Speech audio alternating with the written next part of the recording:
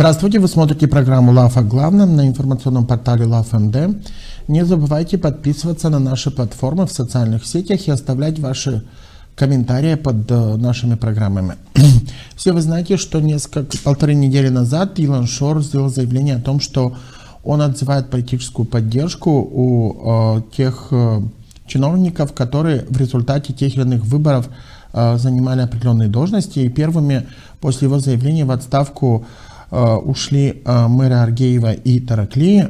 Некоторые политики на уровне региона отмечали о том, что этот его месседж в первую очередь был направлен в отношении Евгении Гуцул, что она якобы должна была уйти в отставку после его заявления, но не последовало таких заявлений о том, ушел ли Илон Шор из молдавской и региональной гагаузской политики. Сегодня мы поговорим с нашим постоянным экспертом Иваном Алексеевичем Терзи, председателем Общественной ассоциации «Народный контроль Гагаузии». Здравствуйте, Иван Алексеевич. Добрый день.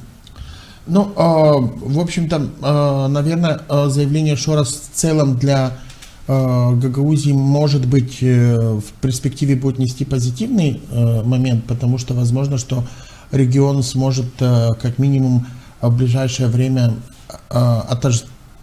уже не отождествляться как регион под влиянием Илона Шора, хотя достаточно относительное, может быть, ожидание, потому что многие эксперты считают, что все-таки этот ход связан с предстоящими выборами в Гагаузии, и это является ничем иным, как определенным приемом, потому что будут лишние обвинения в том, что вот благодаря нынешней власти, в кавычках, теперь люди перестали получать социальную помощь через сеть магазинов, которую контролировал Илон Шор, и в том числе те выплаты, которые сегодня властью оцениваются как электоральный подкуп, и, в общем-то, тоже пресечены многие каналы, через которые поступали эти деньги.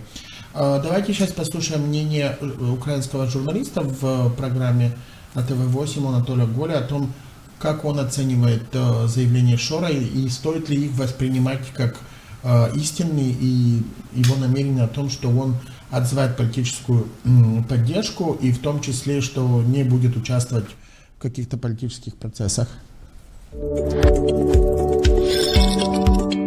Илон Шор заявил о том, что он сворачивает все социальные проекты в Молдове, прекращает сюда давать деньги, потому что власти этому мешают.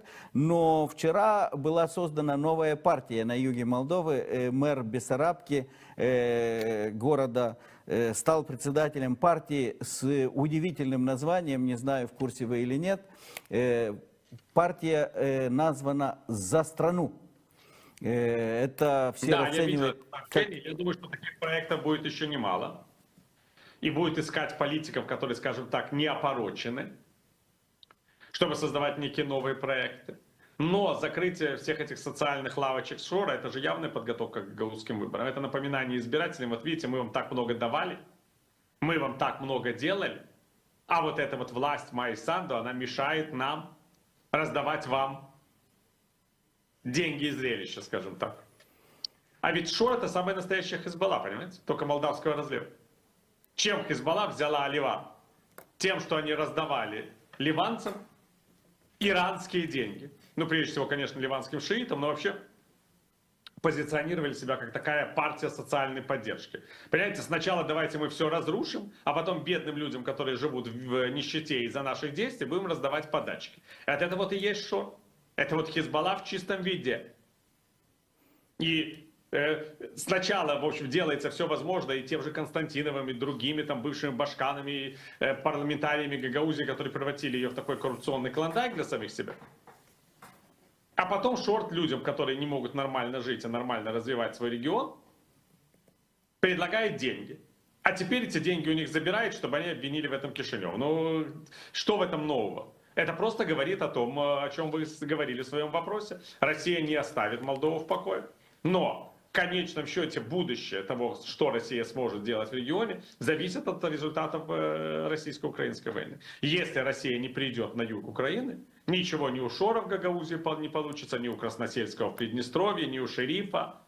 Все это придется, так сказать, возвращать в нормальное конституционное поле Республики Молдова. И это, кстати говоря, может значительно повлиять положительно на процесс вашей европейской интеграции. Но делать все это надо осторожно, опять-таки, зная о том, что избиратель Приднестровья, избиратель Гагаузии, десятилетиями, Анатолий, мы это все прекрасно видели и знаем, находился под облучением российской пропаганды, которая разными способами старалась всегда доказать, прежде всего, жителям этих регионов и, конечно, севера Молдовы, да, и бельцев, что единственная возможность выжить — это почему-то быть рядом со страной, которая даже не имеет общих границ с Республикой Молдова. А почему нужно так воспринимать мир? А потому что тогда мы понимаем, что Украина — это никакое не государство, а досадное географическое препятствие, мешающее русскому миру объединиться.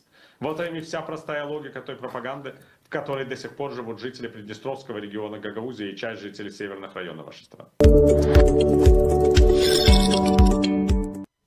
Вы смотрите «Лав о главном». Это было мнение украинского журналиста Портникова. Иван Алексеевич, на ваш взгляд, вот заявление Шора и то, что в Гагаузии, допустим, ну да, было бы вполне ожидаемо, что Евгения Гуцул, даже находясь в заключении, как бы сделала заявление об отставке, потому что были заявления мэра Аргеева, мэра Тараклии, и, в общем-то, Евгения Гуцул, которая без поддержки Шора не имела никаких шансов никогда войти вообще в политику, а еще как бы занять должность главы Гагаузии, потому что мы понимаем, что человек, который за 2 недели вышел и стал, за 2-3 недели стал башканом Гагаузии, мы понимаем, что здесь сработали технологии и деньги, которые, в общем-то, ей и дали возможность занять эту должность.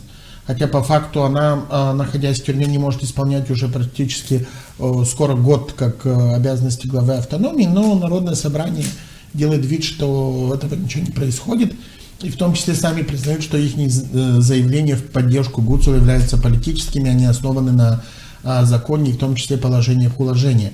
А как, вот на ваше мнение, о том, что говорит Портников, это имеет быть право на жизнь, это мнение, и как вы оцениваете, действительно ли это так? Является ли это очередной уловкой Шора для того, чтобы каким-то образом повлиять на предстоящие возможные выборы в Гагаузии? Это более чем истина, потому что, знаете, не зря же говорят о том, что человек, солгавший единожды, солжет и дважды, и трижды, и 100 раз. Что касается Шора, это человек, который лгал, лгет и будет лгать. Поэтому он все делает то, что выгодно ему, лишь ему единственное, больше вряд ли кто. Ну да, может быть, с его действий еще имеют интерес еще и третьи лица, как внутри Молдовы, так и его за пределами. Но прежде всего он думает о себе. Он захватил этот регион гагаузский, это автономное образование, которое имеет все структуры власти. Это далеко не Аргеев и даже не Тараклия. Поэтому то, что он, скажем так, сделал вид, что отказался от Тараклии, от Аргеева, это одно. Но от Гагаузии он никогда не откажется. Почему-то я вот не вижу, чтобы весь исполком сразу подал в отставку. Ведь мэры других городов, которых поставил Шор благодаря деньгам, они подали в отставку. А вот исполком Гагаузии, которые тоже благодаря деньгам Шора стали на этой должности, они тихонечко молчат. Ну, не только деньгам, мы помним, как Шор представлял их на площади перед исполкомом с экрана. И, в общем-то, даже снивелировал роль Гуцул как главы автономии, даже таким путем пришедшей к власти. И, в общем-то, следуя как бы логике Лупова и мэра Аргеева, то исполком как минимум и Гуцул должны были заявить об отставке. Конечно, папа же сказал о том, что я ухожу. Соответственно, и лишаю вас политической поддержки. Да, и все, соответственно, должны уйти за мной. И этот так называемый папа, вот именно вот вы говорите, когда этот самый он представлял исполком Гагаузии, он реально показал о том, что кто здесь хозяин. Потому что никогда до этого момента никто не представлял исполком, кроме выбранного башкана.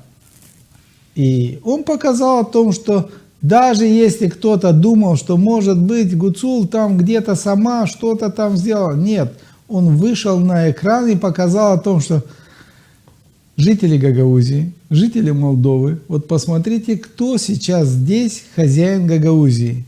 Хозяином Гагаузии является то лицо, которое представляет исполком.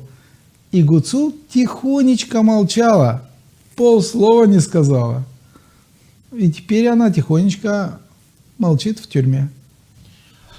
Что касается исполкома, потому что, да, мы видели на последней неделе отставку Дмитрия Константинова с должности председателя Народного собрания, он сохранил за собой мандат. И, в общем-то, как бы номинально картина выглядит, ну, не будем говорить известными персонажами, картина маслом, как говорил один известный персонаж из известного сериала. Но суть заключается в том, что номинально это все равно выглядит, как будто бы произошло какое-то переформатирование в Народном собрании, а по факту, скорее всего, мы имеем то же самое, просто Дмитрий Константинов ушел с должности председателя, но остался в составе Народного собрания, потому что его мандат... Он сделал тот же трюк, что сделал Шор. Шор не стал башканом Гагаузии, он поставил свою марионетку. Здесь Константинов сделал то же самое. А какая разница, этот самый Константинов ушел с должности председателя Народного собрания или остался там? Его большинство депутатов Народного собрания так и сохранилось. И они голосуют так, как говорит Константинов. Какая разница? Вот я к чему задал этот вопрос и привел этот пример, потому что последние недели некоторые депутаты заговорили об отставке исполкома, о чем и вы говорили. И, в общем-то, поводом было не только заявление Шора, но и в том, что исполком в последнее время не проявляет никакой активности, и мы не видим никаких реальных действий со стороны исполнительной власти. И в этой связи, вот как вы думаете, почему депутаты все-таки не заслушивают исполком и для того, чтобы поднять вопрос об отставке? Нет приказа. Они очень дисциплинированные солдаты. Им очень хорошо за это платят, поэтому они делают только в рамках того, что им прикажут. Ничего более. Давайте послушаем мнение Алексея Тулбери, политического аналитика, по поводу вот заявления Илона Шора. Я оцениваю вот эти его заявления, уход от молдавской реальности, уход из молдавской политики, как некое предательство. В первую очередь людей в Гагаузии, которым он обещал 3 короба. И, в общем, все эти обещания не были выполнены до сих пор. Но сейчас вообще он лишил и политической поддержки своих представителей и в Гагаузии, и по всей стране. То есть это безответственное поведение. Это некоторые комментаторы сравнивали деятельность Шора с деятельностью Хезболлы в Ливане, где Хезболла раздавала, вот так как делал Шор в Молдове, в Гагаузии, раздавала деньги Ирана социально уязвимым слоям населения. Тут он тоже социально неблагополучным стратам или группам населения раздавал российские деньги. И при этом позиционировал себя как благодетель, как герой и так далее. Но многих подставил. Вот, в частности, мы знаем эту историю с госпожой Акбаш, которая получила якобы от исполкома Гагаузии 20 000 евро, потом оказалось, что это деньги какого-то соратника Шора, который исполком направил там на поддержку местного производителя. Одним словом, печальный конец мафиози Шора в Молдове. Я надеюсь, что в Молдове он уже вернется в наручниках и отсидит положенный ему тюремный срок.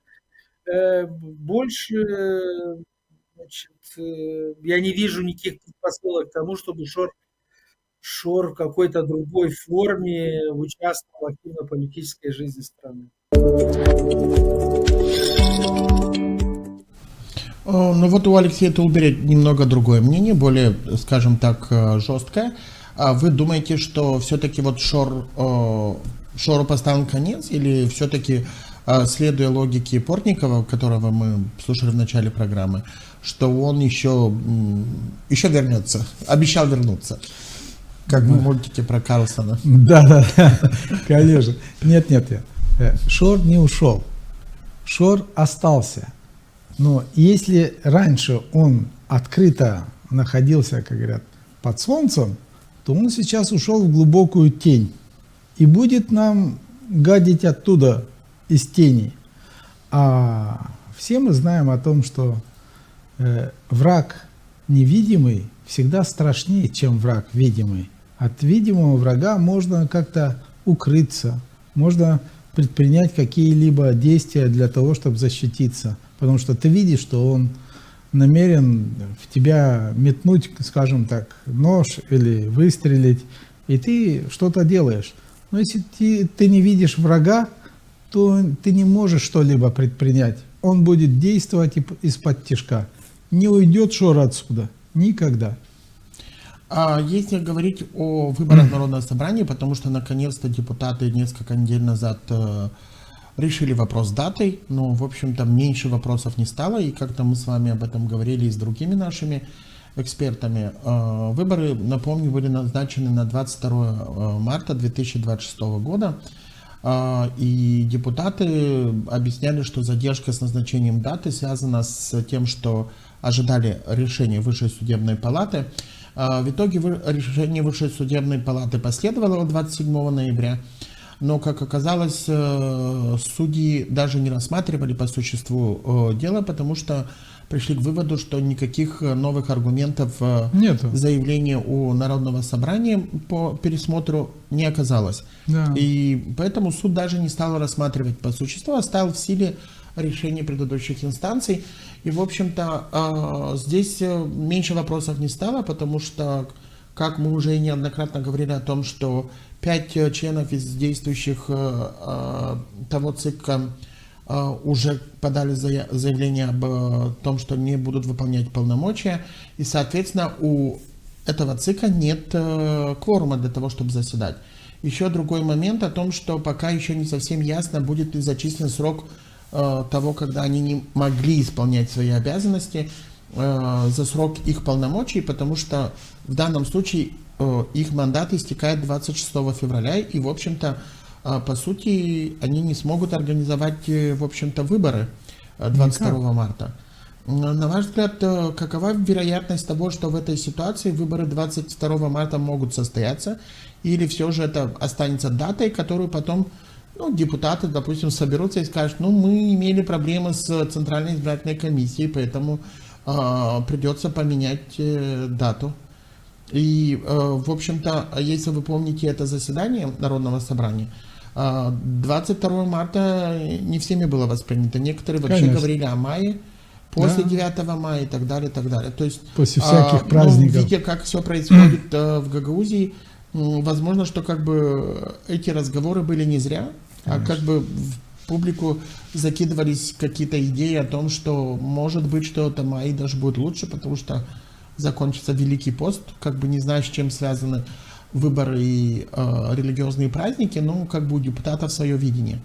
На ваш взгляд, все же, если говорить о возможности проведения выборов, вы видите сейчас реальные предпосылки, что 22 марта они состоятся? Я более чем уверен, что 22 марта они не состоятся. Найдут еще ряд, причин для того, чтобы их отложить. Плюс ко всему, очень веской причиной является то обстоятельство, что Центральная избирательная комиссия Гагаузии, 26 февраля у них полномочия истекают. Соответственно, более чем уверен, что будут поданы какие-то, скажем так, иски в суд для того, чтобы установить, насколько они имеют полномочия дальше, имеют или не имеют. И будет затягиваться это дело всякими уловками. Я уверен в том, что этот сценарий с выборами был задуман еще задолго до того, как у Народного собрания истечет срок их правомочий. И главная причина в этом заключается в том, что отсутствие ответственности за совершенные преступления предыдущими народными собраниями. Я считаю, что если народное собрание, депутаты народного собрания были на должности депутатов народного собрания хотя бы один день, они уже совершили преступление. Потому что четко определено в уложении, что они избираются на 4 года. Давайте вернемся обратно и вспомним, что было у нас в предыдущих народных собраниях, составах. Я, честно говоря, не помню ни одного народного собрания, который ушел бы в день. Все они хоть немножечко, хоть чуть-чуть, хоть пару дней, но старались еще находиться. А прошлое народное собрание не это, а прошлое, сколько они? Больше чем полгода затянули свое нахождение там в народном собрании. И что, кто-нибудь понес ответственность? Нет. Но они же реально узурпировали власть. И если тем было можно, и они за это ничего не понесли, никакого наказания, почему же этим нельзя? Вот они этими руководствовались. И поэтому сценарий с затягиванием выборов они специально сделали, и вот этот сценарий они сейчас воплощают в жизнь. Если помните, когда Константинов заявлял об отставке или отпуске, то есть до заседания Народного собрания, где депутаты номинально проголосовали за его отставку, он высказал мысль о том, что вот теперь пусть типа все подумают о том, что почему обвиняли, что затягивают выборы и так далее. А мы хотели сэкономить 5 миллионов леев и совместить выборы главы автономии и Народное собрание. Но сегодня выборы назначены, но с вопросом отставки Гуцул так и не решен вопрос. И то есть о чем говорил тогда Дмитрий Константинов? О каких совместных выборах? То есть тогда логичнее было бы сейчас назначить выборы и главы автономии, и Народного собрания. Но главы автономии не назначены. И, в общем-то, скорее всего, наверное, уже даже и по срокам депутаты не смогут их назначить на 22 марта. Никак. То есть мы уже понимаем, что 5 миллионов, о которых говорил Константинов, что могут быть сэкономлены, это как бы, ну, были так, слово сказал, слово забрал, да, из того, что делает Константинов. Но как вы думаете, насколько есть вариант того, что если 22 марта не могут технически и законодательно состояться выборы, что все-таки будут совмещены выборы главы автономии и Народного собрания? Я скажу вам следующее, что вполне возможно, что они будут совмещены, а может быть и нет. Все зависит от того, какой поступит приказ от Шора, потому что большинство наших депутатов, это же они с руки Шура кушают и выполняют его приказы. И все зависит от Шора, более ни от кого. Вот вы говорите все-таки вот на протяжении всего нашего программы, говорите о том, что все-таки Шор не ушел и остается контроль над Гагаузией. Давайте послушаем мнение доктора права Игоря Яненко тоже по этому поводу. Что касается внешнего влияния на территорию этого Гагаузии, в свое время были заявления по поводу внешнего управления. Сейчас очень многие возмущаются. Гагаузия давно находится под внешним управлением. И вот что касается внешнего управления, я не думаю, что эти люди уехали куда-то. И я не думаю, что эти люди поменяли свое мнение резко. Те, которые выступали в том числе организаторами определенных мероприятий. И я не исключаю тот факт, что если даже состоятся новые выборы Народного собрания, я не исключаю тот факт, что будут исключены вот эти все элементы внешнего влияния, внешнего управления. И к большому сожалению, ту систему избирательной коррупции, которую построили в АТО Гагаузии, эту систему включили в избирательный процесс. Вот электоральная коррупция, которая имеет место в АТО Гагаузии, к большому сожалению, является составной частью избирательной системы АТО Гагаузии. То есть, что вы имеете в виду? Я имею в виду, что если рассматривать вот элементы электоральной коррупции, это не какая-то часть, отдельная часть избирательного процесса. Это составная часть избирательного процесса. Это говорит о том, что с учетом того, что до сих пор покупались определенные места в Народном собрании Гагаузии, не исключено, что и на новых выборах будут использоваться элементы электоральной коррупции. И не исключено, что эти же люди будут участвовать в этих процессах.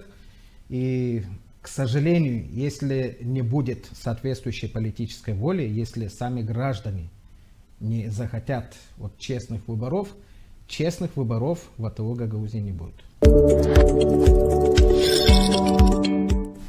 Это было мнение доктора права Игоря Янак. Иван Алексеевич, вот если говорить о том, чтобы выборы в Гагаузии, даже предстоящие 22 марта или позже, пройдут ли они как бы уже, не как бы даже, а пройдут ли они в рамках закона? Потому что сегодня мы видим, что центральные власти проводят определенные действия и, в общем-то, нам рапортуют, скажем так, чуть ли не ежедневно о том, что там пресечено или конфисковано там более 100 миллионов уже. Я читал на днях, что разными схемами, которые уходили на финансирование, в том числе вот этих политических процессов. Есть ли шанс, что в Гагаузии эти выборы могут пройти честно, или все же Игорь Янак в чем-то прав? Знаете, в Гагаузии честно прошли только одни выборы. Это выборы, когда мы выбирали президента Гагаузской республики. Все остальные выборы проходили путем применения всевозможных схем и методов воздействия на людей для того, чтобы люди выбирали не так, как они хотят и как они думают, но выбирали так, как нужно третьим лицам. А Шор показал, как говорят, дополнительный путь, каким образом можно прийти к власти. Путем кубометров денег. Он просто-напросто купил всю власть здесь у нас в Гагаузии. И я уверен, что он еще и купил некоторые властные структуры в Республике Молдовы, которые позволили ему покупать власть в Гагаузии. И я согласен с господином Янаком в плане того, что для того, чтобы выбрать именно достойных людей, которые что-то сделают для Гагаузии, а не тех проходимцев, которые на протяжении многих лет приходили к власти в Гагаузии, это необходимо прежде всего воля людей, жителей Гагаузии, которые не будут смотреть на то, что кто-то что-то обещает, кто-то что-то там дает, какие-то денежные средства, какие-то там продукты, товары, еще что-либо, но они задумываются над тем, что уже более 30 лет мы живем в таком хаосе, где все приходят, все обещают, но никто ничего не исполняет. То же обстоятельство относительно Шора, что он здесь пришел и просто-напросто кинул под каток жителей Гагаузии, ярко проявляется в том, как он поступил в конечном результате. Вот он взорвал здесь ситуацию своими деньгами, пришел к власти, значит, раздавал деньги людям. Ну, казалось бы, скажем так, он хотел сделать доброе дело, но каков результат? Результат следующий, что люди получают огромные штрафные санкции, с них взыскивают эти деньги, причем взыскивают деньги со всех, даже с пенсионеров, которые получают мизерные пенсии, взыскивают с инвалидов, которые вообще сводят концы с концами, которые чуть ли не вынуждены побираться. С них со всех сдирают эти деньги. А куда истинные виновники делись? Никуда. Кто-то призвал к ответу наших депутатов Народного собрания, по чьей вине это происходит. Депутаты Народного собрания Гагаузии вместе с исполкомом что-то сделали для своих жителей, для своих избирателей, для того, чтобы их защитить от этого полицейского беспредела, потому что полицейские в данном случае совершают настоящий беспредел, а прокуроры на это закрывают глаза. Соответственно, и прокуроры, и полицейские совершают в данном случае преступления. Почему? Потому что при отсутствии каких-либо доказательств, что этот человек получил деньги и именно проголосовал за партию ШОР, ведь доказательств нет. Кто может это доказать? Я знаю кучу случаев, когда люди получали эти деньги не от хорошей жизни, потому что они все низведены до нищенского существования, и эти деньги были как глоток воздуха для некоторых из людей. И они брали эти деньги не от хорошей жизни, а брали для того, чтобы как бы облегчить немножко свое состояние. Но скажите мне, пожалуйста, но я знаю многих из них, которые не голосовали за Шора, потому что видели о том, что кто такая Евгения Гуцул. Знали о том, что Шор один из тех лиц, который своровал уже единожды их деньги. Поэтому эти люди принципиально не голосовали за Гуцул. Но тем не менее их тоже привлекли к ответственности и тоже оштрафовали. А где же наши депутаты, которые, по сути дела, по их вине это все случилось? Депутаты Народного собрания вместе с этим самым исполкомом Гагаузии. Они молчат. Ведь они, по сути дела, санкционировали эти денежные вливания с нарушением процедур попадания этих денег сюда, к нам в Гагаузию. Ведь они не согласовали это с Министерством иностранных дел, не приняли это самое постановление, как положено здесь, в Гагаузии. То есть эти деньги зашли сюда с нарушением. И, по сути дела, центральные власти Республики Молдовы, конечно, действуют отчасти в рамках правового поля, когда привлекают этих людей к ответственности. Да, среди этих людей, конечно, есть и те, которые взяли деньги и проголосовали только за деньги, за Гуцул. Но среди них есть и те, которые не голосовали за Гуцул. Так почему же их привлекать к ответственности? Почему всех под одну гребенку? Друзья мои, и это ничего не делается. Почему не привлекают к уголовной ответственности Народное собрание вместе с исполкомом? Потому что если бы они не санкционировали поступление сюда этих денег, эти деньги бы сюда не пришли. Бить нужно по виновным, а не по невиновным. Алексеевич, завершая сегодняшнюю программу, на ваш взгляд, какой наиболее вероятный сценарий в Гагаузии в связи с предстоящими выборами Народное собрание и глава автономии? Я полагаю, что Шор путем всевозможных иных манипуляций и, конечно же, денег, приведет к власти, как в Народном собрании, так и в исполкоме, других марионеток. Я более чем уверен, что у него список марионеток более чем достаточный, и будут покупаться люди налево-направо, тем более, что я более чем уверен, что он уже подкупил ряд высокопоставленных чиновников, которые находятся в органах правопорядка, полиции, прокуратуры, потому что те тоже будут делать вид, как будто ничего не видят, и в результате получится подкуп населения дальнейший. Ведь не секрет, уровень коррупции у нас в Молдове, как и в Гагаузии, из года в год только растет.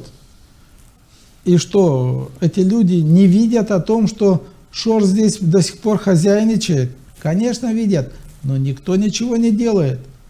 И для того, чтобы это все прекратить, прежде всего, да, как нетрудно с этим согласиться, но для того, чтобы выжечь эту раковую опухоль, которым является вот шоровская банда, можно только радикальными методами. А радикальным методом, на мой взгляд, является именно внешнее управление, назначение внешнего управления в Гагаузии, а для этого необходимо срочно в Молдове принять соответствующие нормативные акты для этого, но внешнее управление должно быть на короткий срок только для того, чтобы организовать и провести выборы. В противном случае, значит, мы будем иметь опять шоровскую команду у власти, опять нагнетание обстановки, опять ухудшение уровня благосостояния жителей Гагаузии. Я благодарю вас за то, что вы сегодня были у нас в программе. Напомню, что вы смотрели программу «Лав о главном» на информационном портале LAF.MD. Сегодня мы говорили о заявлениях Шора о лишении политической поддержки тех должностных лиц, которые избирались от разных партий, которые были аффилированы Илону Шору, и также о возможности того, будут ли проведены выборы депутатов Народного собрания 22 марта. Подписывайтесь на наши платформы в социальных сетях для того, чтобы быть в курсе происходящих событий.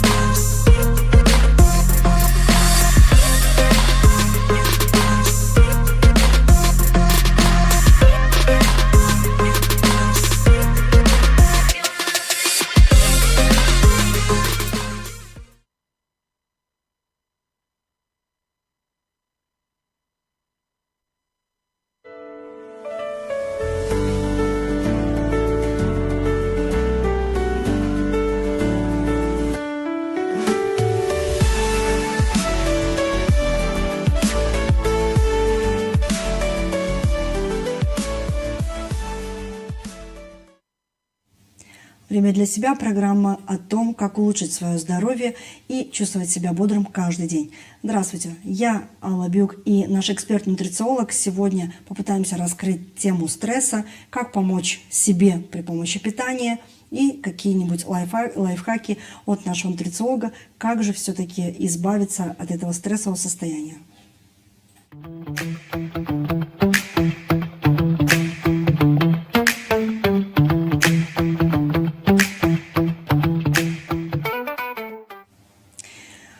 Наверное, каждый из вас сегодня чувствует напряжение, каждый пытается бегать за поиском работы, кто-то за работой, кто-то за деньгами, кто-то пытается расти в карьере, кто-то учится сегодня, кто-то растит детей. И стресс – постоянный спутник в нашей жизни в последнее время.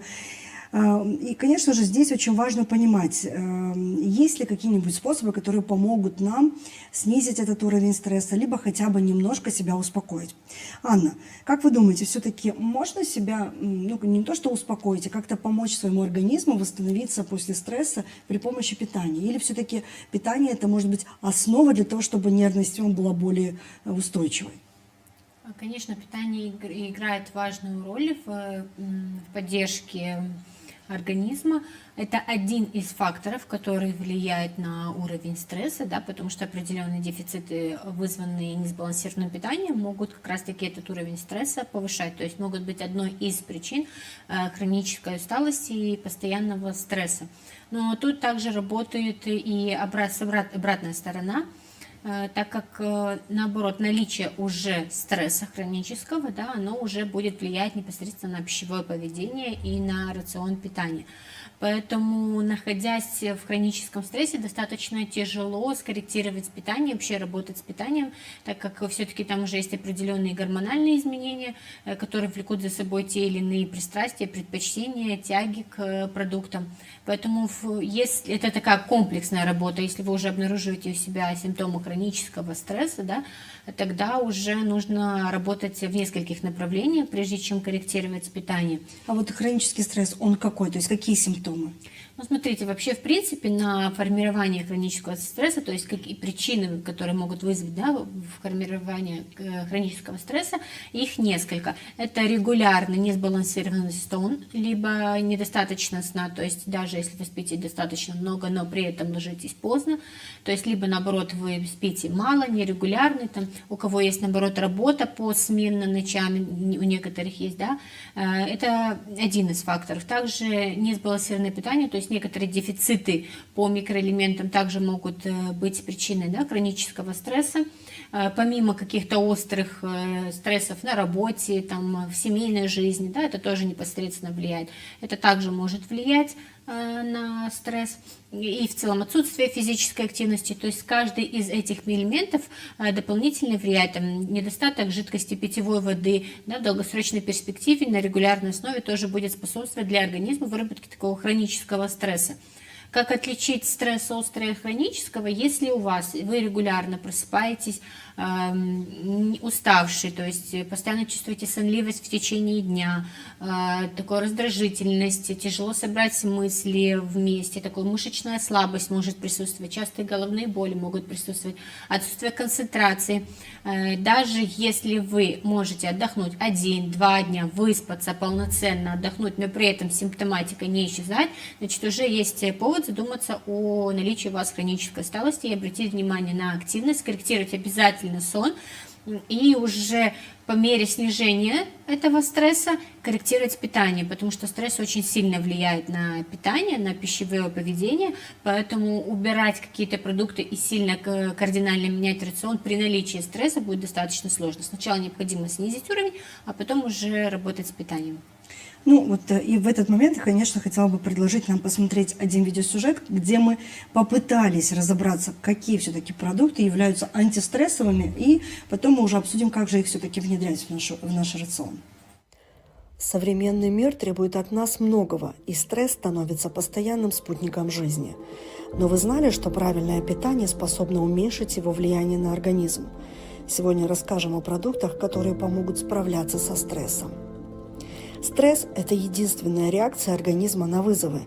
Однако, если он становится хроническим, это может привести к бессоннице, усталости и даже снижению иммунитета. Снизить уровень стресса можно не только с помощью отдыха, но и с помощью определенных продуктов. Например, темный шоколад. Он помогает снизить уровень кортизола, гормона стресса, а еще улучшает настроение благодаря содержанию магния и антиоксидантов. Не забудьте про бананы. Это природный источник калия, который поддерживает нервную систему. А авокадо содержит витамины группы В, необходимые для борьбы с тревожностью. Орехи и семечки богаты омега-3 жирными кислотами, которые помогают регулировать настроение. А теплый зеленый чай с жасмином или мятой успокоит и подарит ощущение комфорта. Включите в рацион яркие овощи и ягоды. Они богаты антиоксидантами, которые защищают клетки мозга от повреждений, вызванных стрессом. Простые изменения в питании могут помочь вам чувствовать себя лучше и устойчивее к стрессу. В нашем сюжете мы попытались разобраться, какие же все-таки продукты являются антистрессовыми. И, на ваш взгляд, как можно их внедрить в рацион? То есть, допустим, бананы обычно у нас люди едят и часто используют этот продукт. Ну, например, авокадо, да, не каждый использует этот продукт, не каждый использует орехи, хотя у нас вокруг везде, особенно грецкие орехи, что очень удивительно, да, то есть мы живем, и бок о бок у нас рядом и и ореховые насаждения, но мы их очень редко кто собирает, а если собирает, то это может быть на какой-то праздник используют этот орех, а так, чтобы, допустим, там вечером с семьей сесть там, да, и горстку орехов съесть, либо днем, это очень редко, мне кажется, что кто-то вот использует. Как все-таки внедрять эти продукты в наш рацион? Ну, что касается орех, не обязательно делать их в качестве перекуса. Они вполне подойдут и дополнением к основному приему пищи. Часто, например, на завтрак можно просто добавить несколько орех того или иного вида, чередовать их и просто съедать их вместе с завтраком, либо там во время ужина, но лучше на завтрак оставить, либо во время обеда, то есть дополнять в основной прием пищи. Не обязательно использовать в качестве перекусов. Но если удобно, можно в качестве перекусов. Если не нравится вкус, допустим, авокадо, можно готовить из него, заправлять его как-то. Можно готовить из него пасту. Да? Есть такие рецепты с добавлением помидорка. Можно немножко чесночка добавить, чуть-чуть посолить. То есть добавить немножко вкусов, потому что иногда авокадо не имеет ярко выраженного вкуса для некоторых, да, особенно для людей. Для меня он какой-то ореховый. Да, он немножко ореховый, но для людей, которые привыкли к обработанным продуктам, в которых достаточно много усилителей вкуса, для них авокадо не сильно... Пресный Да, какой-то, пресный, да? он такой не имеет ярко выраженного вкуса, поэтому можно его чуть-чуть подсолить, можно сбрызнуть лимоном, можно добавить немножко чесночка, тогда он такой получается более вкусный, использовать в качестве пасты и так далее. Если мы говорим о стрессе, то тут стоит обратить внимание, помимо банана, вообще следует обратить внимание на продукты, содержащие витамины группы В, содержащие магний. Это также семена, это цельнозерновые крупы. Следует тоже контролировать уровень витамина D обязательно. Да, это, как правило, продукты, содержащие жиры, в большей степени своей. Тоже, поэтому следует вообще белковым продуктам следует уделять особое значение, так как при повышенном стрессе, при регулярном стрессе расходуется достаточно много белка. Если регулярно в организме повышен такой гормон, как кортизол, да, который повышается при стрессе в ответ, да, на стресс, то у нас разрушается мышечная масса активно, то есть используется в качестве энергии, да, мышечная масса, что не очень хорошо для здоровья. Поэтому необходимо все-таки следить за уровнем белка, поддерживать высокий уровень белка, плюс аминокислоты необходимы, да, для выработки мелатонина, для качественного сна. Поэтому здесь важно цельнозерновые крупы, углеводы, достаточное количество жиров и обязательно восполнение белка, чтобы не было у нас перекоса по гормонам. Потому что также, повторюсь, при длительном стрессе у нас есть такая симптоматика, такое есть выражение, как обкрадывание преднинолона. То есть у нас есть такой гормон, преднинолон, из которого у нас формируется как кортизол, так и половые гормоны. И если у нас все время высокий уровень стресса, все время высокий кортизол, то в первую очередь у нас уходит, скажем так, это туда, на производство преднинолона, уходит на производство кортизола, и при этом страдает гормональная система. Поэтому очень важно поддерживать именно хотя бы на уровне микронутриентов, поддерживать организм, чтобы были все питательные вещества, чтобы хоть немножко компенсировать уровень стресса. В следующем блоке я предлагаю поговорить о практиках для борьбы со стрессом.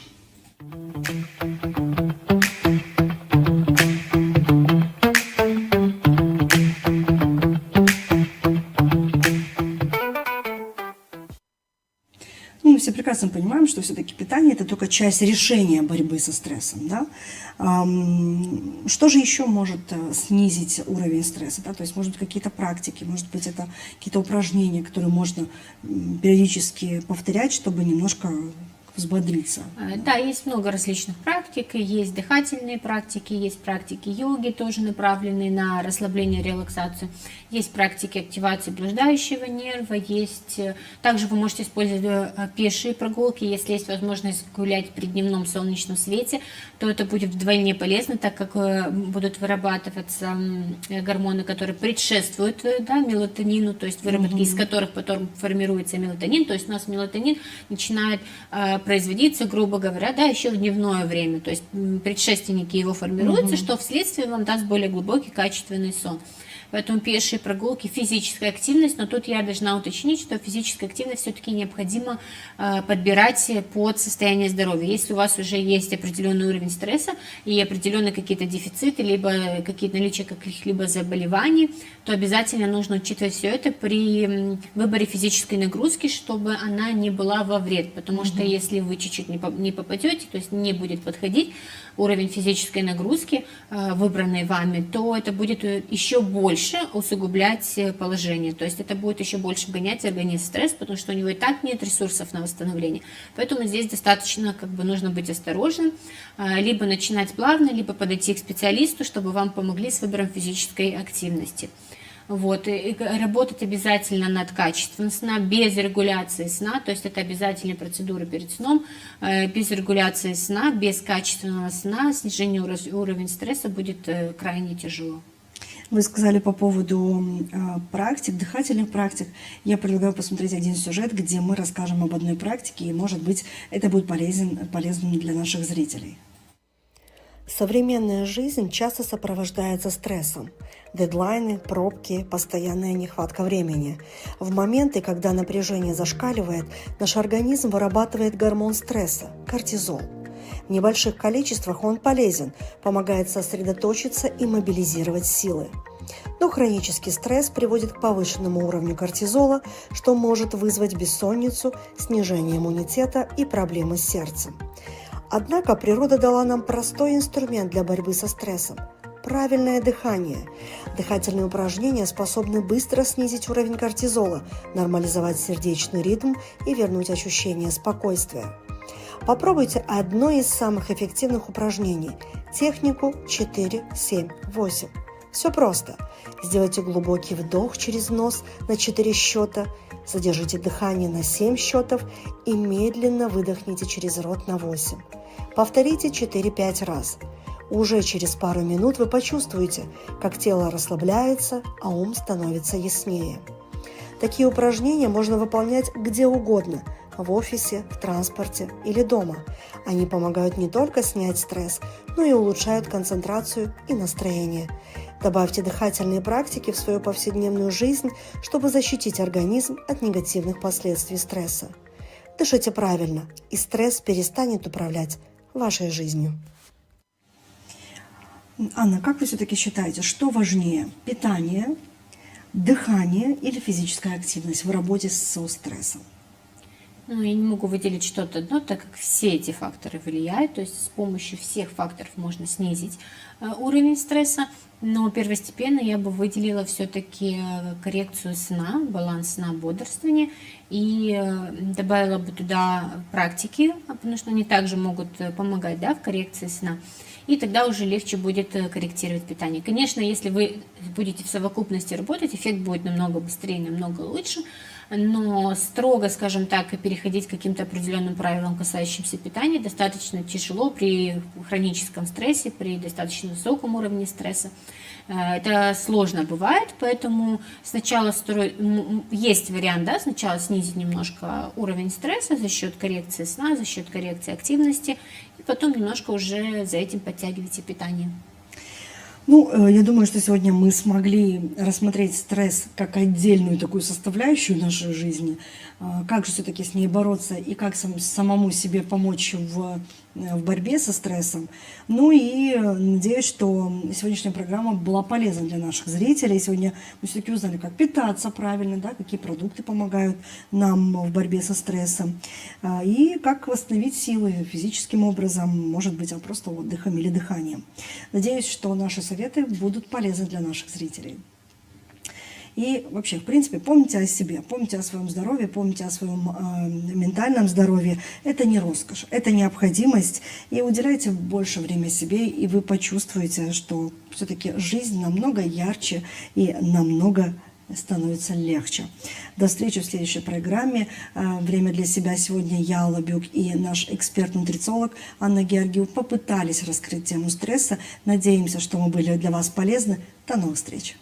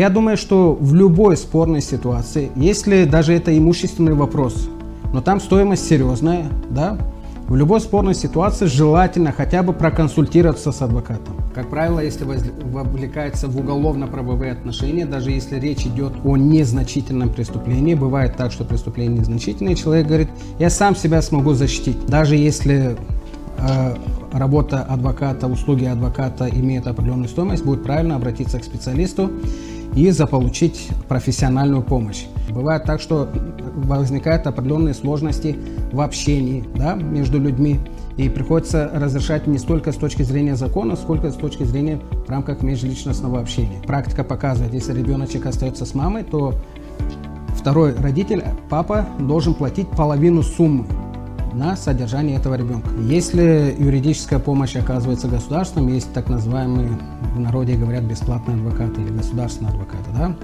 Если помощь оказывается государственная юридическая помощь, то там есть фиксированная оплата.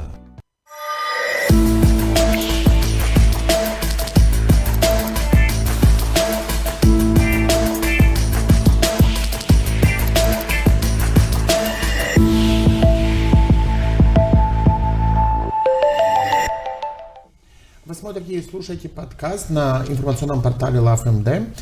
Сегодня мы поговорим в случае, если вы нуждаетесь в правовой поддержке. Следует ли это делать самому или стоит обратиться к профессионалам, адвокатам, которые вам помогут для того, чтобы решить ваши правовые вопросы.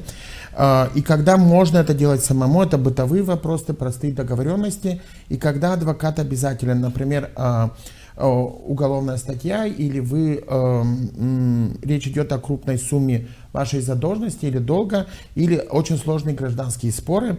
И как выбрать адвоката? Нужно ли экономить на подготовке документов без привлечения юристов? Об этом и другом мы сегодня поговорим с нашим гостем, доктором права, адвокатом Игорем Янок. Здравствуйте, Игорь. Здравствуйте.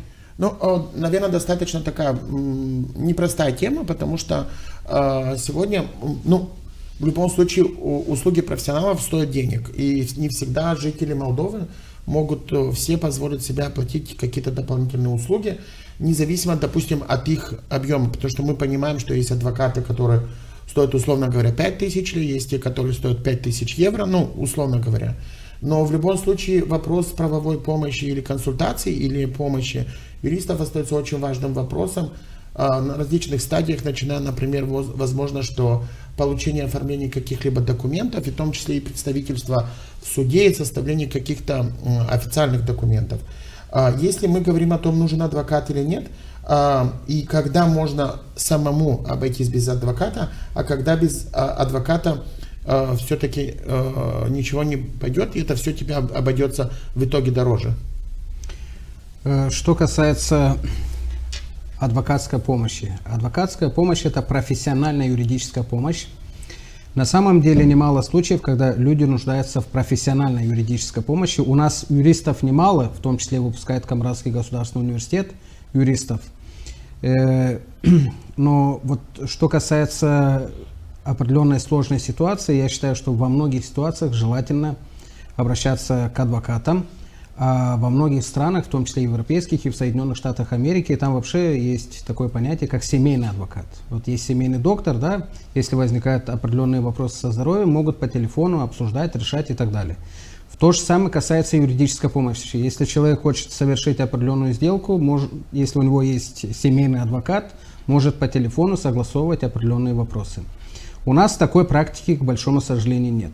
Поэтому в каждом конкретном случае, если, как правило, возникает определенная проблемная ситуация, и тем более уже когда возникают определенные сложности, мы тогда обращаемся к адвокатам, как и медикам, да, когда уже серьезные проблемы, мы только тогда обращаемся. И к адвокатам обращаются, когда есть серьезные проблемы. Но я думаю, что в любой спорной ситуации, если даже это имущественный вопрос, но там стоимость серьезная, да, в любой спорной ситуации желательно хотя бы проконсультироваться с адвокатом. У нас такой привычки нет, чтобы проконсультироваться, да, и в том числе оплачивать за консультации. Но это неплохая практика, когда во многих странах вот люди, прежде чем совершить определенную сделку, прежде чем возникнут определенные правовые отношения, прежде чем вступить в определенные наследственные, да, те же самые права, обращаются к профессионалам и элементарно консультируются, какие могут быть сложности в плане правоприменительной практики, какие могут быть последствия и как можно разрешить те или иные сложные ситуации. Если есть необходимость обратиться в суд, то, естественно, заключает соответствующий договор с адвокатом, и адвокат участвует и представляет интересы и в судах, и в других органах. В принципе, этот институт, вот что касается адвокатуры, призван для того, чтобы на профессиональном уровне обеспечивать и защищать права и свободы всех граждан. А в каких случаях гражданин вообще не может обойтись без адвоката? Как правило, если вовлекается в уголовно-правовые отношения, даже если речь идет о незначительном преступлении, бывает так, что преступление незначительное, и человек говорит, я сам себя смогу защитить. Но сам закон, Уголовно-процессуальный кодекс, предусматривает аспекты обязательного участия адвокатов. Кроме того, что касается Европейского суда по правам человека, что касается Европейской конвенции по правам человека, при предъявлении обвинения в совершении преступления участие адвоката является обязательным. Что касается участия адвоката в семейных правоотношениях, что касается трудовых правоотношений, что касается гражданских правоотношений, во многих ситуациях, естественно, человек может и сам защищать свои права, может сам совершить определенную ту же самую сделку. И в том числе бывают такие ситуации, когда просто обращаются за помощью с составлением того же самого искового заявления, в сборе документов, а потом уже в суде, в гражданских определенных трудовых спорах, в суде могут сами представить свои интересы. В этом плане как бы закон допускает самостоятельное участие и не обязывает участие адвоката. Но во многих ситуациях, с учетом того, что многие люди не имеют юридического образования, нет, так скажем, правовой грамотности, они прибегают к услугам профессионалов, к услугам специалистов. И я считаю, что это правильный подход. Если у вас есть какие-либо сомнения, та же самая юриспруденция, если там допускаются определенные ошибки, как и в медицине, как и во многих других отраслях, эти ошибки могут вовлечь определенные серьезные последствия. Поэтому, если человек где-то сомневается, что он сможет самостоятельно разрешить определенную ситуацию, я считаю, что будет правильно, даже если работа адвоката, услуги адвоката имеют определенную стоимость, будет правильно обратиться к специалисту и заполучить профессиональную помощь. Как и в медицине, допустим. Бывают такие моменты, когда человек начинает заниматься самолечением, а в конечном итоге в любом случае обращается к профессионалам. Те же самые профессионалы говорят, если бы вы изначально обратились бы, то, естественно, было бы и меньше расходов, было бы и меньше соответствующих последствий. Поэтому я призываю всех, кто вовлекается в определенные правоотношения, если есть какие-то сомнения, те же самые сделки, да, являются крупными. Ну, крупными для кого-то 20 тысяч евро может быть крупный, для кого-то 3 тысячи евро может быть крупный. Тот же самый автомобиль приобретается. И бывает так, что на словах приобрели автомобиль, передали деньги, а потом пытаются разрешить эту ситуацию, сложную ситуацию, если возникает. Естественно, если нет документов, тот же самый адвокат практически тоже сталкивается с этими проблемами и довольно-таки сложно разрешает эту ситуацию. А если бы он изначально обратился к адвокату, адвокат объяснил бы, если вы передаете такие деньги и у вас нет на руках документы, то нежелательно совершать эту сделку. Немало случаев, когда покупают участок на словах. Приходит человек, пальцем показывает, вот здесь мой участок, и человек передает ему деньги. А оказывается, на этот участок даже нет документов. И потом начинаются споры, начинаются судебные споры, начинаются тяжбы, вовлекают адвокатов и тому подобное. Если бы изначально проконсультировались бы хотя бы с адвокатом, может быть, эта консультация стоила бы какие-то 200, 300, может быть, 500 лей, но тем не менее спасли бы ситуацию и не было бы лишних вопросов. Поэтому там, где есть серьезные вопросы, там, где есть серьезные суммы, даже в гражданских правоотношениях, в тех же самых семейных правоотношениях, желательно привлечь специалиста в области права. Игорь, как правильно сформулировать задачу для адвоката или юриста, чтобы сэкономить время? Это, например, написать какое-то короткое резюме проблемы или представить документы, или как это для того, чтобы экономить и свое время, и время... Чтобы сэкономить время, каждый должен обозначить конкретную задачу. Как правило, что касается вопроса, очень часто бывает так, что вопрос понятен, да? Кто-то хочет там вступить в наследственные права, кто-то хочет совершить определенную сделку. Сам вопрос иногда ясен, но очень часто бывает так, что на словах пытаются объяснить, разъяснить, но для адвоката, для юриста имеют значение документы. Чтобы сэкономить свое личное время, желательно при себе иметь копии соответствующих документов. И адвокат, изучив соответствующие документы, изучив соответствующие правовые возможности, которые предусмотрены законом, может примерно прогнозировать соответствующий ход действий. И кроме того, что касается сокращения времени, то желательно, если человек обращается к адвокату, обратиться с конкретным вопросом. Бывает так, что приходит с одним вопросом, а потом возникает второй, третий, четвертый, пятый. И в конечном итоге, естественно, сложно сориентироваться по работе. А так вопрос должен быть ясен, и при себе всегда желательно иметь копии документов. Если говорить о ценности адвоката, где его реальная ценность? Это в стратегии для того, как себя вести в переговорах или в представительстве? То есть на какой стадии эта ценность является наибольшей? На любом этапе. Если это какой-то сложный вопрос, если человек вовлекается в какие-либо правовые отношения, на любом этапе есть ценность, так скажем, профессиональной юридической помощи. Очень часто бывает так, что на начальном этапе кто-то создает сложности определенные, в том числе межличностные проблемы создает, и потом тому же самому адвокату приходится решать не столько юридические вопросы, сколько межличностные вопросы приходится решать.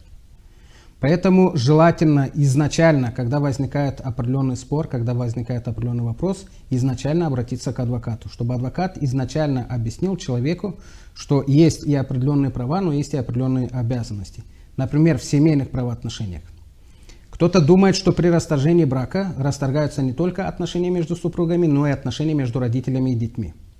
Что касается алиментных обязательств, как правило, если практика показывает, если ребеночек остается с мамой, то второй родитель, папа, должен платить половину суммы на содержание этого ребенка. Судья всегда определяет половину суммы, когда назначает 1300 лей. Это не означает, что 1300 лей хватает на одного ребенка. На одного ребенка на самом деле требуется 2600, но подразумевается, что будет тратить 1300 мама и 1300 папа. И папа начинает объяснять и разъяснять. А вот я могу открыть счет, а вот когда ему будет 18 лет, я могу купить машину, квартиру и тому подобное. Ему, когда будет 18 лет, вы можете купить хоть яхту. Но ребеночек должен сегодня ходить в садик, ребеночек сегодня должен ходить в школу, ребеночек сегодня должен одеваться, кушать, так скажем, и так далее. Поэтому тому же самому адвокату изначально приходится объяснять и юридические аспекты, и человеческие аспекты, и, так скажем, христианские аспекты. И приходится объяснять, что при расторжении брака расторгаются только отношения между супругами, но не между родителями и детьми. И вот этот родитель имеет не только права, но имеет и соответствующие обязанности. То же самое и касается других отношений, даже уголовно-правовых отношений. Если есть потерпевший по делу, кто-то думает, что вопрос только в определенных правоотношениях, вопрос только в статье каком-то, уголовном кодексе, да? А на самом деле, если есть потерпевшие, бывают такие ситуации, когда адвокат объясняет, что если вы компенсируете ущерб, если вы элементарно принесете извинения, если вы загладите, так скажем, вину, то не исключено, что суд назначит более мягкое наказание. Допустим, вместо реального может быть условное осуждение. Такие ситуации тоже бывают. То есть иногда вот мы обращаемся к адвокату как к профессионалу в области юридической помощи, но чаще всего бывает так, что во многих сложных ситуациях адвокат выступает и в качестве юриста, и в качестве психолога. И я думаю, что многие проблемы, в том числе юридические проблемы, носят именно, так скажем, гуманитарный характер. Бывает так, что возникают определенные сложности в общении, да, между людьми. И приходится разрешать не столько с точки зрения закона, сколько с точки зрения в рамках межличностного общения. И вот на сегодняшний день немало случаев, когда адвокаты оказывали профессиональную юридическую помощь и разрешали проблему на начальном этапе. Не доводили дело до суда. Не обязательно дело довести до суда, а потом искать себе адвоката. Можно на начальном этапе в гражданских правоотношениях, в семейных правоотношениях, трудовых правоотношениях, на начальном этапе нанять себе адвоката, и до суда можно разрешить ту или иную ситуацию.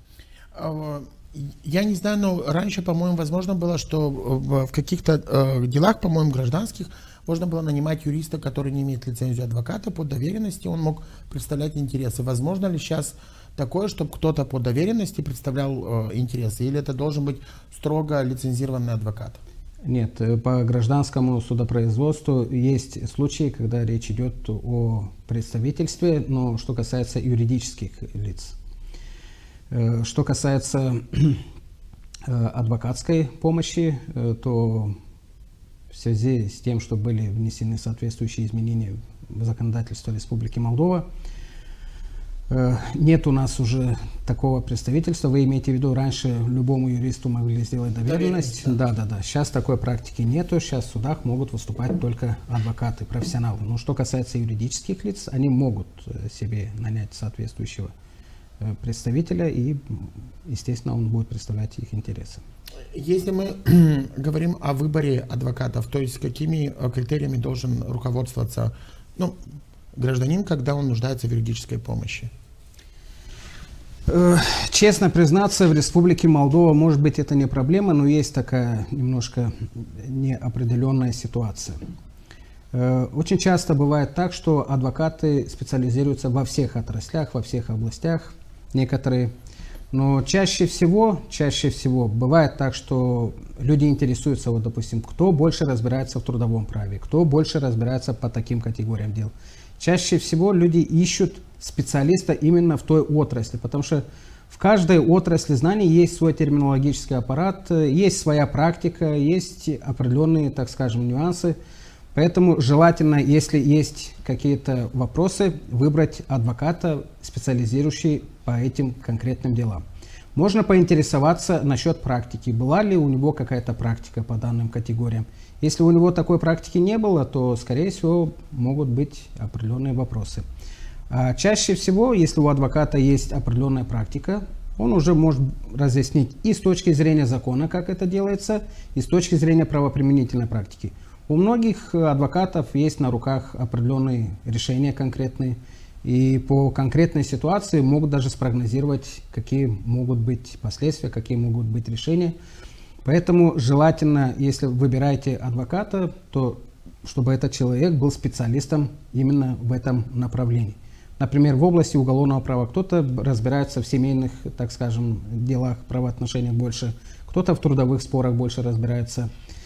В некоторых странах есть такая практика, когда адвокаты именно специализируются. Кто-то конкретно по делам ДТП, да? Кто-то по преступлениям против жизни, кто-то по другим категориям.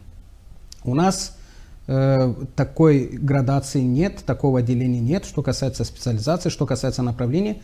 Но очень часто бывает так, что некоторые адвокаты сами выбирают себе определенные направления. И вот приходит человек с определенным конкретным вопросом, и он говорит: я такими делами, если честно, не занимался и не занимаюсь. Вот вы можете обратиться к таким адвокатам, они специализируются в этом направлении.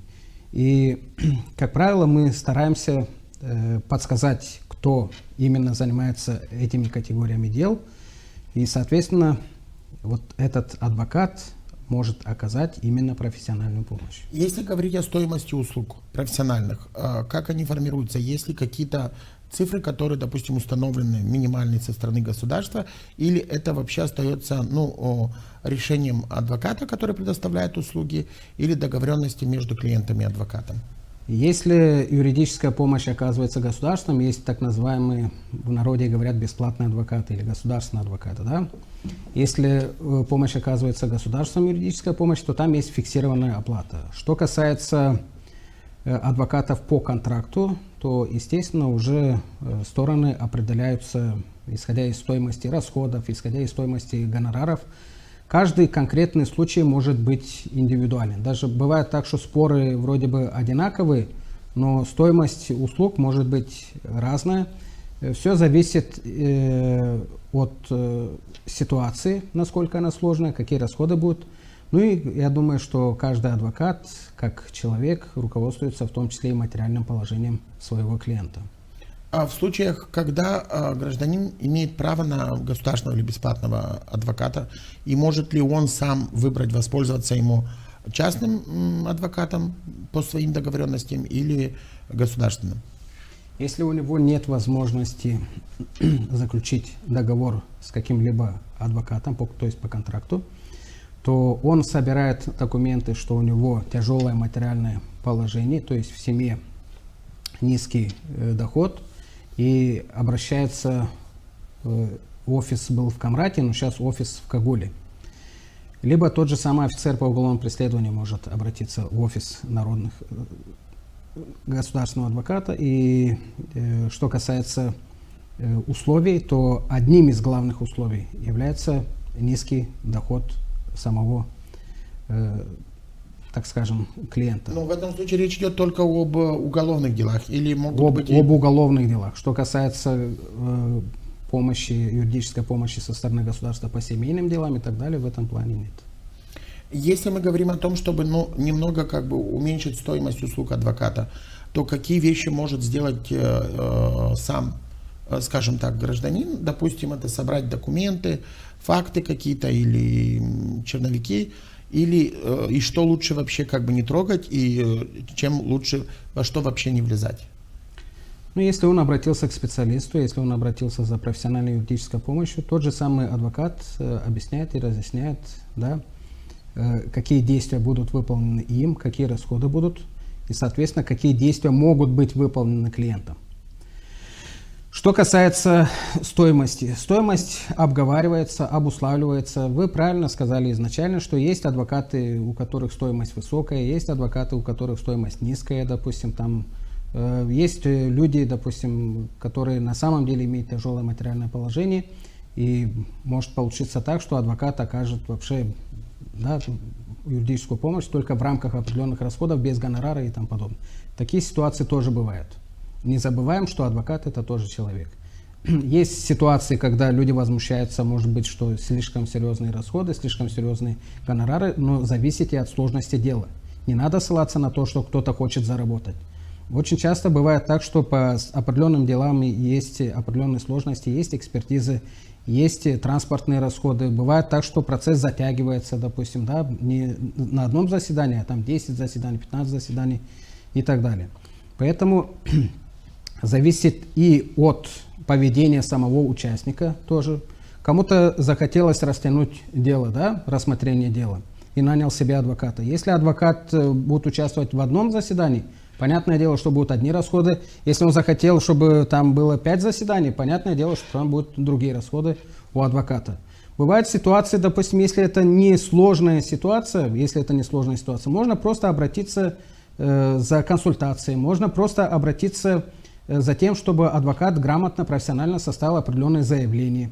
Можно просто, допустим, если заключили какой-то договор, дать адвокату, чтобы он прочитал этот договор и посмотрел, нет ли там каких-то лишних вопросов по поводу автоматической пролонгации договора, что часто бывает, да, человек не замечает этот момент. Бывает так, что у одного 20 прав, а у другого 20 обязанностей, допустим, да, и адвокат говорит, это не договор, а какой-то приказ, допустим, да. Вот такие моменты тоже могут быть. Не всегда надо доводить дело до суда. И очень часто бывает так, что если человек на начальном этапе обращается за консультацией, если человек изначально, допустим, собирает все необходимые документы, и адвокат говорит, вам достаточно обратиться с соответствующим заявлением, и адвокат может подготовить это заявление, могут быть самые минимальные расходы. Если человек говорит, я не хочу ходить, и я не хочу участвовать в этом процессе, и хочу, чтобы вы представляли мои интересы, то понятное дело, что в зависимости от поведения участника процесса, в зависимости от количества заседаний, расходы могут быть самыми разными. Я благодарю вас за то, что вы сегодня помогли нам разобраться, когда можно воспользоваться услугами адвоката, когда можно идти по пути юридических препятствий самому. Напомню, что вы смотрели и слушали подкаст на LoveMD. Сегодня мы говорили с адвокатом, доктором права Игорем Минак о том, когда можно быть самому себе адвокатом, а когда нужно обратиться к профессионалам. Подписывайтесь на наши платформы в социальных сетях. Данный подкаст вышел благодаря поддержке государственных субсидий из Фонда поддержки независимых медиа при Министерстве культуры Молдовы.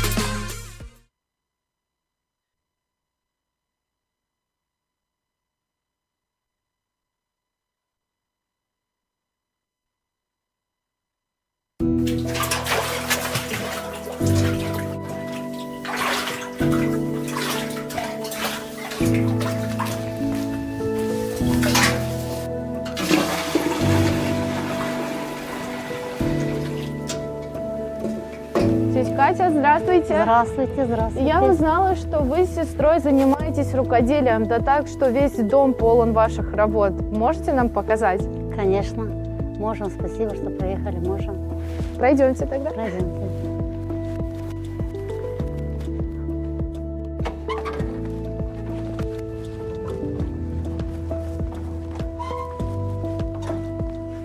И откуда начнем экскурсию нашу с вами? Ну, с другой комнаты. Чисто гагаузская комната, все Да. вышитое от руки. Красиво, да, красиво. А это все вы вышивали? Да. Все своими руками? Да, своими руками, с крестиком, как красиво. Это тоже крестик. Но я Всё. вижу, тут все крестиком Да. вышито. Ну, кроме, можно сказать, вот этого Мало. ковра. Вот то. Я очень любила заниматься с половиками. Очень любила. Потому что мама тоже занималась половиками. И я, не знаю, столько лет, много лет уже. Сейчас уже 2 года, как я заболела, и не могу я с ними работать. И очень любила их резать. Если я на улице ходила и видела у кого-то там красивая, например, вот ткань, я мечтала именно найти такую ткань, чтобы поставить на половик, чтобы было красиво. 40 лет я как занимаюсь этими. 40 лет занималась половиками. Вот этот ковер, который висит у вас тут на стене, это тоже, я как понимаю, ручная работа? Ручная работа, да. Это сделали очень давно, очень. Это первые ковры, которые нам полюбилось, и мы сделали его дома, в станке. Это из шерсти. Это можно считать как приданное, вот эти подушки? Да, вот это приданное. Это в самом деле, как на приданном мы сделали его, и сейчас оно вот тут стоит. А это сейчас недавно, вот эти красивые подушечки недавно вышивали. Это давным-давно, это называется рушники, которые на свадьбе вот встречают жениха с калачом, вот это ставить рушники. А это уже как мы. То есть можно назвать, что это комната невесты, то есть у нас есть приданое, у нас Да, есть... да. Ну, я рушники называю рушники, их, которые вот. для невесты, которые с калачом вот ставят, входят, встречают. И мы вышивали, она вышивала много. И для примарии. Это все вот, просили, вышивала. Ваши изделия отправляются на какие-то выставки? Мы не отправляем. Вот только если попросили, примария, например, 2 на 2 вышивала вот такие 2, которые, например, очень просили на свадьбе, которые вот встречают. Так. Это тоже крестик, тоже с нитками. Мы были в Полтаве, и когда мы видели вот это изображение, вот эту картину, нам очень понравилось. И мы тоже решили, когда приедем домой, будем вышивать. И вот там мы его сняли, и когда приезжали домой, вот вышивали мы его. Сейчас все комнаты, которые вы нам показали, это можно назвать как ваш личный семейный музей? Или... Можно назвать. Я так думаю, это домашний наш музей. Сколько туристов к вам приезжает? Приезжали много. За границу приезжали много. С Чадарлонги, с Камрата, с Кангаза, с Кишинева приезжали. А хотят ли купить что-то из ваших изделий? Предлагают ли вам? Хотят. Много. И каждый раз, когда приезжают, удивляются, всем нравится, и хотят, чтобы мы продавали. Но мы еще не продавали никому. Это, знаете, мы сами, вот нам это нравилось, нравится, и мы себе сделали вот это все. И мы не ожидали, что вот так вот начнут приезжать к нам и просить. Это мы для себя сделали. Нам нравится вот это все, и сделали для себя.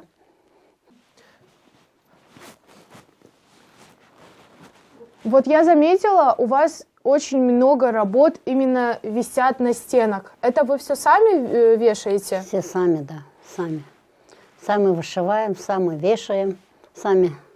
А никто вам даже не помогает, допустим, дети, либо внуки? У них вообще нигде нету, как у всех они за границей.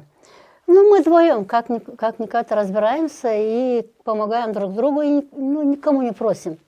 Пока. А когда доходит время это все стирать, убирать, это тоже все сами делаете? Все сами. Вот она стирает и гладит. Все сама.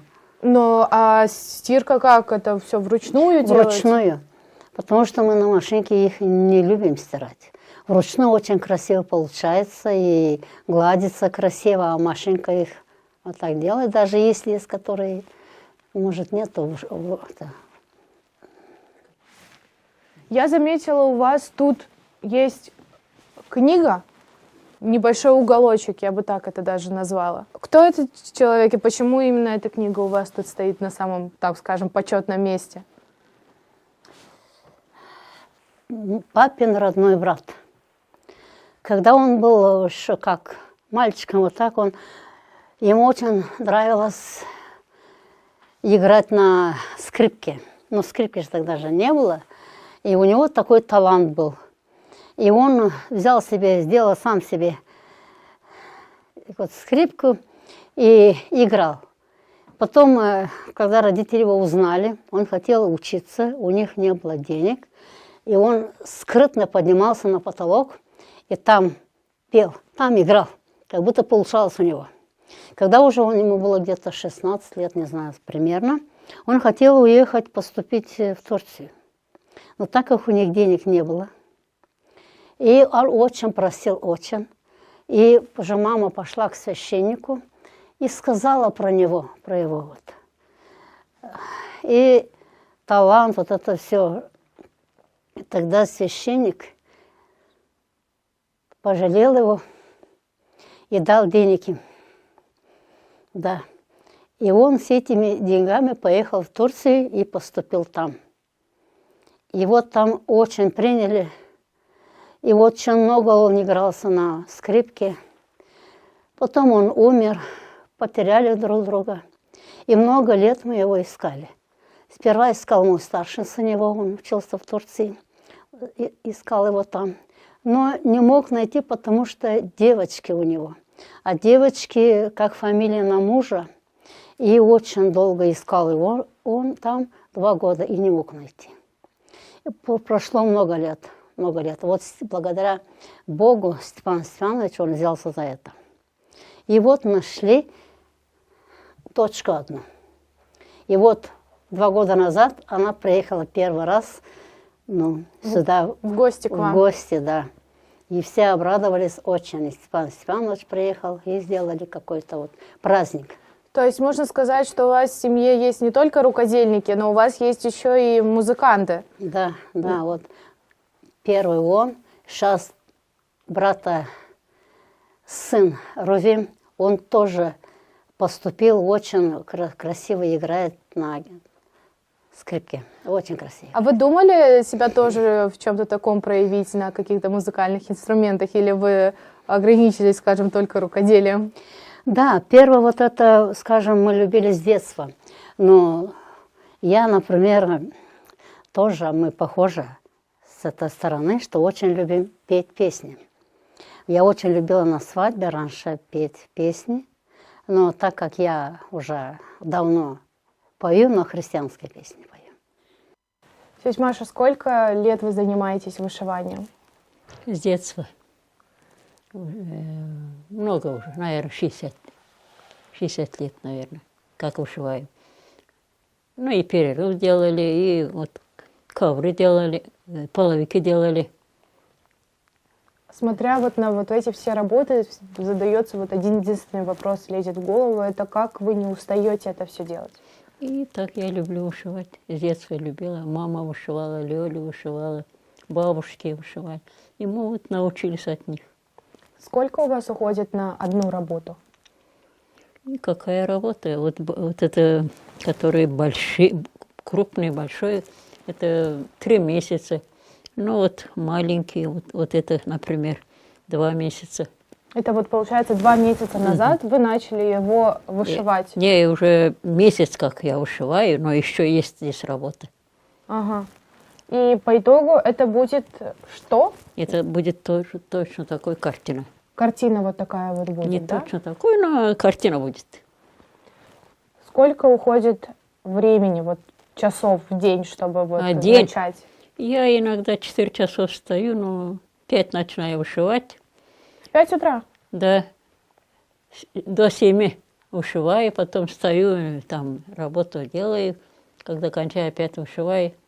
И до вечера, до 10.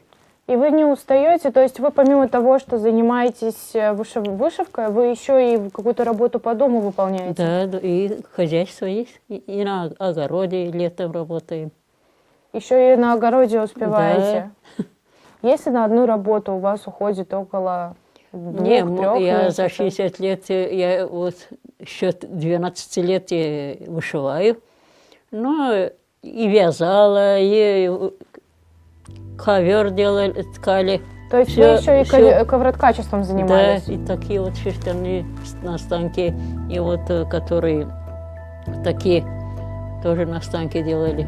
Но я, как поняла, вы больше увлеклись вот вышивкой, а ваша сестра больше как ковроткачеством. Да, я ткала, она резала.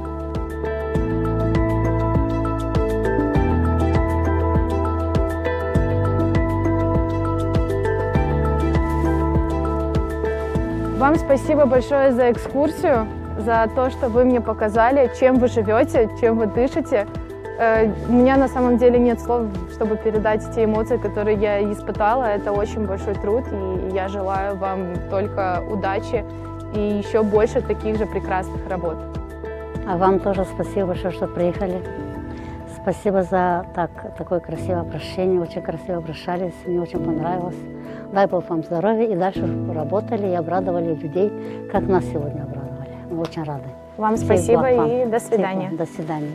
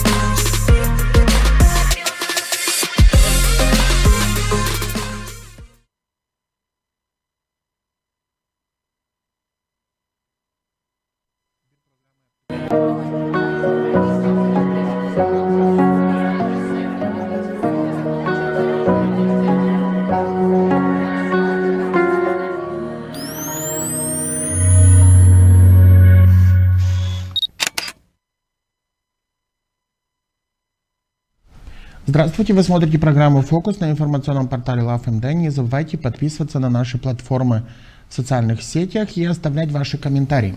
Сегодня мы поговорим о политической ситуации в стране, о том, как действует уже новый созыв парламента. Вы знаете, что в этом году прошли выборы, они были достаточно непростыми и, в общем-то, очень, на мой взгляд, нехороший был посыл со стороны конкурентов, которые участвовали в парламентских выборах, потому что общество, по сути, разделили по геополитическому принципу, и практически ни одна из политических партий или блоков, которые участвовали в выборах, не предлагали конкретных решений для того, чтобы улучшить положение экономическое и социальное в стране, и о том, как Гагаузия оказалась в институциональном кризисе и почему сегодня стоит вопрос о том, что насколько функциональна автономия. Об этом и другом сегодня мы поговорим с нашим гостем, экс-заместителем председателя исполкома Гагаузии Николаем Макаровичем Стояновым. Здравствуйте, Николай Макарович. Здравствуйте. Рад вас видеть у нас в студии. Не так часто нам удавалось встретиться, но думаю, что сегодняшнее наше обсуждение, может быть, поможет нашей аудитории лучше понимать те политические ситуации и проблемы, которые есть в стране и в автономии. И, конечно, хотелось бы начать с парламентских выборов, потому что партия, в которой вы входили, была одним из участников блока патриотического. И в итоге как бы мы знаем все проблемы, которые были в рамках избирательной кампании, в том числе и то, что партию Ирины Влах сняли из предвыборной гонки за несколько дней до голосования. Но ситуация, в общем-то, вызывает интерес с политической точки зрения, потому что после того, как было созвано первое заседание парламента, по сути, патриотический блок развалился. Первым заявление делал Владимир Воронин о том, что партия коммунистов создает отдельную фракцию в парламенте, и, по сути, этим заявлением, в общем-то, и поставил начало тому, что, по сути, блок по факту перестал существовать, хотя как бы шел на избирательную кампанию в составе политических партий. И, в общем-то, лидер партии, которую вы представляете, Василий Талев, остался в парламенте один и, в общем-то, не имеет ни фракции сегодня, как бы ни с фракцией социалистов, ни с партией коммунистов. Почему так произошло и что случилось с вашей партией во время избирательной кампании? Ну, во-первых, когда выборная кампания закончилась, я в Фейсбуке написал коротко свое видение того, что произошло. Я высказал так свою позицию, что в правом блоке политические партии, которые выходили в результате выборной кампании на пике своей политической карьеры, поднимались, и те обязательства, которые они брали перед своими избирателями, они их практически не выполняли. И в следующей выборной кампании они уходили с политической арены, приходили уже новые, вновь созданные политические партии, которые ориентируются на правоцентристский электорат. Поэтому там постоянно происходила смена политических элит. Одни приходили, другие уходили. Те, кто уходили, они как бы показывали свое как бы неисполнение своих обязательств, и люди переставали им верить. Приходили новые, и уже люди начинали верить новым, что они будут исполнять свои обязанности. Если говорить о левоцентристском электорате, то там я называл так, что несколько партий, которые, если взять в кавычки, приватизировали свой электорат. Это партия коммунистов и партия социалистов. Вот сильных партий в левом электорате фактически не было. И получилось то, что когда формировался блок, партия «Будущее Молдова», которую я представлял, мы обсуждали этот вопрос с лидером партии и говорили, что, конечно, желательно, учитывая, что в левом сегменте очень мало известных политических партий, желательно, может быть, сформировать блок, но вопрос есть, с кем формировать блок. С коммунистами, социалистами или еще с кем-то. И получилось, что когда блок был сформирован, у нас было определенное недовольство тем, что очень много минусов есть у лидера партии социалистов, и перспективы его очень слабо видны. На мой взгляд, это мое личное мнение, что партия коммунистов Республики Молдова – это уходящая партия из политической арены, и поэтому появление в блоке, патриотическом блоке, это спасло их тем, что они вошли в парламент. Если бы они самостоятельно шли, они не набрали проходной процент. Потому что, опять-таки, те обещания, которые они давали, будучи у власти, они свои обещания не выполнили. У социалистов были такие разговоры в разных инстанциях, и в прессе, и в социальных сетях, что им нужно менять лидера своего политического формирования. Но Дадон крепко стоит на своих позициях, и поэтому он остался лидером. Партия «Будущее Молдовы», когда согласилась идти в блок, мы как бы вначале сказали, ну ладно, если принято решение идти в блоке, теперь зависит от того, как будет формироваться список. Выяснилось, что в списке 50% списка взяли социалисты, 25% коммунисты, и уже остальным остались как бы крохи. 20% они выделили, ну, исходя из того расклада, который был Инима Молдовы, и только 5% будущее Молдовы. Там очень жестко заявили о том, что в таком блоке лучше было бы партии «Будущее Молдовы» не участвовать. Но лидер партии посчитал по-другому, и случилось то, что случилось. Когда мы переименовывали партию «Наш Буджак. Будущее Молдовы», мы видели смысл в чем. что с политической арены должны уйти партии, которые себя показали как бы с отрицательной стороны, и они должны потихонечку уйти с политической арены, и электорат уже перестал верить им, и это место должна занять партия «Будущее Молдовы». Но ни коммунисты, ни социалисты не допустили партию «Будущее Молдовы», чтобы она заняла лидирующее место. И согласился, к сожалению, с этим лидер нашей партии. И теперь, когда уже выборы состоялись, мы еще блок не развалился, и когда встречались с лидером партии, с Василием Павловичем, мы ему свой негатив высказали о том, что нельзя было идти в блок, где социалисты и коммунисты поставили своих людей, которые неоднократно сидели в парламенте, и толку от них, к сожалению, было очень мало. И получилось так, что... А потом, когда начал блок разваливаться, мы для себя сделали вывод, что коммунисты вошли в блок для того, чтобы своих людей провести в блок, не для каких-то целей, связанных с чаянием электората, а для того, чтобы люди, которые неоднократно были членами парламента Республики Молдова, чтобы продолжали находиться в этом парламенте. Социалистам удалось своих людей, которые уже были в парламенте, там новых, по-моему, очень мало, в основном те же самые. И в итоге получилось, что они все разошлись, а когда коснулось бывшей Молдовы, там остался один Тарлев. Это очень печально. Если бы мы шли бы самостоятельно, то мы прошли бы в парламент. Потому что в президентских выборах, когда партия «Будущее Молдовы» Тарлев взял, по-моему, 3 или 4%, тогда сроки для формирования первичных партийных организаций было очень мало времени. Но после президентских выборов до парламентских выборов было достаточно времени, и были сформированы первичные организации во всех районах. То есть было ядро, которое могло работать на партию «Будущее Молдовы», но случилось то, что случилось. И один из элементов, мы считаем, что вина лидера партии Василия Павловича, что он согласился идти на поводу у социалистов и коммунистов. Николай Макарович, если посмотреть объективно на ситуацию, то если бы не было блока, то как минимум, Единая Молдова сняли, поэтому здесь уже как бы даже обсуждать как бы нет смысла эту партию, она не участвовала в блоке и в день голосования, в общем-то, и не находится в парламенте. Но у партии коммунистов, пока не будем трогать партию Тарлева, а у блока коммунистов, по сути, не было шансов пройти в парламент, если они бы пошли самостоятельно. Все правильно. И здесь сейчас стоит вопрос, потому что я понимаю, что молдавское законодательство не регулирует эти вещи, что 3 или 4 партии шли блоком, и сразу после первого же заседания... До первого заседания. Да, и то есть получается, что избиратель, который голосовал, он не голосовал за каждую партию отдельно, по сути голосовал за блок, то есть за 3 или 4 партии. То есть каждая партия имела своих сторонников среди избирателей, и, в общем-то, это был общий итог, результат.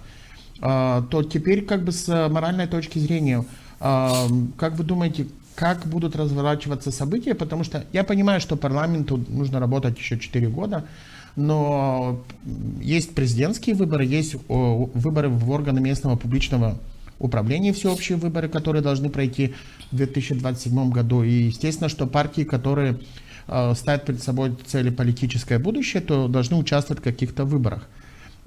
Если с партией коммунистов как бы, более-менее все понятно, что будет с партией, которая представляет Тарлев? То есть стоит ли сейчас делать вывод о том, что партия, по сути, осталась лидер один, или она продолжит свою деятельность, и что будет, скажем так, с гагаузским крылом в этой партии, потому что, как вы и сказали, что именно партия Буджак была ядром того, что послужило стать партией, которую Тарлев, по сути, использовал на президентских выборах и дальше на парламентских.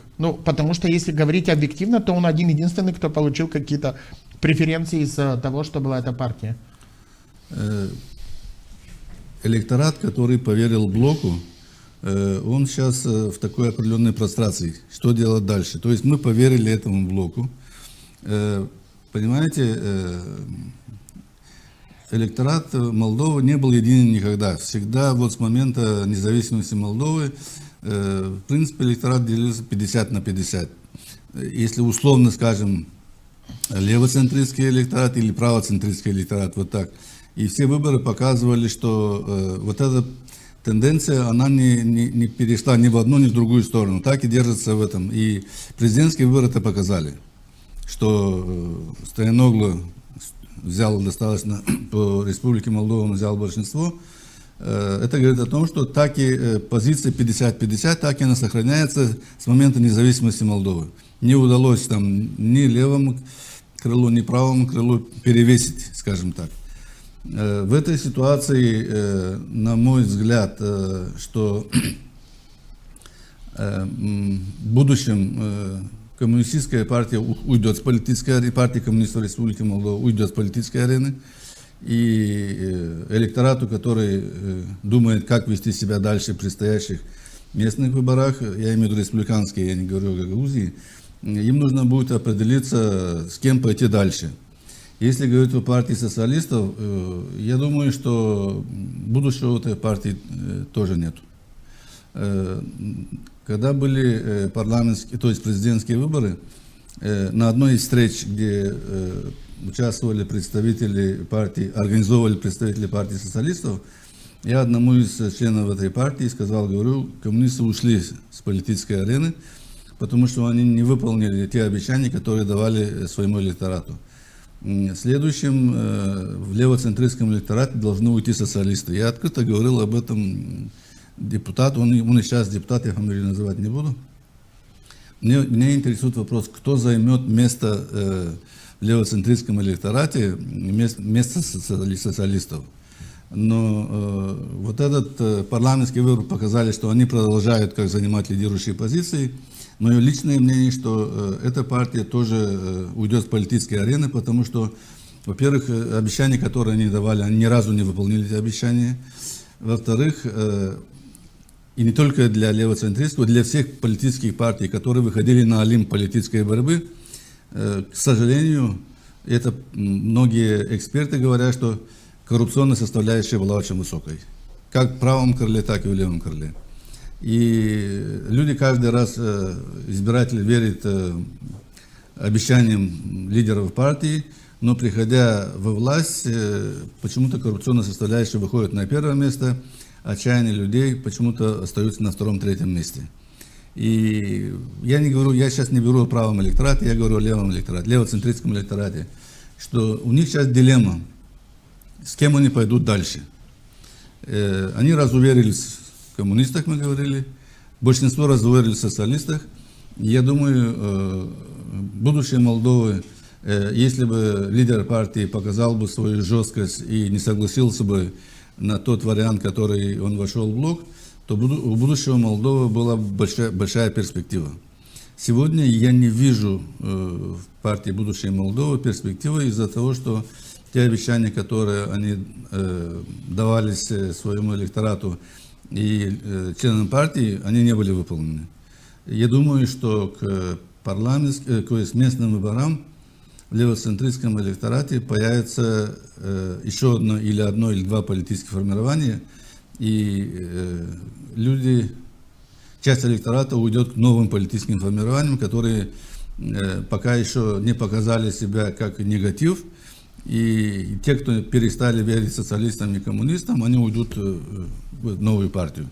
Если говорить о будущем Молдовы, Николай Макарович, то есть сегодня что с партией? То есть господин Тарлев один остался и в парламенте, или все же у него есть какое-то ядро, и партия может пытаться что-то делать на политической арене? Трудно сегодня говорить рост. Я говорю о сегодняшнем дне. На сегодняшний день тот потенциал, который был набран до формирования блока партии «Будущее Молдова», он фактически растерян. И то есть возвращаться надо с нуля, начинать формировать заново первичные организации, убеждать, почему произошло то, что произошло, что вошли в блок, не имея ни голоса, ничего там. И перспектива партии «Будущее Молдовы» очень, скажем так, нехорошая. И мы обсуждали этот вопрос на политсовете, и ряд членов политсовета, недовольные, как все это происходило, подумают о выходе из этого политического формирования. То есть политическое формирование как таковое может остаться, ну, во всяком случае, пока Тарлев, может быть, будет сохранять депутатский мандат. Нет, ну, партия, само собой, сохранится, но в руководстве партии будут большие изменения, и, насколько я знаю, я не буду сейчас раскрывать раньше времени, но большая часть политсовета, и, насколько я знаю, уйдет с политического совета и уйдет с партии. Будут ли создана другая партия, или пока это... Ну, на первых порах, учитывая, что большая часть политсовета партии недовольна тем, что произошло, они посчитали, что те договоренности, которые имелись с лидером партии, какие решения принимал политсовет, эти договоренности не были выполнены, поэтому на первом этапе просто есть такие мнения, что нужно уйти с этой политической партии из-за того, что не были реализованы в жизнь те договоренности, которые были, или решения, которые принимались на политсовете. Дальше каждый из членов политсовета будет принимать решения. Уходит с политической арены или же будут думать о создании нового политического формирования и убеждать электорат о том, что, к сожалению, получилось, что будущее Молдовы не показало свой характер в борьбе с такими монстрами, я скажу так, как социалисты и коммунисты. Я говорил так, что, еще раз повторяю, что я называю по-своему, что эти два политических формирования, условно говорим, в кавычках, политизировали левый электорат. И левому электорату пора понять, что с этими партиями будущего нет.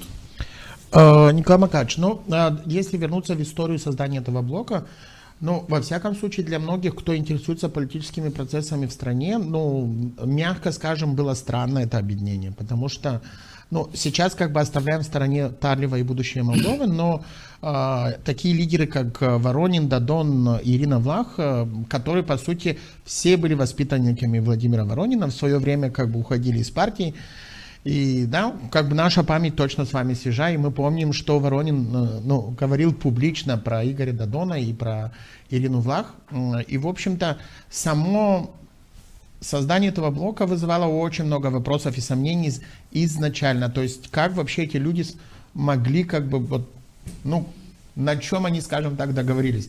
Потому что давайте вспомним практически после создания блока, там незадолго до выборов, интервью Воронина Анатолию Голю, где он говорил, там, что было в черном пакете пресловутом, а потом на следующий день говорил, что это была шутка, но кто знает Владимира Николаевича Воронин, точно понимает, что эта шутка как бы, ну, имела, наверное, под собой долю правды, но несмотря на все это, как бы перед выборами что-то сколотило этот блок. Вот задавались ли эти вопросы лидеру партии «Будущее Молдова» Тарлеву? Потому что, ну, как минимум, Тарлев в этом блоке выглядел достаточно странно. То есть, если вот три остальные партии, ну, где-то можно было списать, что их развела когда-то политика, но у них есть какие-то общие исторические корни, то Тарлева с Ворониным связывало только то, что он был премьер-министром, но не был членом партии, тогда как и Дадон и Ирина Влах были членами партии коммунистов. Эти вопросы задавались, когда организовывался блок? Естественно, вопрос был. Значит, понимаете, когда шла борьба, какие политические партии будут участвовать в парламентской выборной кампании, очень много вопросов возникало, кого допустят. Там же сейчас сделали фильтр. На мой взгляд, если политическая партия, скажем так, зарегистрирована в Республике Молдова, то она вправе участвовать во всех политических выборных кампаниях, которые есть. Если она зарегистрирована как партия, значит, она соответствует Конституции Республики Молдова, она имеет право участвовать в любой выборной кампании, решение принимает руководящий орган партии. Но получилось так, что нынешняя власть создала фильтр и не всех допустила. И когда обсуждали вопрос, что, учитывая ту динамику роста влияния политической партии «Будущее Молдовы» на электорат, мы говорили, что было бы неплохо идти самостоятельно. Зная, что мы не возьмем там супер-пупер, но очень большой шанс был, что пройти по спискам. Но тогда лидер партии сказал, что у него есть информация, не знаю, насколько она достоверная, о том, что ведутся разговоры, что блок, то есть партию «Будущее Молдовы» не допустить для участия в выборной кампании. Если мы пойдем в блоке, значит, мы сможем принимать участие в выборной кампании. Если мы пойдем самостоятельно, с разных источников, так говорил Сянтус, лидер партии, что хотят снять блок, потому что блок возьмет голоса у социалистов больше всего, ну и, естественно, коммунистов. Ни социалисты, ни коммунисты не соглашались с этим. И поэтому они были бы довольны, если бы, допустим, Тарлев или «Будущее Молдовы» не вошло бы в блок, и партию «Будущее Молдовы» сняли бы с гонки. Поэтому и он сказал, что давайте идем в блок, и я не думаю, что в блоке нас снимут, а отдельно нас не допустят. Вот идея была. Николай Макарович, ну вот очень интересная ситуация, да, в блоке, потому что, сейчас оставляем в стороне коммунистов и социалистов, но партии «Инима Молдовы» Ирины Влах удалось даже первоначально до снятия с избирательной кампании получить больше мест в проходных списках. То есть, если бы ее не сняли, то партия «Инима Молдовы» имела бы больше депутатов в парламенте, чем «Будущее Молдовы». Потому что, по сути, я не думаю, что очень сильно отличалась ситуация партии «Будущее Молдовы» от «Инима Молдовы» в электоральном смысле. Как получилось, что Ирине Влах удалось получить больше мест в списке именно на проходных позициях? Я думаю, что лидеры партии более жестко подходили к местам распределения в парламенте, и Тарлев не оказался тем лидером, который защитил бы количество мест. Мы не говорим персонально, кто там был бы, а количество мест. Ну да. И когда мы обсуждали вопрос, хорошо, создали блок, какое количество мест дается партии «Будущее Молдовы». К сожалению, лидер партии каждый говорил, что это очень сложный процесс, идут переговоры, и очень сложные переговоры. Таких переговоров я в жизни еще не видел, но не раскрывал, сколько мест дают. А когда высветилось места, и мы увидели, что партии «Будущее Молдовы» там практически нету, мы сразу задали вопрос Василию Павловичу: извините, какой смысл было войти в блок, если там партии «Будущее Молдовы» нету? На что, к сожалению, мы ответ не получили. И вот эти мысли наталкивают на то, что не смог показать свой характер Василий Павлович, не смог он защитить количество мест. Изначально мы четко говорили, что мы, раз уже формируется блок, мы готовы, как политсовет, согласиться, чтобы партия «Будущее Молдовы» вошла, но на равных со всеми партиями. То есть, если 4 партии, каждая партия имеет 25% в блоке. А потом, когда высветилось, оказалось совсем по-другому.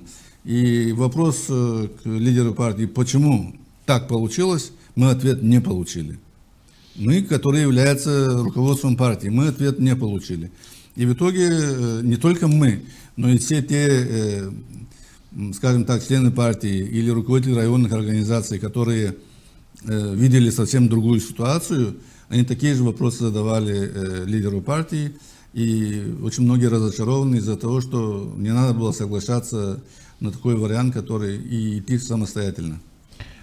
А теперь, если перейти к гагаузской тематике, потому что, как-то эти процессы очень связаны в связи с предстоящими выборами в Гагаузии в 2026 году. Мы знаем, что выборы Народного собрания назначены на 22 марта 2026 года. Хотя, есть еще сомнения, смогут ли организовать выборы к этой дате, потому что есть нюансы, связанные с функциональностью Центральной избирательной комиссии, и много других политических процессов. То есть, во всяком случае, нельзя исключать, что дата может быть сдвинута. Но и в том числе остается вопрос открытый с выборами главы Гагаузии, потому что Евгений Гуцул, апелпалата еще не высказалась по апелляции ее адвокатов и ее... И, в общем-то, скорее всего, следует ожидать, что выборы главы автономии тоже состоятся в 2026 году, но уже понятно, что они не состоятся в один день с выборами в Народное собрание. Блок патриотов на парламентских выборах набрал практически 83% на территории Гагаузии и развалился, мы понимаем. То есть, наверное, с электоральной точки зрения, даже учитывая, что в Гагаузии всегда электорат имеет левые настроения, то все-таки развал блока может повлиять, допустим, на те или иные политические процессы, и в том числе на партии, которые могут участвовать в выборах Народного собрания, или те персонали, которые могут выдвинуться в депутаты Народного собрания и участвовали в патриотическом блоке. Как вы думаете, эти процессы повлияют как-то на выборы в депутатов Народного собрания, в том числе главы автономии? Вы знаете, когда делим мы электорат на левых и на правых, это чисто условные. То есть это когда-то эта идея, эта мысль появилась, левый и правый, и я, и все пользуются этим термином, есть левый электорат. Есть электорат, который видит будущее Молдовы в одном направлении, есть электорат, который видит будущее Молдовы в другом понимании, поэтому их разделили левые и правые. Можно было бы белые и красные, как... да, это условное понятие. Чисто условное разделение. Это все граждане Республики Молдова, которые видят по-своему развитие будущего Молдовы.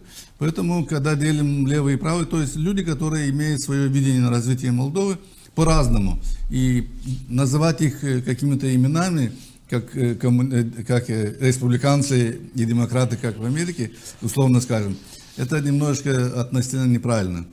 Если говорить о выборах в Народное собрание, всегда в Гагаузии, когда проходили выборы, люди ориентировались не на партии, а на личности.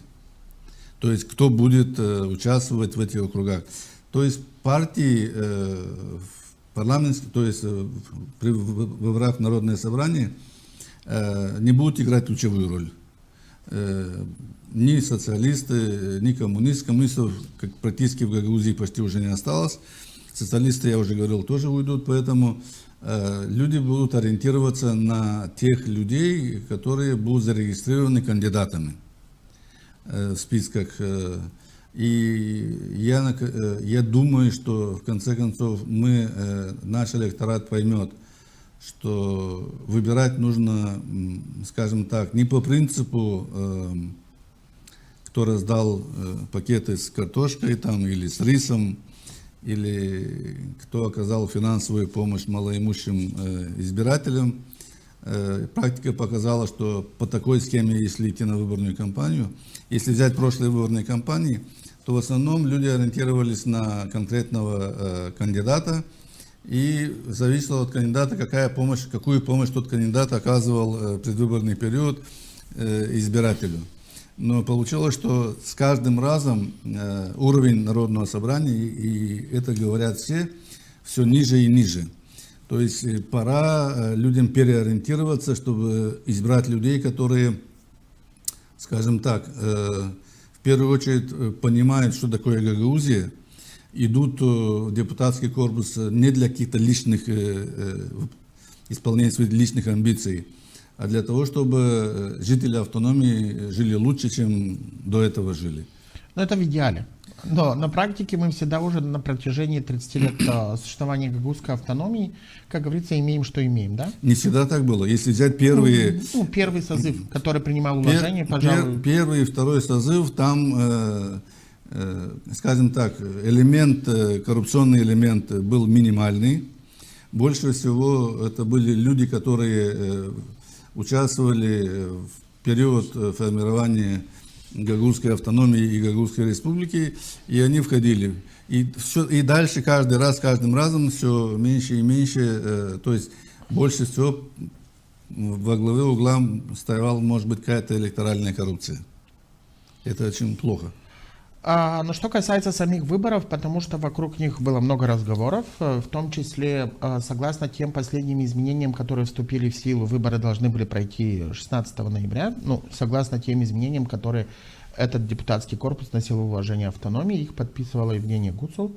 В итоге выборы пройдут 22 марта. И не только даже вопрос в дате и в том, что депутаты не соблюли, собственно, те же законы, которые принимали сами, но и в вопросе организации, потому что, я уверен, вы знаете о тех изменениях, которые были в избирательный кодекс Молдовы, и там есть окружной избирательный совет Гагаузии, а в Гагаузии он называется Центральная избирательная комиссия.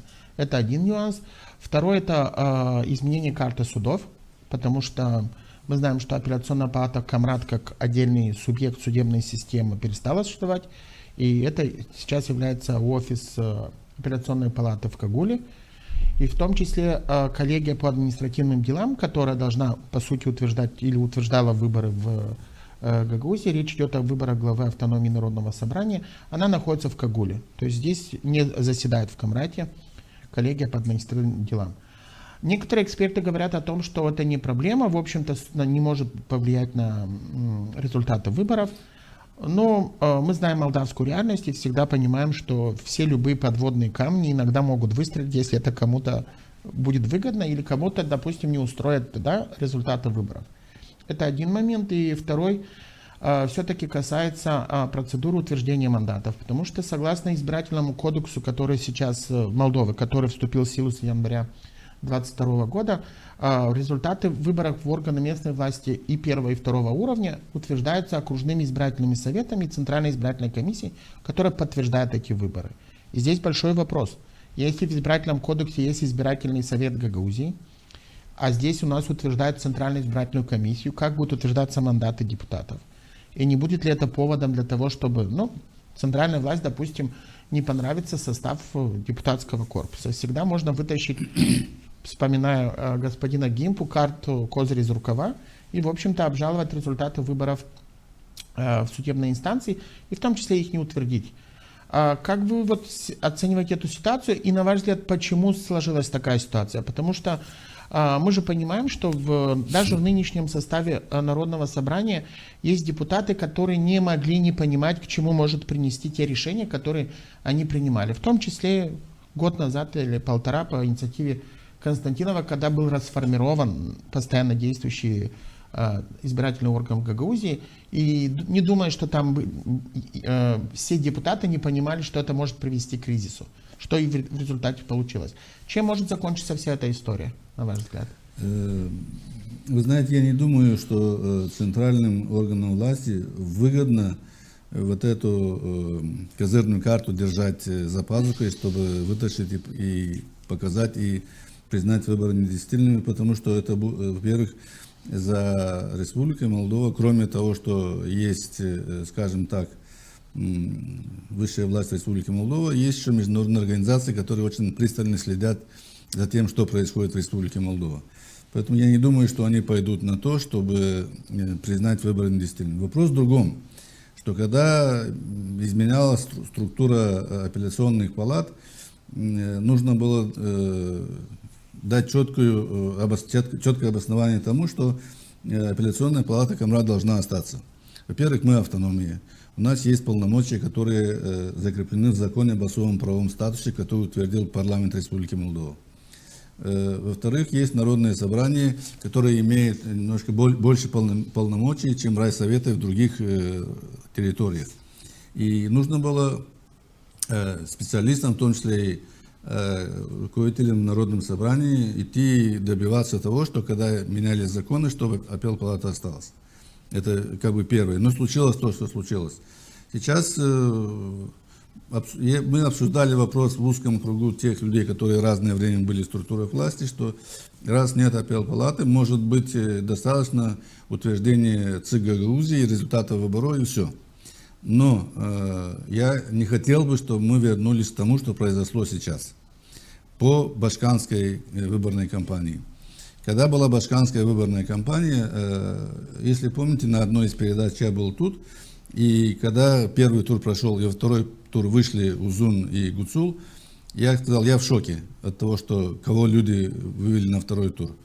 И когда мы начали делать анализ того, что происходило, то оказалось, что и один, и второй кандидат, было очень много финансовых средств потрачено для того, чтобы электорат пошел за ними.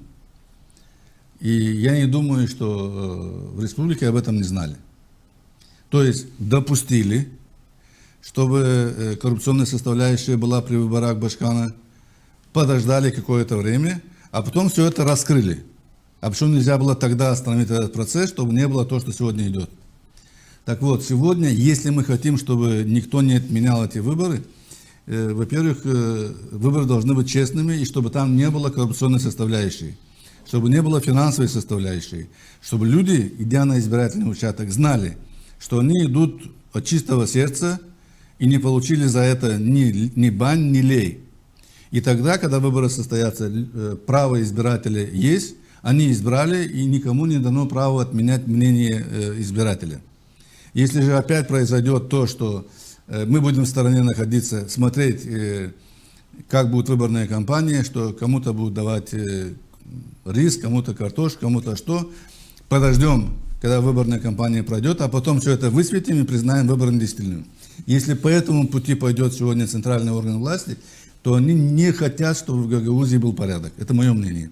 Если же они все это увидят и на начальном этапе это пресекут, то не будет смысла отменять эти выборы. Вы верите в то, что это не сработает? Потому что то, что Шор там сделал заявление о том, что он отзывает политическую поддержку, но мы видим, что в Гагаузии его заявления никак на практике не осуществились, потому что если идти по примеру, например, Аргеева и Таракли, там как минимум примары ушли в отставку, да? В Гагаузии мы не слышали ни об отставке Гуцул, которая сегодня непонятно, то ли в тюрьме, то ли еще башкам. Ну, Народное собрание, во всяком случае, так и не может определиться в этом вопросе. Ну и исполком, который представлял, по сути, Илон Шор, а не Евгения Гуцул. Мы помним же эту историю. Тоже никто из них даже не заикнулся о том, что после того, как Шор отозвал у них политическую поддержку, чтобы уйти в отставку.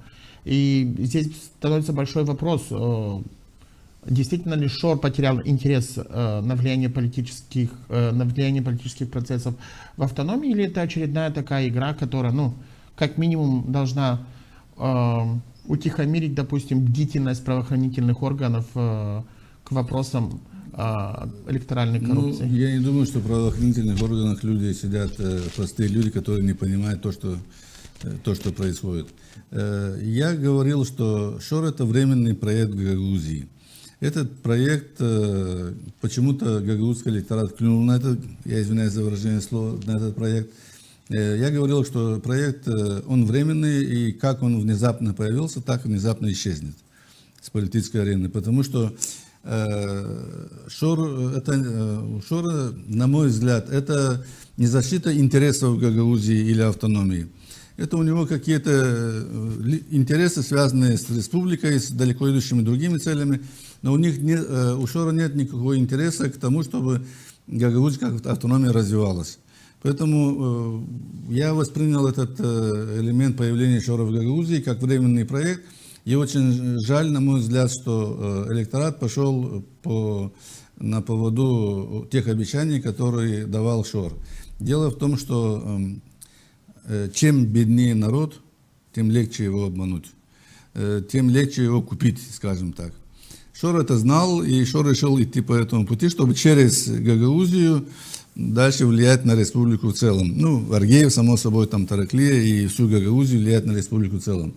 Но я не видел в нем интереса, чтобы он защищал интересы гагаузов, гагаузского народа. И я не знаю там те заявления, которые он делал. Я не был в команде Шора и не собираюсь быть. Но я для себя сделал вывод, что и общаясь с людьми, люди как бы в задумке сейчас, что даже если Шор вдруг опять высветится через своих кандидатов, что люди пойдут за ним, потому что они увидели, что ни одно обещание практически, которое давал Шор, не выполнено. И потихонечку электорат меняет свои взгляды, на мой взгляд. Николай Макарович, на мой взгляд, достаточно серьезная проблема. Это институциональный кризис в структурах власти автономии, потому что, как бы мы ни говорили там о влиянии Шора, мы понимаем, что Гагаузия дошла до такого момента, когда мы понимаем некоторую нефункциональность региональных властей. Это в том числе и структуры исполкома, потому что мы видим раздутость этих структур, и, в общем-то, даже сегодня управление в Гагаузии больше, чем министерство в стране. Мы видим Народное собрание, которое, по сути, тоже не функционально, и оно совсем не соответствует тем нормам или тем основополагающим вещам, которые были заложены в закон о особо-правовом статусе. Вот недавно господин Антой, хотя его не очень так любят в Гагаузии, но он говорил, на мой взгляд, достаточно справедливые вещи, ссылаясь на закон об особо-правовом статусе, в частности, статью 8 закона, где говорится, что депутаты Народного собрания должны избираться не менее 5000 избирателей и должны представлять хотя бы один депутат каждый населенный пункт. Но если взять вот эти моменты, то по реестру избирателей у нас 129 тысяч избирателей в Гагаузии. А если берем последнюю перепись и данные, которые были обнародованы, то в Гагаузии 103 тысячи проживающих сегодня. И здесь возникает большая проблема о легитимности самих выборов, потому что, ну давайте, мы же не открываем секреты, что есть населенные пункты, где от 80 до 130 голосов нужно, чтобы стать депутатом. Ну, Карбалия, Ферапонтьевка, Русская Киселия, ну, наверное, может быть, еще в каких-то округах есть такая же ситуация. И здесь стоит вопрос вообще о легитимности Народного собрания, потому что если даже разделить 129 тысяч, то получается, что депутатов должно быть меньше, чем заложено. Но депутаты так и не говорят о системной реформе. То есть можно же было готовиться к этим процессам, как минимум их оптимизировать. И здесь еще один нюанс, потому что, ну, давайте посмотрим, кто приходит в Народное собрание. Мы же с вами знаем об этом, что пишут большинство кандидатов, когда идут на выборы. Мы отремонтируем крышу садика, отремонтируем дорогу, хотя Народное собрание, по сути же, должно заниматься региональной политикой, потому что есть примары, есть местные советы, которые должны решать местные проблемы. А сегодня в какой-то момент прошел какой-то системный кризис, потому что даже возьмем вот вопрос по распределению фонда резервного, когда в один момент депутаты решили, что он не должен быть у исполкома, поделили его, и теперь часть депутатов просто 4 года использует резервный фонд для того, чтобы, ну, по сути, называя своими вещи своими именами, по сути, покупает избирателей, потому что публичные деньги расходуются то на помощь кому-то или на гуманитарную помощь. Почему эти вопросы не решались в Гагаузии? Мы же сейчас получим Народное собрание с этими же проблемами на следующие 4 года, то есть ничего по сути не изменится. И может быть даже там будет часть депутатов, которые захотят изменений, но сама система сегодня проблемная. Дело в том, что если говорить о количестве избирателей в республике, то есть в Гагаузии, такая ситуация в республике Молдова. То есть очень большой контингент граждан Республики Молдова, которые имеют право голоса, они покинули Республику Молдову, но сохранили, согласно закону о двойном гражданстве, сохранили гражданство Республики Молдова и проживают в разных странах мира, кто где нашел себе возможность. Я согласен, я просто хочу одно уточнение, но Гагаузия, в отличие от Молдовы, не может открывать участки за границей. Я вернусь к этому. То же самое в Гагаузии. Вот то, что говорили 129 тысяч, это те жители Гагаузии, которые имеют молдавские паспорта и прописаны на территории автономии. Но проживают в разных местах, имеют второе гражданство и так далее. Еще, наверное, года 3 или 4 назад я говорил об этом вопросе. Надо поднять вопрос об уменьшении количества депутатов Народного собрания. Первое. Второе. Сделать там 21 или 19, вот так. Сделать Народное собрание профессиональным. Что все, кто будет избран, они должны быть освобожденные работники, которые заниматься будут только проблемами Гагаузии, привлечением инвестиций, принятием законов для того, чтобы привлекательна была Гагаузия, чтобы люди отсюда не уезжали. Вот задача, которая стоит перед Народным собранием. Но нынешний депутатский корпус не захотел это сделать. Рано или поздно мы к этому вернемся. То есть надо уменьшить количество депутатов. Второе, один из вариантов разбить Гагаузию на несколько округов с равным количеством избирателей. К примеру, разбить на 5 округов, и в каждом округе будет равное количество избирателей.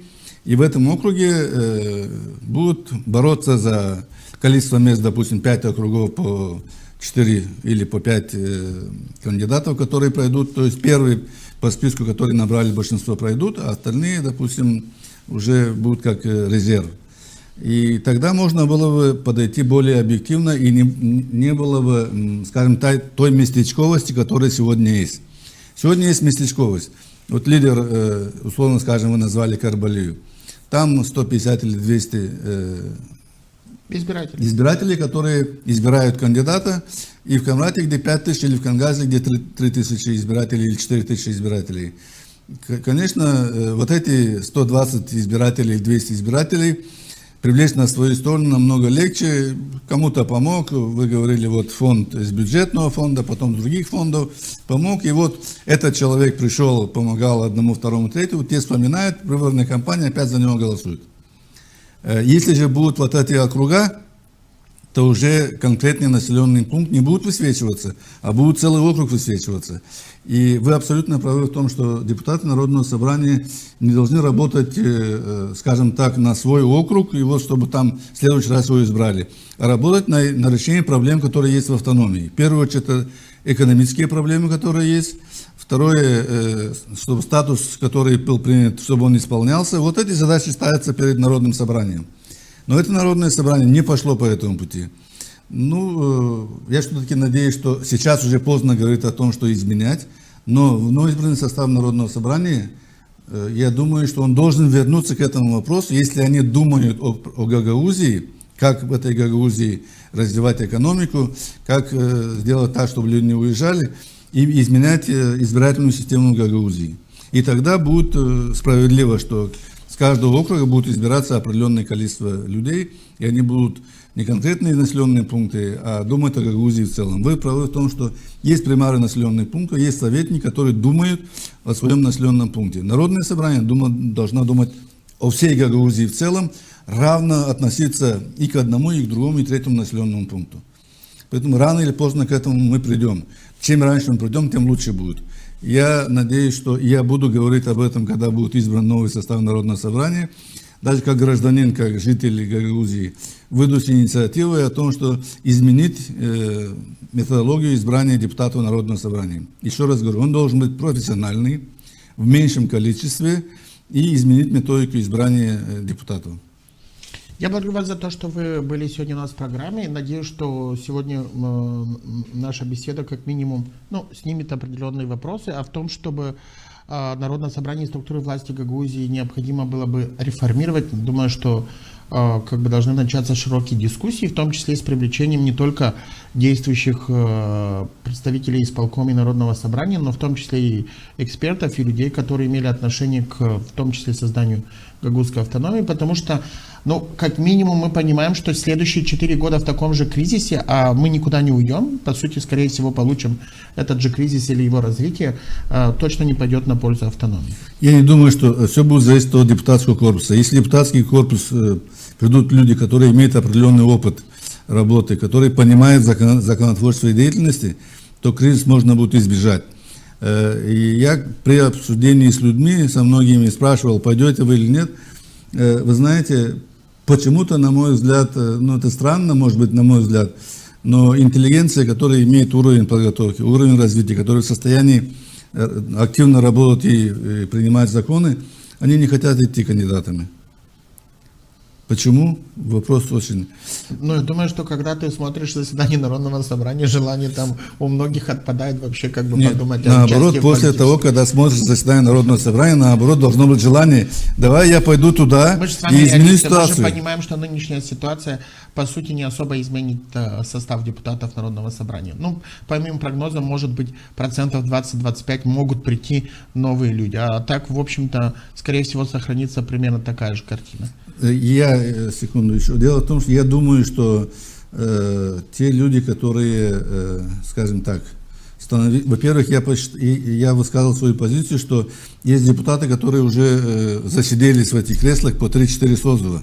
Есть и которые и все созывы. И все созывы. Поэтому я даже ставил, как свои высказывания высказывал в Фейсбуке о том, что ограничит количество избираемых на 2 или 3 срока, но не больше, чтобы они засиделись от рождения до смерти, скажем так, стали депутатами Народного собрания. Это первое. И второе, те кандидаты, которые проходили в депутаты Народного собрания путем материальной помощи, путем финансовой помощи, они сейчас не думают, что рискнут опять идти по этому пути, потому что просто они будут сняты с гонки, потому что электоральная коррупция сейчас в республике очень жестко к этому подходит. И часть из них, которые приходили, становились депутатами этим путем, они просто, на мой взгляд, должны отказаться. Я благодарю вас. Я напомню, что вы смотрели программу «Фокус» на информационном портале LoveMD. Сегодня мы говорили с экс-заместителем председателя исполнительного комитета Гагаузии Николаем Макаровичем Стояновым. Обсуждали будущее народное собрание и почему развалился патриотический блок. Подписывайтесь на наши платформы в социальных сетях для того, чтобы быть в курсе происходящих событий.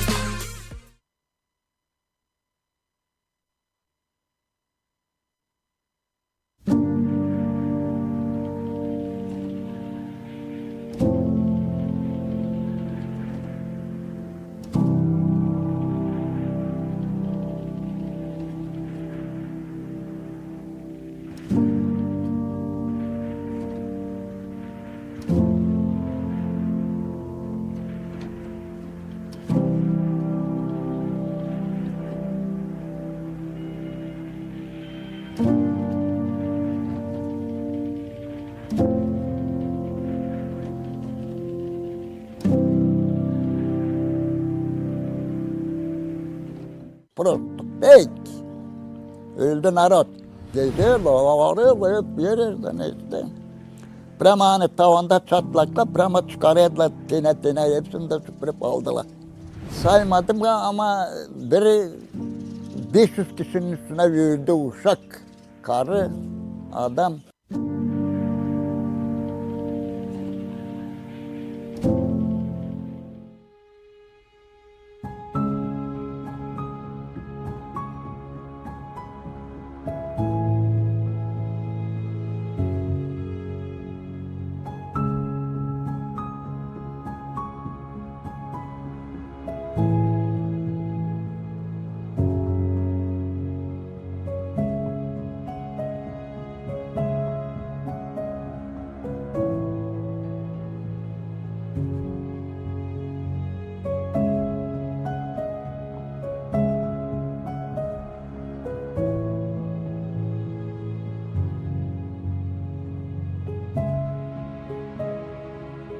Asıl kaçan gelmediydi, hepsi işledi toprağına.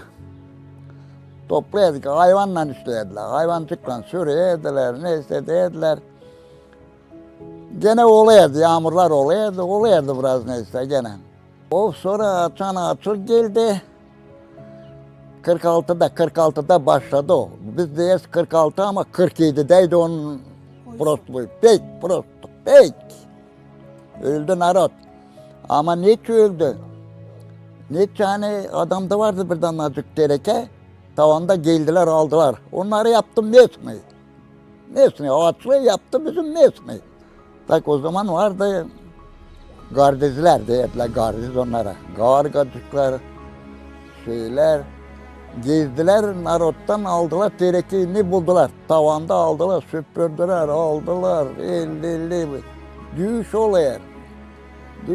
Bu tüfekle vuruyordu ama tüfekle kundanla vuruyordu işte. Tabi burada vardı bizim bir damcağızımız, rahmetli Mamu. Karı korkak, karı geldi gargacık. Tabi burada da vardı bir pilavneyimiz. Doluydu pilava, saman sayılayım. Ortaya da yapıyor bir kuyu. Ona diyorlar Moldovan kuyusu, öyle tombarlak. Da koleriye kadayı orayı. Da kadaya koyuyor arpa. Ne kadar arpa? 300 kilo arpa. 300 kilo arpa. Getirdiler karları. Çakır Nasti, Kokonaşki, Kaltusoni, Gargacı'nın karısı. Getirdiler gargacı da tüfekle Dedeye diye bizim papaşanın adı Tanas. Dedeye göster kuyuyu. Nerede kuyu? Söyle alacaklar. Alacaklar o terekiden. Da ondan ne kadar çıkar aldılar. Kalaya aç. Biz de kalabalıca nasıl?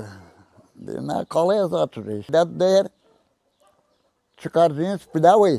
Söyle uğraşacaklar pilavı. Atın yetişecekler kuyuya alacaklar terekeyi de biz sokalım pilavı söyle yerine. Det sokacak. Kargacık karları bırakmaya sokma. Pilavı der. Bulursanız, de bulursanız ne işte pilavı, terekeyi orada içinde o kuyu, ne işte ben sokacağım pilavı. Ayeste bulmazsanız der, siz sokacaksınız pilavı yerleştireceğiniz yerine. Tak. Şimdi gittiler, onlar gittiler, o da orta yerine de yapaya bir kuyucu, kadarcık orada. Şimdi çekişerler dedi ulan. Karla diye davay uğradım pilavı. Var 5-6 karı. Uğradılar pilavı, uğrattılar pilavı. Bu da şişlen vardı, şiş de öyle saplı. Bakayım nerede kuyu, nerede ne işte de. İşte. Kaldı öyle 1-2 metre mi kuyuya.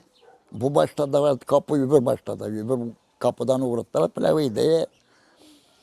Dedi, Karla de yok bir şey burada şansı de ne yapma bu şey de ne işte. O şey yetişme kuye. Biz de duruyoruz mamın kucağında nasıl deme mamın yanında burada. Mamut titre. Korkak. Korku da etler o zaman. Narot da korkak da söyle. Şimdi yetişmediler pilavı de davay sokun. De sokun pilavı ne işte. Kargacık de sokmayın. Bırakın o sokacak. Pilavı. De sokacaksın pilavı yerine aldın acağı. Eline biz burada korkuyoruz. Ben sana şimdi koyacağım bir puli. Da bittin gitti. Da burada da var bir köpeğimiz. Bir köpek. Nasıl yaşadık ataydılar böyle köpek neyse o vakit. Bitti. Şimdi gitti köpeğe tüfekle sapladı. Köpek zincirde öldü köpek. Öldü köpek. Dedi aldım acağı de ben seni şimdi vurayım kavana de şu. Öyle de değişen sonra bitiriyorsunuz de uşakları öldürmez savaşıyordu. Ben çekişerle sayılayım. Çekişerle mam burada değil sus dere öldürecekler. Öldürecekler. Öldürmeyecekler. Öldürecek mi? Çekişerle şimdi içmeden kuya o karla değil. Davay sokayız pilavı. Sokaya karla o şey. Gargacık diye sokmayın pilavı. Yapı içine dat sokacak. Kendi sayılı. Değil mi? De sokacağınız. Sokacağınız de pilavı yerine şu. İçine soktular pilavı. Geziyorlar, arıyorlar, hep yerlerden işte. Prema tavanda çatlakla prema çıkarıyorlar. Tine hepsini de süpürüp aldılar.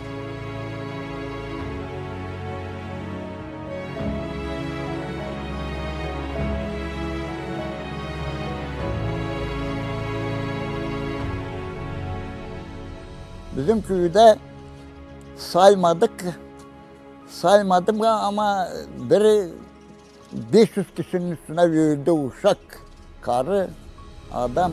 Ne soyuyordular, yürüleri de bilesin yaptılar. Bizde bir inek, bir öküz vardı. Vardı taliga, taligamız vardı. Sen bilesin o taliga. Sayılayı koşuyoruz da taşıyoruz yürüleri, mezarlar. Taşıyoruz yürüleri taligilana. Kış oldu, kahve kışına işte. Taşıyoruz, gidiyoruz orayı koydular iki adam kazdılar işte kuyu.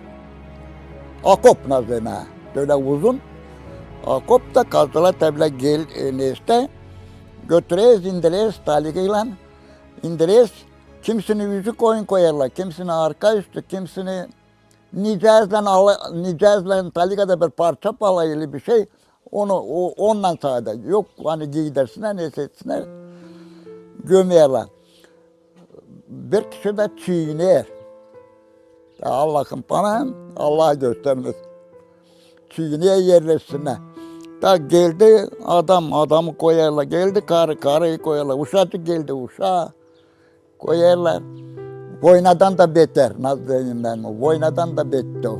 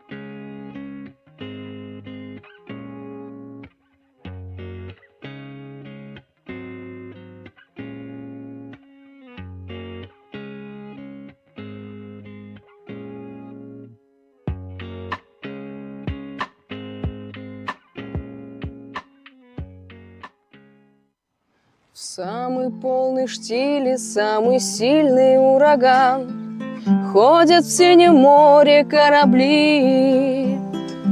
Может, потому-то и понятно морякам, что такое океан любви. Этим смелым парням и беда, не беда, путеводная им помогает звезда. Любите, девушки, простых романтиков, отважных летчиков и моряков. Бросайте, девушки, домашних мальчиков, не стоит им дарить свою любовь, не стоит им дарить свою любовь. Меня зовут Азимова Юля, мне 21 год, скоро 22. Я занимаюсь музыкой, я преподаю активно, учусь в университете, окончила колледж имени Михаила Чакира. На данный момент я учусь в университете, на факультете национальной культуры в нашем государственном Камбратском университете. Я вижу будущее Гагаузии очень светлым, очень добрым, очень запоминающимся, творческим, потому что здесь живут прекрасные люди, здесь прекрасная культура. Гагаузия – это действительно такой регион, в котором есть огромное количество красивых мероприятий, прекрасных людей, традиций. И культура, этнос – это самое главное в народе. Это демонстрирует силу народа. А в Гагаузии это есть. В тамтej stronie jeziora stoi lipka zielona, a na tej lipce, na tej zielonienkie trzej ptaszkowy śpiewają. A na tej lipce, na tej zielonienkie trzej ptaszkowy śpiewają. nie byli to ptaszkowie, tylko trzej braciszkowie, co się spierali o jedno dziewczynie, kto nidzieja dostanie. Co się spierali o jedno dziewczynie, kto nidzieja dostanie. Мне хотелось бы закончить университет, получить высшее образование. Подумываю о том, чтобы пойти в магистратуру. Хочу преподавать, учить своих учеников и давать им знания, те, которые есть у меня, и новые. Хочу выступать. Очень хочу все-таки взяться за то, чтобы написать, наконец-таки, свою музыку, напитанную гагаузским этносом.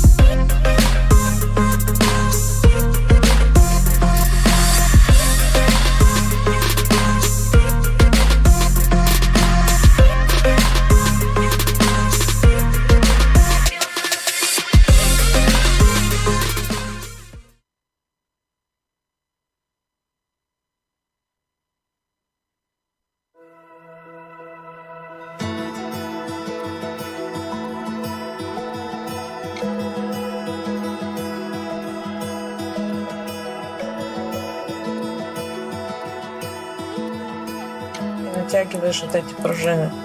Крепишь ее с одной стороны. Кольца, видишь, какие-то колечки сюда идут. Да, да. Пружины вставляешь и с другой стороны. Можно производить их массово, да? Сейчас я еще посмотрю на нет, это самое распространенное. Галят Вита – это фабрика с характером. А в ее основе женщина, которая превратила опыт, дисциплину и мечту в успешный бизнес. Это история Людмилы Анастасовой. Я хотела быть врачом, хирургом. Но жизнь сложилась так, что экзамены в мединститут были в августе, а экзамены здесь, в Камрате, как раз только открылся юридический факультет, было в конце мая. И я сдала и поступила. Я вообще не отсюда, я не с Камрата, я с Каушан. И я когда пришла сюда, вот как бы немножко и культура здесь другая, да, и вот как раз развал Советского Союза, такая преступность была. Я молилась, чтобы быстрее закончился этот год и перевестись уже в Кишинев. Ну и в течение этого года я познакомилась со своим будущим мужем, который сделал мне предложение, и все закрутилось, завертелось. Я закончила университет очно. На последнем курсе я родила ребенка, то есть стала мамой. Так сложилось, что да, я родила одного и сразу стало трое. Но я старалась всегда воспитывать детей в таком формате, что не гнобить детей, не бить. Всегда ребенку давала, например, даже если какая-то проблема была, то есть всегда давала результат. Какой результат? Хорошо, вот ты поступил так, вот хорошо, кому ты сделал плохо, себе хорошо. Вот, то есть все действовало на анализе, то есть полный анализ. Ребенок анализировал свой поступок. Как он поступил, сколько он сделал, например, негатива, как он навредил близким, родным. Дети дружили между собой никогда. У нас не было таких прям очень резких конфликтов. Даже сейчас они поддерживают очень плотную связь, слава богу. Детей мы вырастили достойно. Детки все работают, все чем-то занимаются. Проблем нет, родители не напрягают, слава богу. Вот это самое главное. Луари mai deschis să fii mai frumoasă, da? Noi putem să calculăm și cu acesтой. Да, putem să facem și așa model. Ничего проблемы. Noi putem să facem cum voi doriți. Мы с мужем открыли компанию, вот то, чем мы сейчас занимаемся, но это было далеко, это было очень далеко. Только-только мы начинали. Мне было очень сложно. Почему? Потому что, получается, 3 детей, да, 2 пасынка у меня получается, возраст 3-4 годика и новорожденная. Мне было очень тяжело. И бизнес, и университет последний, дипломный, все вот это, да. Но я справилась удачно на 10 баллов. Справилась удачно. Знаете, как говорится, что нас не убивает, делает нас сильнее, закаляет. если я ставлю цель, я к ней иду четко, то есть независимо от того, если даже мне ставят преграды, я становлюсь еще упертее, иду. То есть упрямство в данном случае это хороший знак. Мы очень тяжело поднимались, потому что тогда не было никакой грантовой составляющей, были кредиты под бешеные проценты, 28%, я помню, мы брали кредиты по 28%.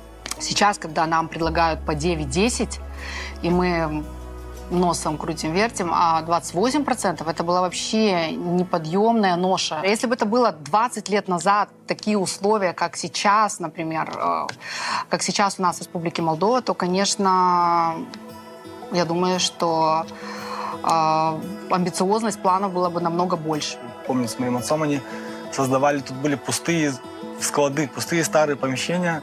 Они пытались создавать своими руками станки мебельные, то, что можно было максимально, чтобы начинали только с рабочих, наверное, всего было 3 человека, это она, еще помощник один, мой отец. Своими усилиями, своей настойчивостью, знанием языков, кстати, это немало было важно, они с Божьей помощью в течение 7 лет создали компанию, на которой работало более 100 человек. Всегда говорили, первому человеку надо дать зарплату, а потом остальные свои потребности. Когда даже учился в школе, и часто стоял на остановках в школу, ехать или обратно, и когда рядом стояли люди, видели наши 2 автобуса, да, они все говорили, как мне приятно было слышать, вот смотрите, вот эти Анастасову едут, они бесплатно и кушают, там, и их возят и привозят. В районе Скирцева были в основном большинство рабочих. Когда что-то могли позволить там, с отцом моим что-то, где-то сказать, попросили, к ней лишний раз никто, просто так вот, или там наглеть никто не позволял никому, потому что она так говорила. Особенно курение было очень строго у нас, чтобы не курили в цехах, потому что, последствия могли быть разные. Очень страховалась. Все приходили, может поговорить там, с Сергеем Ильичем, что Людмиле сказал, там, вроде даже штраф, говорит, нет, строго, что завтра они будут курить, послезавтра они будут пить, через 2 дня они руку порежут, а потом будем мы сидеть из-за них. Это очень важно. 130 человек контролировать один, тут не можешь 5 контролировать, не знаешь, что им дать, какую работу, чтобы они стояли, чтобы они не порезались. Сейчас, когда тебе дают гранты, то есть ты открываешь только oda.md, и там смотришь, сколько и фемей на фачере, женщин в бизнесе, интернационализария, экологизария, и какие угодно проекты, поэтому сейчас просто грех не пользоваться данной системой. Мы сейчас находимся в нашем главном цеху, находимся возле нашего станка. Это наш станок можно назвать сердце предприятия. Мы участвовали в 2 проектах ретехноларизария и интернационализария. И написали и вот это оборудование, и солнечные панели. Это оборудование нам делали на заказ в Австрии. Мы хотели именно эту компанию. Почему? Потому что она себя уже зарекомендовала как очень качественное оборудование с гарантией 5 лет. И у нас как бы все мебельщики, они в основном отдают свое предпочтение данному оборудованию. Это оборудование полностью автоматизировано. Стоимость его около 70 тысяч евро. И, конечно, без поддержки правительства и европейских грантов, конечно, нам было бы сложно его приобрести, то есть нужно было бы брать кредит и опять рассчитываться с кредитом, и опять это ложится на себестоимость продукта, конкурентоспособную цену. Скорость работы выхода продукции увеличилась почти в 2 раза. Он не работает еще в нагрузку так, как мы можем, то есть capacity можно увеличивать, количество людей увеличивать, количество работы тоже можно увеличить. Он именно профессиональный. Мы уже делали экспорт в Германию, но сейчас, как вот эта пандемия началась, все немножко так припало, поэтому мы амбициозно настроены работать и отправлять нашу мобилу на европейский рынок. Перед тем, как мы приобрели новый станок, мы работали на вот таких вот станочках. Это ручная работа. Деталь проводится по ней, то есть усложняла, очень намного усложняла нашу работу и по времени, и по самой работе.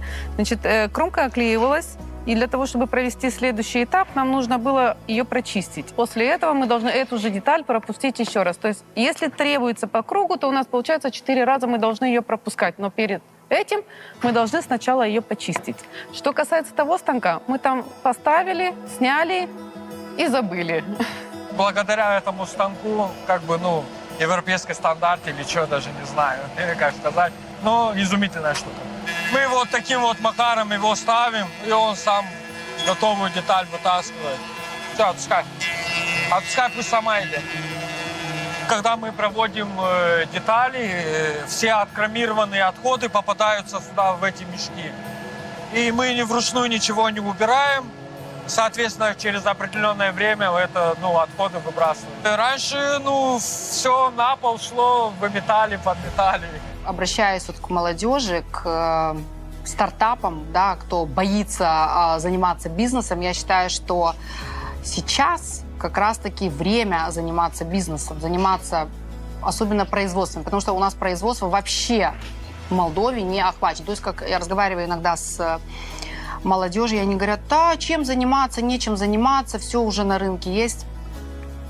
Послушайте старого волка, у нас на рынке вообще ничего нет. Если это смотреть лет 20 назад, то женщина в бизнесе, это, мне кажется, очень сложно быть 20-30 лет назад, когда еще такой патриархальный, да, у нас был уклад, мужчины очень ревниво относились к тому, чтобы женщина вела такой более-менее самостоятельный образ жизни в плане принятия каких-либо решений. Женщина больше должна была сидеть дома, воспитывать детей. А сейчас я считаю, что нормально, несложно. Каркас деревянный и эти тоже? Нет, база скану, кадр динцава, металлика. 25 А, Нет. значит, только деревянные. Только эти планки можно делать. План. Можно их самой посчитать. Мы посчитаем Да. их сами, да. Да. Вообще с сотрудниками у нас мы всегда можем и пошутить, и всегда идем например, на помощь, если нужна какая-то помощь, или, например, если они отпрашиваются, вообще никаких проблем. То есть у нас очень хорошие здоровые отношения, здоровая атмосфера и обстановка. Почему? Потому что у нас нет такого наускивания на кого-то, то есть если кто-то поставил глаз, начинают травить этого работника, боже упаси, у нас такого нет. Я вообще это не приемлю, когда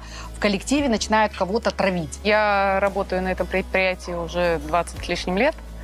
Начинала вообще с самого начала практически. Вообще я пришла в качестве няни, смотрела за ребенком, но со временем так получилось, что поработала и завскладом на фурнитуре, потом перешла в магазин на продажу как продавец. Ну и в дальнейшем перешла на предприятие. На предприятии, наверное, уже работаем 20 лет.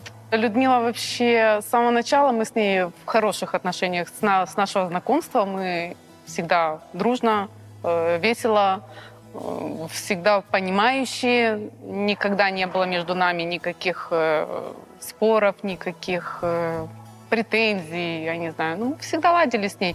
Она положительный человек. Она очень эмоциональная, но она положительная. Она сама своей энергией толкает самого работника, человека, двигаться вперед, не останавливаться.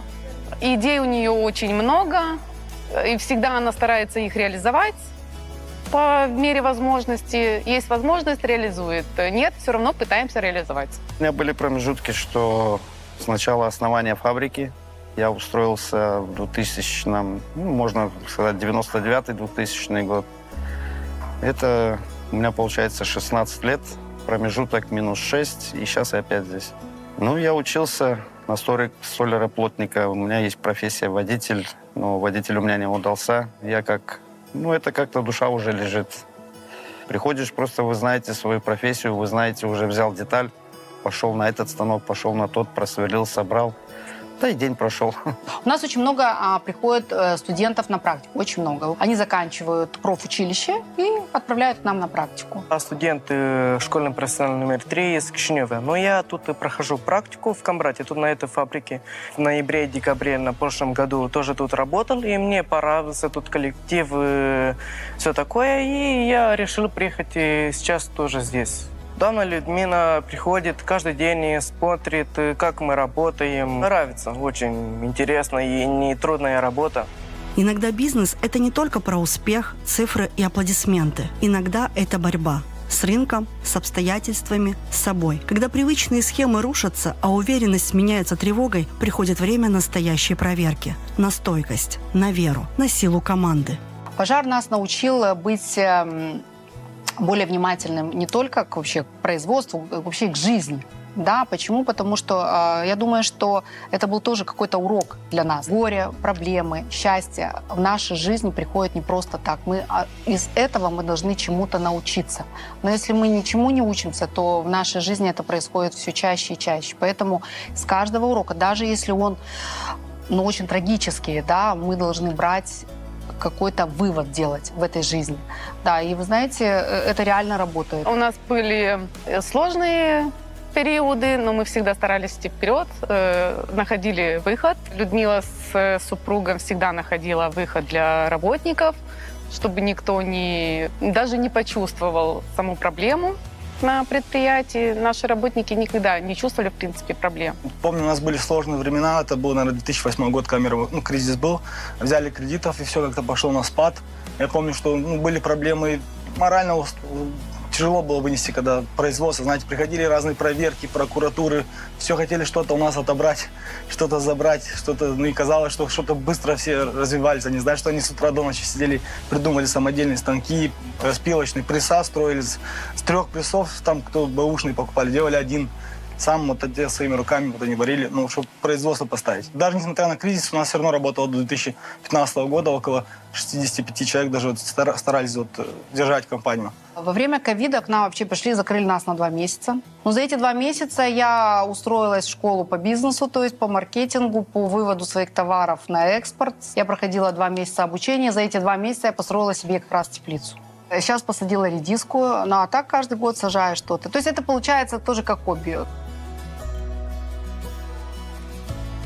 Благотворительностью я занимаюсь уже много лет, я об этом даже никому не говорю. То есть, знаете, как говорится, если хочешь сделать доброе дело, об этом правая рука не должна знать, что делает левая. Иногда даже встречаю людей, которые мне говорят: вот, вы мне тогда так помогли, а я, честно говорю, я даже не помню, кто этот человек. В 2021 году мы образовали здесь у нас в Камрате клуб Inner Will, интернациональный клуб женский.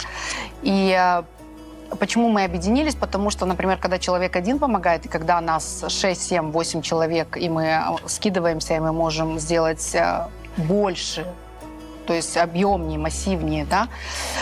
И вот мы сейчас сотрудничаем все вместе, собираемся иногда. В прошлом году я открыла уже благотворительную компанию, как НПО, официально зарегистрированная в Республике Молдова. Она называется Charity Will.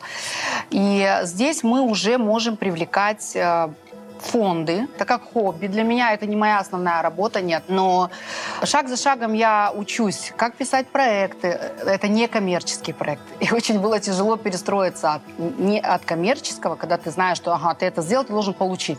А слово некоммерческий, там прибыли нет. То есть ты заточен только на то, чтобы помочь, больше людям помочь, то есть больше, там, например, вовлечь население, волонтерство.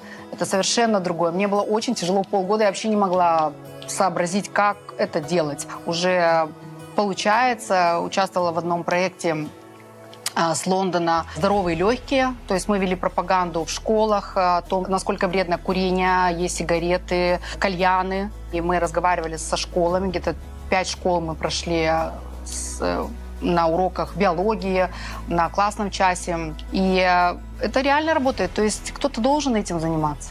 Вот кто-то должен заниматься. Я эту миссию взяла на себя. У меня сейчас новый проект, я пишу книгу.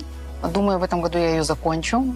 Да, и уже связалась с публицистами в Нью-Йорке. Они меня берут на поруки. Я как бы не профессионал, я делаю это, стараюсь делать максимально в рамках литературных этих всех моментов. Книга основана на реальной истории, моей истории. Она сочетает в себе и мистику, и немножко историю, то есть как было во время Советского Союза, потому что я жила во время Советского Союза и после развала Советского Союза, то есть это тонкой нитью так проходит. Это история Людмилы Анастасовой. История о том, как женское лидерство может быть точным, решительным и вдохновляющим. Вообще, что касается планов на будущее, я очень бы хотела открыть рынки, например, в Румынии, потому что это наш самый первый сосед. И мы участвовали в ноябре месяце в Бухаресте на выставке.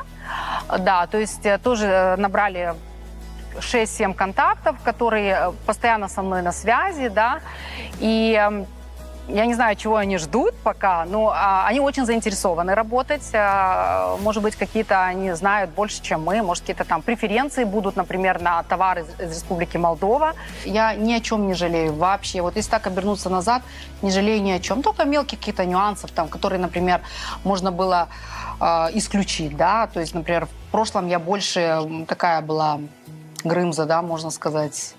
Да, то есть, если вернуть назад, я бы немножко поменяла бы свое отношение. Мне была такая, была бы другая. Вот только в данном контексте. Почему? Потому что вот чем ты больше нервируешься, тем больше проблем создаешь себе.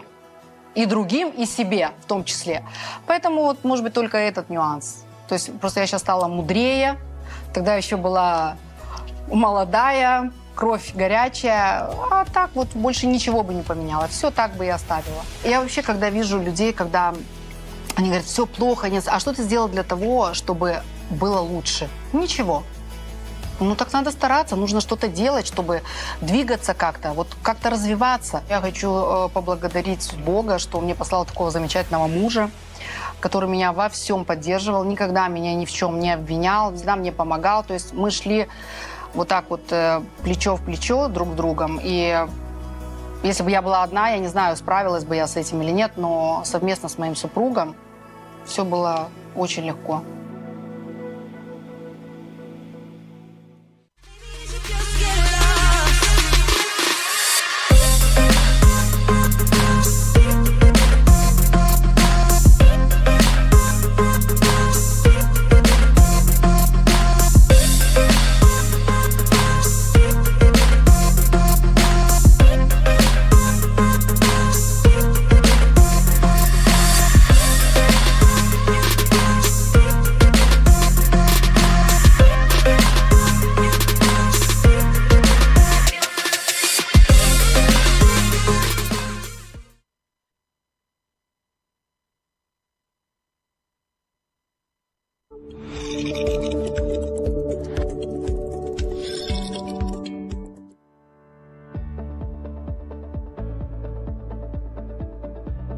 Танец – это послание без слов. Когда гагаузы исполняют молдавский танец, а молдаване аплодируют гагаузскому, это настоящий культурный мост.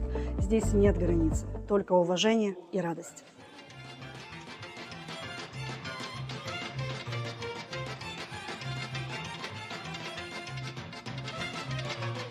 Единство танца в, наверное, сплочении, в любви к танцу. Потому у нас есть единство танца, потому что если без единства, без любви, без тяги к этому, наверное, ничего не получается.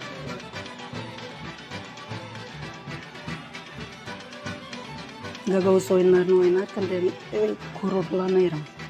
Çok severim çünkü bizim kolektif de çok sever. Herkesi sever dans oynamayı.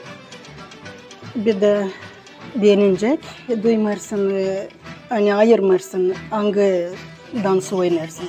Gagavuz'un, Moldovan'ın hepsini oynarız güzel.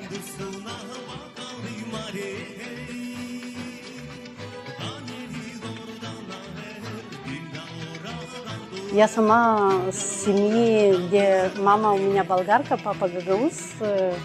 Много очень интересных эмоций, много родного вижу. Когда я танцую другие танцы, мне, во-первых, очень интересно, как они передаются в их культуру. Нравится необычно.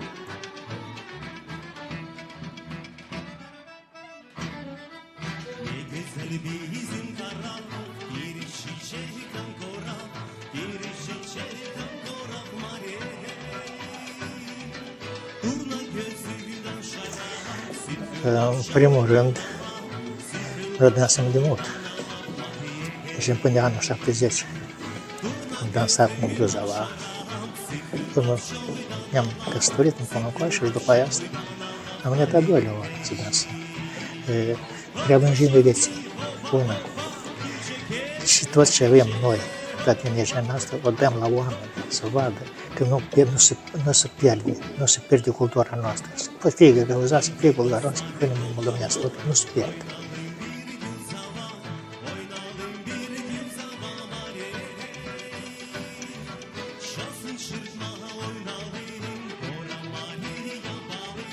Каждый выход на сцену – это история о том, что культура сильнее любых различий. В танце исчезают барьеры, и остаются только радость и уважение. Это настоящий пример культурного сотрудничества и свободы самовыражения.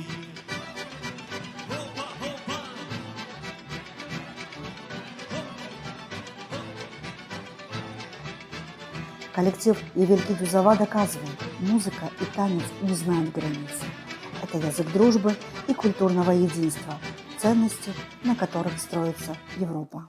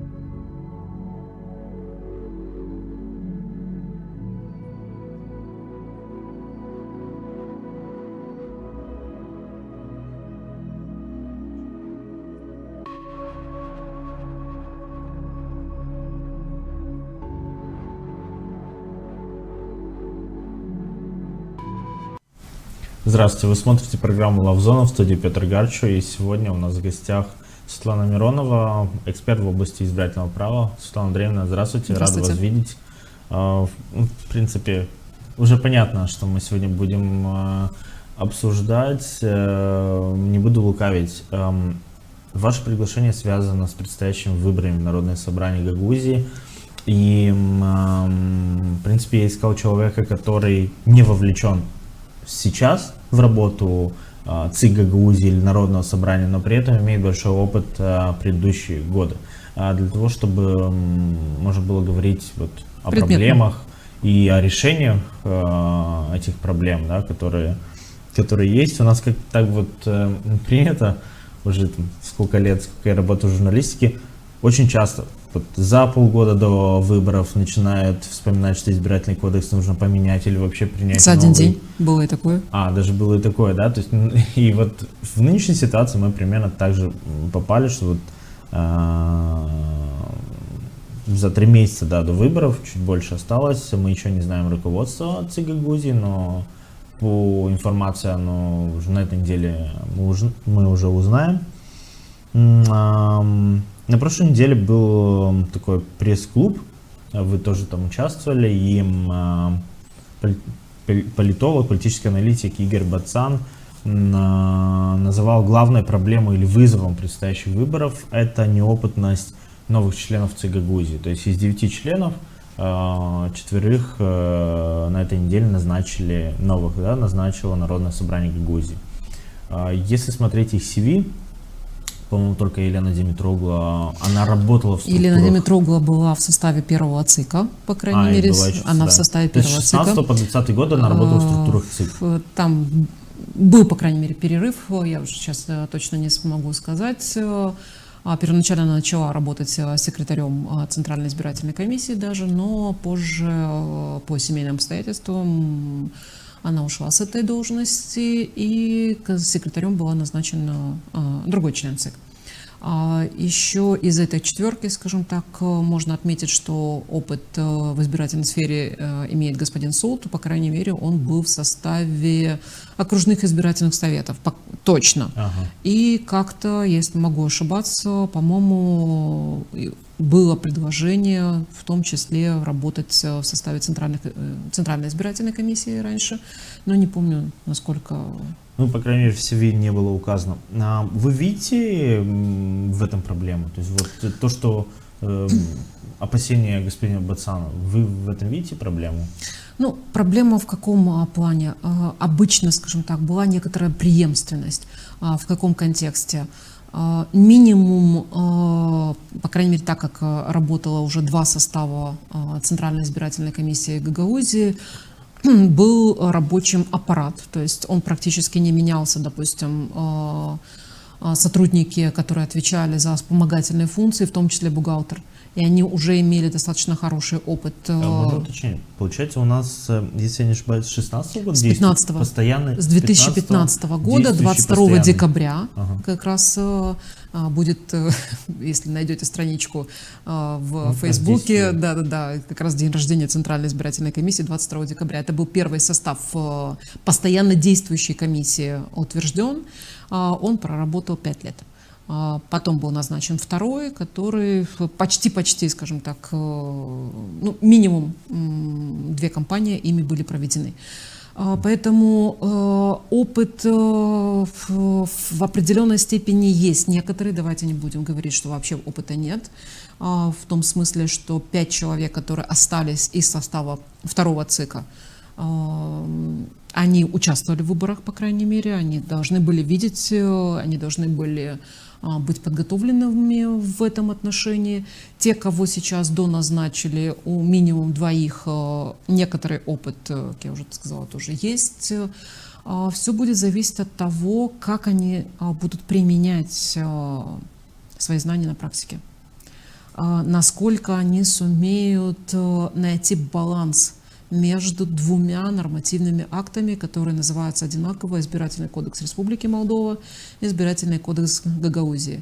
Вот здесь как раз-то проблем будет очень много. Почему? Потому что, с одной стороны, со стороны центральных органов власти отмечается, ну это и со стороны законодательства, согласно закону о нормативных актах, приоритет республиканского законодательства над местным. В то же время в 155 статье Кодекса избирательного Молдовы указывается, что выборы региональные, то есть это гагаузские, они проходят на основе закона об особом правовом статусе, на основе Кодекса избирательного Молдовы и местных нормативных актов, причем не называя избирательный кодекс Гагаузии. А если вот простым языком объяснить, то есть на практике, как это должно работать? То есть в принципе, правила согласно избирательному кодексу Гагаузии, но если, допустим, какая-то норма противоречит избирательному кодексу Молдовы, то берется за расчет именно вот то, что прописано в избирательном кодексе Молдовы? Или как это должно быть? Вот посмотрите, опять же, с учетом правил разрешения коллизий, то есть вот этих вот противоречий в законодательстве. Самая проблемная ситуация именно в том, что избирательный кодекс Гагаузии сейчас противоречит молдавскому законодательству в избирательной сфере практически почти по всем статьям. Почти. Кодекс гагаузский был принят тоже в 2015 году. И в него пытались вносить некоторые изменения, но так до конца не обеспечив гармонизацию законодательства. Поэтому сейчас 155-я статья что требует от нас? Она требует прежде всего, скажу так, финансирования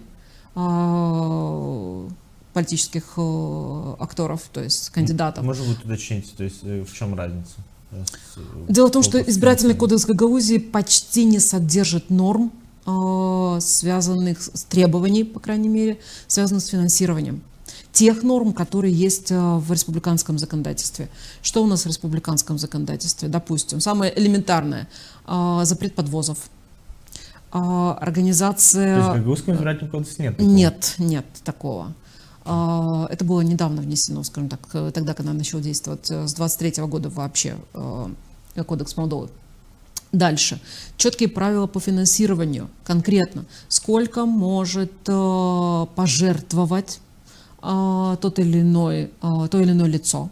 И четко перечисляется, допустим, студент сколько может, предприниматель сколько, пенсионер сколько может пожертвовать. Вообще общее правило до 6 среднемесячных заработных плат. Опять же, нужно пояснить, а у него эти средства есть? То есть обеспечен ли его прожиточный минимум, когда он что-либо жертвует? Уточнение. Если я не ошибаюсь, в избирательном кодексе Гагаузии прописано, что да, этой нормы нет, но ЦИК Гагаузии принимает отдельным постановлением, в котором может указать, да? Отдельным постановлением, как правило, принимались только, скажем так, нормы, регламентирующие предельный размер финансовых средств, которые могут потратить на одного избирателя. Где-то это в районе 40 лей рассчитывалось. А в этом случае может быть тогда просто, чтобы они прописали те же нормы, которые заложены в избирательном кодексе Молдовы? Сейчас, давайте скажем так, сейчас, на данный момент, Народное собрание Гагаузии вообще никакого изменения внести в избирательный кодекс Гагаузии не может, потому что срок их полномочий истек. Что касается Центрального избирательного совета, теперь уже будем называть другое название согласно молдавского законодательства. Центральный избирательный совет своими постановлениями он может что-либо, скажем так, регламентировать, но эта регламентация должна быть на основе закона. То есть вот в области финансирования все их постановления должны сводиться к требованиям, которые есть в Избирательном кодексе Молдовы раз и законе о политических партиях Республики Молдова 2. То есть они смогут, в принципе, принять такое Они в любом случае обязаны применять республиканское законодательство. Почему? Потому что Центральная избирательная комиссия Молдовы будет контролировать именно процесс финансирования. Причем все отчеты, кандидаты, в том числе на должности депутатов Народного собрания, не только Башкана, депутатов Народного собрания, все отчеты должны быть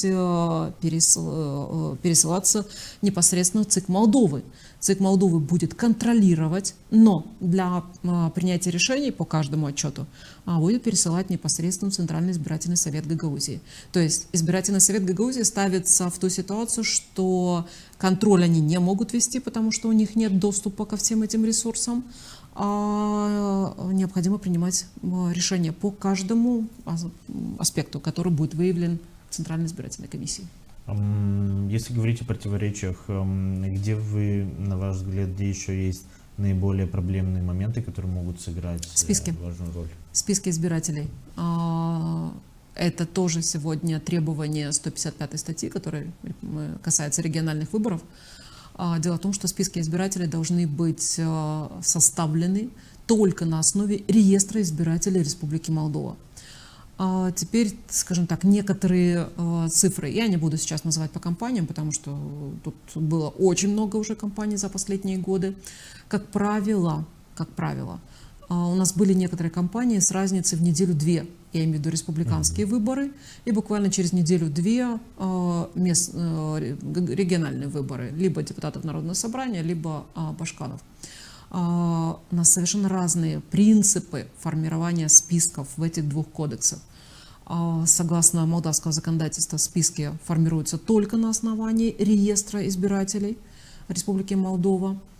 Туда включаются абсолютно все лица, достигшие возраста 18 лет, которые хоть, скажем так, раз были зарегистрированы на территории Республики Молдова, непосредственно проживающие на территории Гагаузии. И в этих списках, согласно республиканского законодательства, от 130 тысяч избирателей. Конкретное число, естественно, оно варьирует. Согласно избирательного кодекса Гагаузии, списки должны были быть составлены на основе реестра избирателей Молдовы, но так как у всех двух предыдущих составов не было доступа полного, прямого к этим реестрам, то они составлялись либо на основе, скажем так, соглашений с Центральной избирательной комиссией. Какие-то данные, конечно же, предоставлялись на основании соблюдения принципов конфиденциальности прежде всего. Но в дальнейшем эти выписки из реестра, они передавались примариям, и примарии непосредственно составляли списки избирателей. В избирательном кодексе Гагаузии есть такая интересная норма, что в списке включаются те лица, которые реально проживают на территории населенного пункта. То есть это приводило к различным толкованиям. Что значит реально проживают? То есть если тот или иной человек отсутствовал долгое время, допустим, был на заработках и так далее, то теоретически примария могла его не включать. Сразу хочу отметить, что избирательные права не нарушались как таковые. Почему? Потому что даже если этот человек и приезжал, он всегда ему обязательно предоставлялась возможность участвовать в голосовании по дополнительным спискам. Конечно, были возмущения, в том числе, если вдруг кто-то выявлял, что он не включен в основной список избирателей. В итоге у нас разница между списками избирателей, которые были на республиканских выборах, и нашими региональными выборами, была в районе не менее 10-30 тысяч иногда. То есть всегда варьировалось это. Причем разница была несущественная во времени. Светлана Андреевна, смотрите, у нас сейчас прописано, по-моему, что состоялись выборы, по-моему, 30%, да? Одна треть. Да, 33 там. А второй и повторные уже там нет явки. Значит, да, при повторных это тоже было внесено относительно недавно норма, для того, чтобы, и, кстати, выборы именно вот этого еще пока действующего состава Народного собрания были организованы именно таким образом. Я могу сейчас ошибаться, где-то не менее 6 депутатов Народного собрания были избраны практически с нарушением принципа представительства. Почему? Потому что была отменена явка на повторных выборах. Вышли 10 человек, из них, допустим, 6 проголосовали за одного конкретного кандидата, и он выигрывает. Почему вы, объясните, пожалуйста, с нарушением представительства, то есть? Когда мы говорим о принципах демократии, мы говорим, что это управление народа. Естественно, что везде и всюду мы говорим я уже дальше теоретически скажу, допустим, второе название законодательной власти — это представительная власть, то есть власть, которая представляет население. Вот конкретно, или тот же примар, представительная исполнительная власть. Почему? Потому что, с одной стороны, его избирают жители этого населенного пункта, этой административно-территориальной единицы, с другой стороны, как исполнительная власть, он исполняет решение местного совета. Поэтому вот если нет какой-то четкой нормы, связанной с явкой, кого представляет, вот только тех жителей, которые вышли на выборы, или всех потенциальных. Конечно, здесь прежде всего решение самих избирателей. Почему они таким образом поступили, это их решение. У нас нет пока обязательного избирательного обязательства выйти на выборы, как это сделано в некоторых, в том числе европейских странах. Поэтому каждый избиратель голосует ногами, но в некотором смысле мы можем отметить, что действительно этот кандидат, который выиграл в итоге, он не заручился поддержкой большинства жителей этого избирательного округа. Похожая ситуация, не то что похожая, такая ситуация была в округе, где я проживаю, то есть в Камрате. То есть там получилось, что было 2 кандидата, только один, вот Виктор Петров, и был господин Богачев, которого никто не видел. Он не был активен, да, то есть и вот получилось, что около 20 или 25% составила явка. Я помню, что, мне кажется, Александр Тарнавский, депутат Народного собрания, предлагал, и он как раз объяснял, что... Он объяснял экономию финансовых средств. И плюс, да, и экономия, да, то есть что... Хотел бы уточнить, вот даже на заседании Народного собрания, когда утверждали новых членов ЦИК Гагаузии, был такой обмен репликами между депутатами, и один из депутатов, Григорий Дюльгер, он задал вопрос, могут ли быть проблемы из-за того, что вот в избирательном кодексе ЦИК Гагаузии, да, то есть орган называется ЦИК Гагаузии, в избирательном кодексе Молдовы ЦИС, Центральный избирательный совет. Могут ли быть из-за этого проблемы? Может будет пояснить, вы в этом видите проблему, потому что на прошлой неделе вице-председатель ЦИК Молдовы Павел Пастик говорил, что, по-моему, или господин Бацан. Мне кажется, оба. Пастик тоже говорил о том, что это не будет проблемой. То же самое, как у нас ситуация с названиями судов. То есть трибунал был, в реалии апелляционная палата. То есть в законах было прописано, что это трибунал утверждает, в реале это делала апелляционная палата, да? То есть и вроде бы не было из этой проблемы. Вы видите в этом я особой проблемы, чисто практически, скажем так, нет. Но она может быть поставлена как основание для обжалования. Да, в зависимости от того, дальше какую позицию уже изберет правоприменитель. Почему в отношении судов, скажем так? Дело в том, что трибунал Гагаузии действительно существовал, но существовал в уложении Гагаузии до то ли 23-го, то ли 24-го года, сейчас могу ошибаться. С учетом, да, скажем, опять же, иерархии, уложение Гагаузии должно быть выше, чем все остальные законы местные.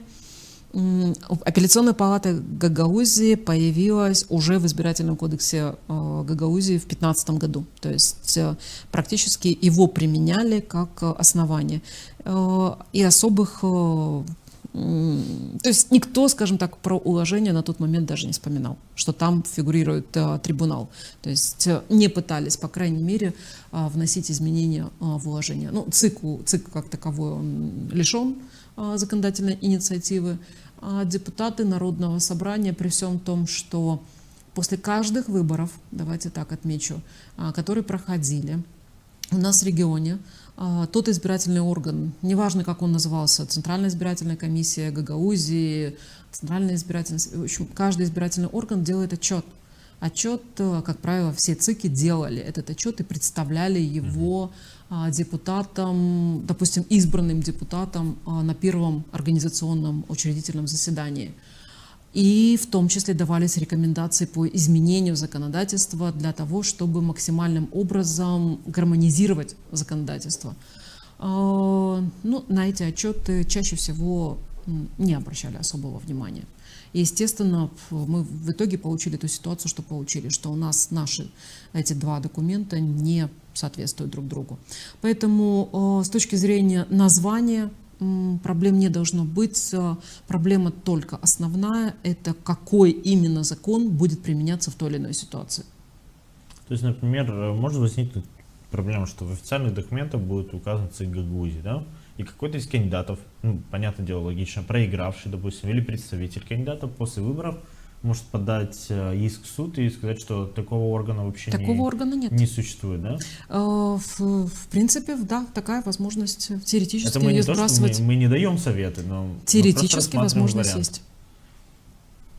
Угу. Это нужно быть очень хорошим. Это очень нужно быть хорошим юристом для того, чтобы практически каждое свое решение обосновывать правильно с точки зрения закона. Сегодня, согласно, опять же, иерархии нормативных актов, Центральный избирательный совет Гагаузии. Ну, получается, тогда в официальных документах они должны будут указываться именно так, то есть называться, да? Да, насколько я поняла, что некоторые депутаты Народного собрания будут настаивать на том, чтобы название было ЦИК Гагаузии. И это звучало в том числе на заседании Народного собрания. Ну да, то есть это такая принципиальная политическая позиция, да. И она, в принципе, звучала весь этот год. С учетом независимости... С момента, как избирательный кодекс Да. С учетом независимости избирательных комиссий, избирательная комиссия любого рода, хоть участковая избирательная комиссия, хоть окружной избирательный совет, они обязаны применять законодательство и не быть под давлением каких-либо структур. То есть поэтому их решение, как и у суда, да, суд принимает решение на основании нормативных актов, так и здесь избирательные органы должны принимать свои решения только на основании законов. Ваше мнение, нужен ли Гагаузии постоянно действующий ЦИК? Эти дебаты начались довольно неожиданно, да, вот в конце 23-го года. Как-то это было, лично для меня, скажу, для меня было удивительно услышать это нет, допустим, не от Кишинева, да, а от властей Гагаузии, которые постоянно говорят, что нас, там, наши полномочия забирают. Тогда автором инициативы был Дмитрий Константинов, это тоже довольно интересный момент, потому что он не так часто выходил с законодательными инициативами, и он объяснял там экономию средств. Некоторые депутаты из оппозиции говорили, что то решение, возможно, было связано с тем, чтобы не состоялись выборы по округам, где вот были вакантные места там по разным причинам. Потому что если бы, допустим, выиграли кандидаты от социалистов, то большинство в Народном собрании могло бы измениться. И вот То есть вот есть две позиции. Но я не об этом хотел вас спросить. Вы как считаете, нужен постоянно действующий ЦИК?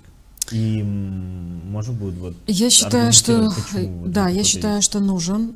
Для чего? Во-первых, у нас долгий-долгий период времени выборы в Гагаузии, по крайней мере, проводились практически ежегодно.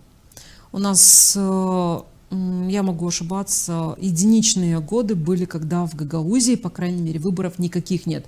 Я имею в виду, один год у нас парламентские выборы, другой год у нас башканские выборы, третий год у нас выборы, допустим, местные или любого рода, но выборы были. И даже иногда по 2 избирательных процесса будет, да, в год. 27 год это местные будут выборы у нас? Возможно. Поэтому, конечно же, должны быть постоянный орган, который обеспечит, как я сказала, преемственность и профессионализм. Обратите внимание, с 23 года по Республике Молдова сейчас должность председателя окружного избирательного совета является постоянно действующей. То есть она не зависит уже от того, есть выборы или нет в этом году вообще. Это тот человек, который будет заниматься избирательным просвещением, корректировкой списков и так далее. То есть функции у него достаточно хорошо расписаны. Уточнение, то есть если не брать Гагаузию, то речь идет о человеке, то есть за район, который отвечает. Да, то есть, да. В каждом районе есть свой постоянный председатель. Когда проходят выборы, просто-напросто доукомплектовывают всеми остальными членами окружной избирательный совет. У нас были проблемы даже в таком роде, может быть, сегодня, конечно, с учетом диджитализации процессов, эти проблемы, может быть, чуть ушли в сторону, но проблема какого рода? Допустим, у нас проводились свои региональные выборы, члены комиссии, которые получали оплату, потом должны были получить подтверждение, какой-то финансовый документ от избирательной комиссии для того, чтобы, в конце концов, выйти на пенсию. Было такое. Где искать эти документы, где искать предыдущие постановления предыдущего состава, потому что те ЦИКи, которые приходили на каждый вид выборов, а у нас до 2015 года организовывались ЦИКи на каждый избирательный период, абсолютно. Естественно, что им не нужно было бы создавать колесо заново. Почему? Потому что один состав проработал, создал регламенты, постановления и так далее. Это база. В том числе списки. И все эти нормативные акты спокойно могли использоваться следующими составами. Поэтому вот если есть эта преемственность, это очень облегчает эффективность работы. Если их нет, то естественно, что приходится их заново создавать на ровном месте. Поэтому вот такие вот составы именно для организации профессиональной работы, в том числе, пускай будут меняться сами составы комиссии, но аппарат будет уже подготовленным, и он сможет обеспечить поддержку комиссии в работе. Вот в данной ситуации, вот, буквально чуть больше 90 дней до выборов, у нас нет офиса, да, то есть в ЦИК Гагаузии все, в принципе, потерял, да, там, скорее всего, сайт не работает, то есть нужно полностью собирать. Как вы считаете, могут ли возникнуть проблемы вот с полноценным функционированием? Сейчас праздники, да, новогодние, потом январь, половина января тоже, там рождественские праздники, там, тяжело какие-то моменты решать. Ну, если комиссия начинает работать, то естественно, что абсолютно все органы власти обязаны способствовать материально, в том числе для организации эффективного избирательного процесса, то есть предоставлять и помещения, и материальные средства. Здесь нужно очень грамотно, то есть сейчас, я надеюсь, что, может быть, привлекут именно тех бухгалтеров, которые участвовали в избирательном процессе, и они знают, на что обращать внимание, потому что вот этот состав уже должен сформировать смету расходов, куда включить все необходимые моменты для организации логистической деятельности. Обратить внимание на количество следующих, скажем так, комиссий, которые будут работать, сколько финансирования будет ли вообще, а смогут ли вписаться, еще один момент, в те средства, которые были заложены в бюджете на организацию выборов. Была названа цифра что-то около 5 миллионов леев.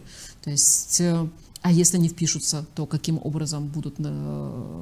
Тут еще был интересный момент, потому что в предыдущем проекте бюджета на 2025 год было заложено 3 миллиона, если я не ошибаюсь, на проведение выборов в Народное собрание, поэтому многие, в том числе и журналисты, посчитали, что, значит, они планируют провести совместные, то есть и выборы в Башкана, и Народное собрание, поэтому с этим связано, что до 5 миллионов выросло. На практике скажу, конечно, что провести выборы — это дорого.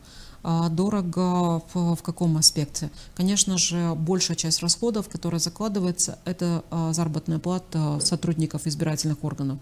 В зависимости от того, да, законодательство позволяет лоббировать, не лоббировать, извиняюсь, использовать норму, допустим, в избирательном бюро может работать от 5 до 11 человек. Вот какое количество людей будет непосредственно на этих выборах. Потому что если не будет достаточно средств, теоретически комиссия может заложить, допустим, только 7 человек. 7 человек будет 7. Сложно работать на больших избирательных участках, где избирателей до 3000 человек. Сложно организовать работы. Поэтому на вот эти моменты нужно обратить особое внимание. Вот здесь как раз-то и помогает опыт организации выборов вообще. Не быть в составе просто бюро, то есть знать, что есть некоторые документы, которые оформляются так-то, так-то. А именно вот эту вот деятельность по организации выборов. Вообще ЦИК и Центральный избирательный совет — это больше технический орган для того, чтобы организовать правильно выборы, организовать именно. Хотелось бы коснуться формирования ЦИК. Оно похоже на модель, которая есть в Молдове, да, то есть в Гагаузии из 9 членов, то есть 3 от судебных инстанций, 3 человека это кандидаты от исполкома и 3 человека от Народного собрания. Ну, вроде бы, с одной стороны, баланс логично. властей. Вроде бы, с одной стороны, логично, но с другой стороны, есть такой момент, что мы получаем как минимум 6 членов ЦИК Гагаузии, которые, они работают либо в Народном собрании, либо в исполкоме, да, и мы же понимаем, что эти люди напрямую зависят от политиков или от тех, кто находится во власти. То есть вы как считаете, вот такая вот модель, насколько она позволяет создать независимый орган? Как, по крайней мере, по бумаге, да, у нас должен быть ЦИК независимым. Ну, как раз вот тот момент, что эти люди назначаются как постоянные основные члены ЦИК и на 5-летний период, это как раз дает возможность избежать такого влияния со стороны работодателя. Да? Человек уходит работать в ЦИК, и естественно, что его решения должны быть независимы. Когда у нас временная комиссия, то этого давления практически не избежать. Практически. Конечно же, давайте возьмем во внимание, что у нас регион-то не такой уж большой. У нас, я не могу сказать, что 100%, но, по крайней мере, это присутствует родственные связи. В том числе родственные, профессиональные. Чтобы этого всего избежать, конечно же, необходимо выполнять требования избирательного законодательства в области несовместимости, совместимости и несовместимости должностей. То есть кто не может быть, по крайней мере, членом ЦИК, либо в некоторых моментах даже приостановить свои полномочия, если, допустим, будет являться родственником того или иного кандидата. То есть очень много аспектов, которые нужно брать во внимание. Ну, естественно, когда мы говорим о давлении, то в итоге это давление нужно и суметь еще и доказать. Конечно, независимо от того, кто кого выдвигал, по крайней мере, все решения в любом случае должны быть основаны на законе, избегая вот этого самого конфликта интересов. То есть ни в коем случае где-то в одном из документов 100%, по крайней мере, даже в нашем, да, в местном законодательном избирательном кодексе было прописано, что кто не может быть, да, совершенно верно. Как раз-то вот именно профессиональная... Члены исполкома Гагаузии. Нет, я не... 4 или 5 даже там... Ну, с учетом того, когда принималось решение, кстати, о распуске второго состава. Присутствовали мы тогда на публичных слушаниях, было нас несколько из первого состава, и мы с Иваном Петровичем тогда пытались донести информацию, что нельзя, просто-напросто нельзя расформировать, даже хотя бы исходя из того, что мало кто из профессионалов захочет быть в составе комиссии на будущее. Потому что, я говорю из опыта, те, кто хотя бы раз прочувствовали, скажем так, вкус выборов, я имею в виду на практике, насколько это сложно организовать, мало у кого возникало вообще желание идти дальше. А получается, если я не ошибаюсь, ваша кандидатура была предложена со стороны судебных инстанций, да? Моя кандидатура была предложена со стороны судебных, что в первом составе, что во втором. Во втором составе меня просто не утвердили, потому что было обращение одного из депутатов Народного собрания в суд с тем, чтобы были представлены мотивировочные обоснования необходимости не только меня, а всех троих, которые были предложены непосредственно судом. И суд просто-напросто поменял свои кандидатуры. Да, интересно. Это было. Светлана Андреевна, хотелось бы немножко напомнить о ситуации 23 года, выборы в Башкана, да, и то, что тогда происходило.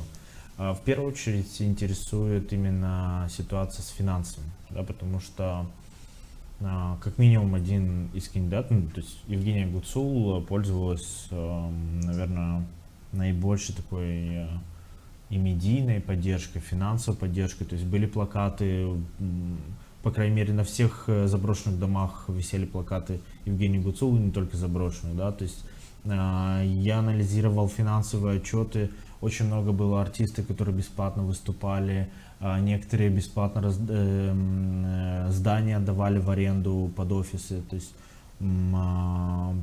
люди, пенсионеры, которые не имели вообще отношения к Гагаузии, допустим, вот с Бессарабки, там, с Сорок были люди, с Саргеева, которые давали деньги. Как вы считаете, вот что необходимо сделать на этих выборах, чтобы не повторилась ситуация? Ну, во-первых, это были выборы 23 года. Даже на этом пресс-клубе эксперты все признали, что в 23 году законодательство республиканское не действовало, не регламентировало региональные выборы. Никак. Просто от слова никак. В 23 году работал только избирательный кодекс Гагаузии. И ЦИК Гагаузии применял его непосредственно. Поэтому у ЦИКа Гагаузии на тот момент отсутствовали возможности, скажем так, для регламентации. Этого в законе нет. Просто нет. В этом, точнее, на этот избирательный период ситуация в корне другая. Почему? Потому что у нас на сегодняшний день полностью вступил с 24 года, с 1 января 24 года вступили в силу изменения Кодекса Республики Молдова и в части регламентации региональных выборов. Поэтому сегодня, конечно же, будут за этим прежде всего следить, как я уже сказала, Центральная избирательная комиссия Молдовы. У ЦИК Молдовы просто есть ресурсы для этого. У них есть доступ ко всем базам данных, по крайней мере, они могут это отследить. И поэтому они будут в этом отношении предоставлять методологическую поддержку Центральному избирательному совету Гагаузии.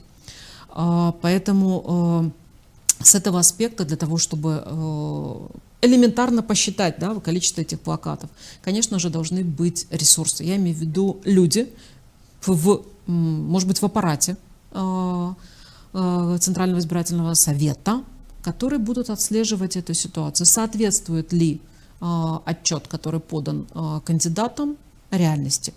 Минимум. Получается, что даже чтобы сделать этот плакат, нужно потратить деньги. Конечно, да? Конечно. Посмотрите, тот кандидат, который заявляет о том, что, во-первых, кандидаты, которые будут что-либо тратить, да, имеется в виду баннеры изготавливать, листовочки, брошюрочки и все остальное, они должны в обязательном порядке заявить о том, что у них будут какие-то финансовые средства потрачены, они должны иметь своего казначея, то есть своего представителя в финансовой сфере, который будет предоставлять такие отчеты. Они должны зарегистрировать избирательный счет в банке с пометочкой «Избирательный фонд». И абсолютно все, скажем так, транзакции должны быть только через этот избирательный фонд и никак не наличкой, по крайней мере, потому что это все будет жестко пресекаться. Только тот кандидат, который планирует, что, ну, например, он изберет такую тактику, как агитация от двери к двери. То есть он просто элементарно будет ходить по домам и агитировать за себя. Он информирует избирательные органы о том, что им не будут привлекаться финансовые средства. Это обязательно. И если вдруг он нарушит, естественно, что это уже будет, опять же, наказуемо. Ну, с большим интересом будем наблюдать за этими выборами. На самом деле, я думаю, что мы еще, я и надеюсь, что мы еще встретимся в этой студии. Нам будет что обсудить. Напоминаю, что вы смотрели программу Love Zone. Сегодня у нас в гостях был эксперт в области избирательного права Светлана Миронова. Оставайтесь с нами и до новых встреч.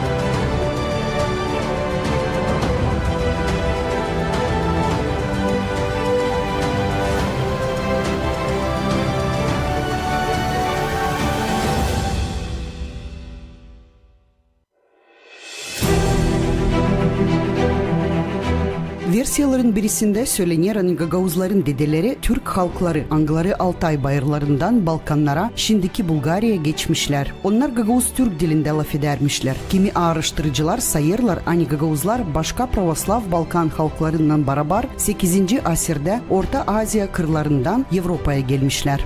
В исторической науке есть 21 гипотеза, даже не теория, потому что считается, что теория это более развитая уже, вот эти гипотезы и так далее о происхождении гагаузов. И я вас уверяю, что еще до сегодняшнего времени нету единого мнения по тому, кто такие гагаузы, откуда они. Более-менее выкристаллизовывается мнение то, что гагаузы имеют под собой тюркский субстрат, то есть это, вероятно, у нас агузы, печенеги, протоболгары.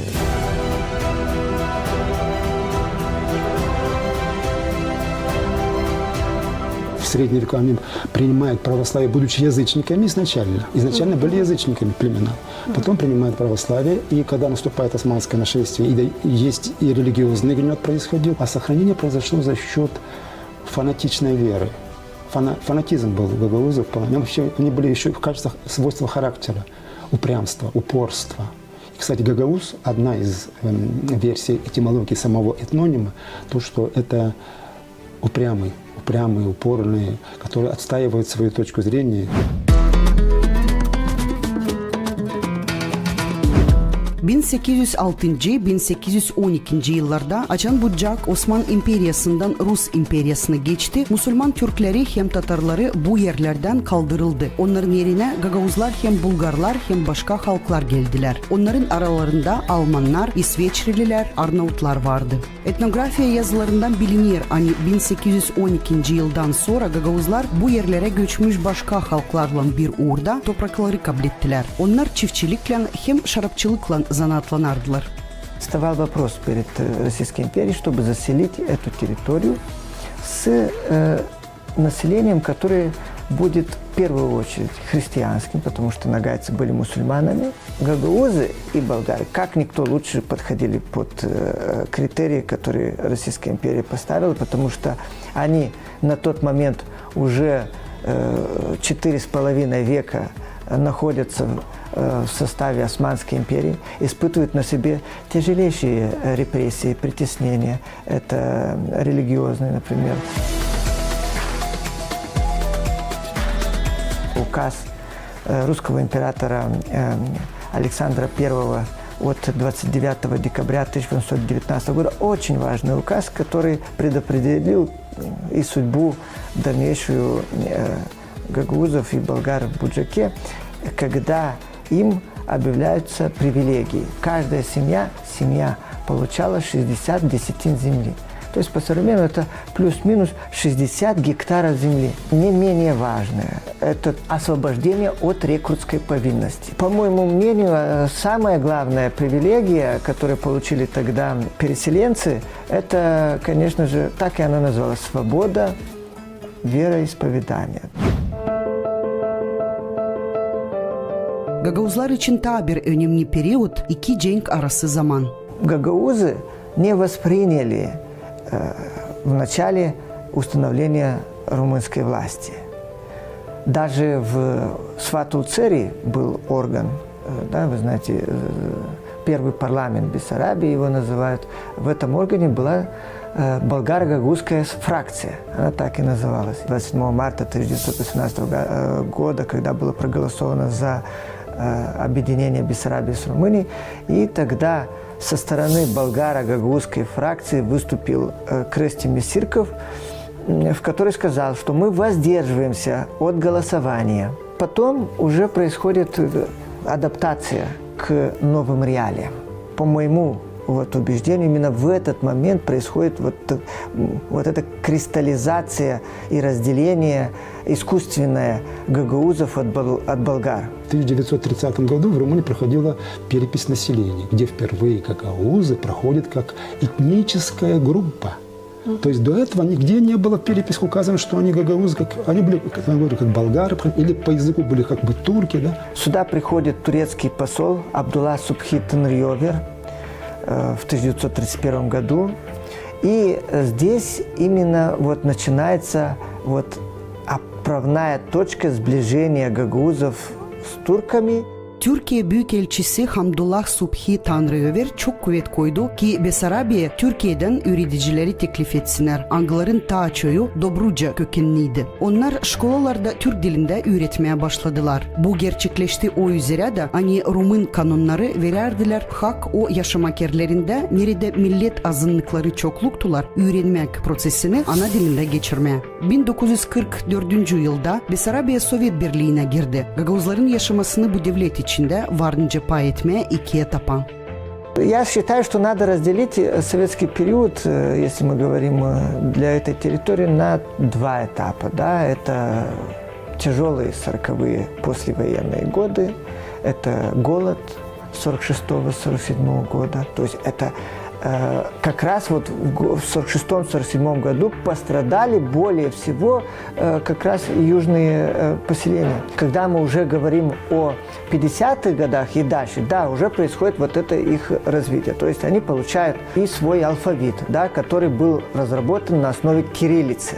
Gagauzlar ta ileri Rus, Rumun ya da ta sirek Türk dilinde öğrenirdiler. 1957 yılda Kirillitsa'da Gagauz yazısı kuruldu. Hep bu zaman şkola kağıtlarını hem sözlükleri tiparlamaya başladılar. 1959 yıldan çekilerek şkolalarda kısa zamanın süresinde öğretmek Gagauz dilinde gerçekleşti. 80. yılların sonunda Gagauzlar kendi kimliğini dünyaya tanıttılar. Hem ilerlettiler milli bilincini. Bu getirdi ona 1994 yılda Moldova'da Gagauz Avtonomiyası kuruldu.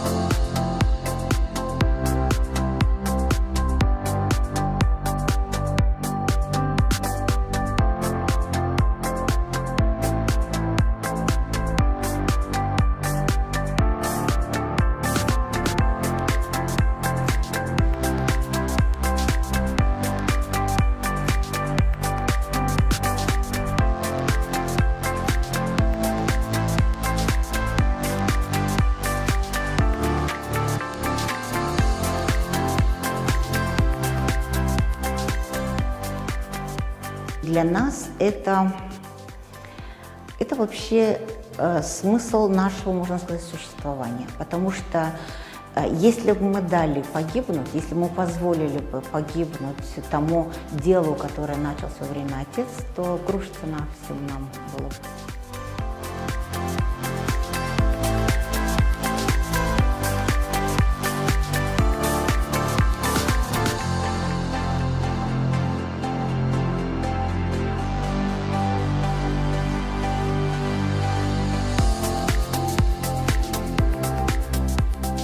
Мы стараемся, чтобы человек не разочаровался. Мы стараемся, чтобы человек получил полностью те ответы на те вопросы, которые его мучают, которые его, в принципе, из-за которых он пришел сюда. И мы всячески придумываем разные ухищрения для того, чтобы заинтересовать этого человека.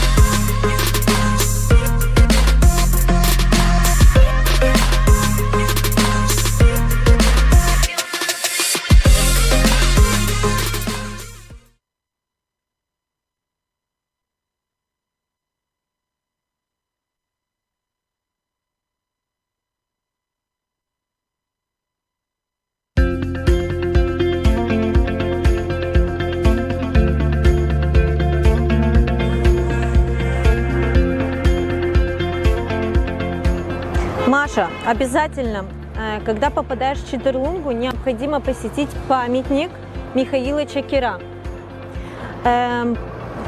Михаил Чакир является одним из представителей рода Чакиров.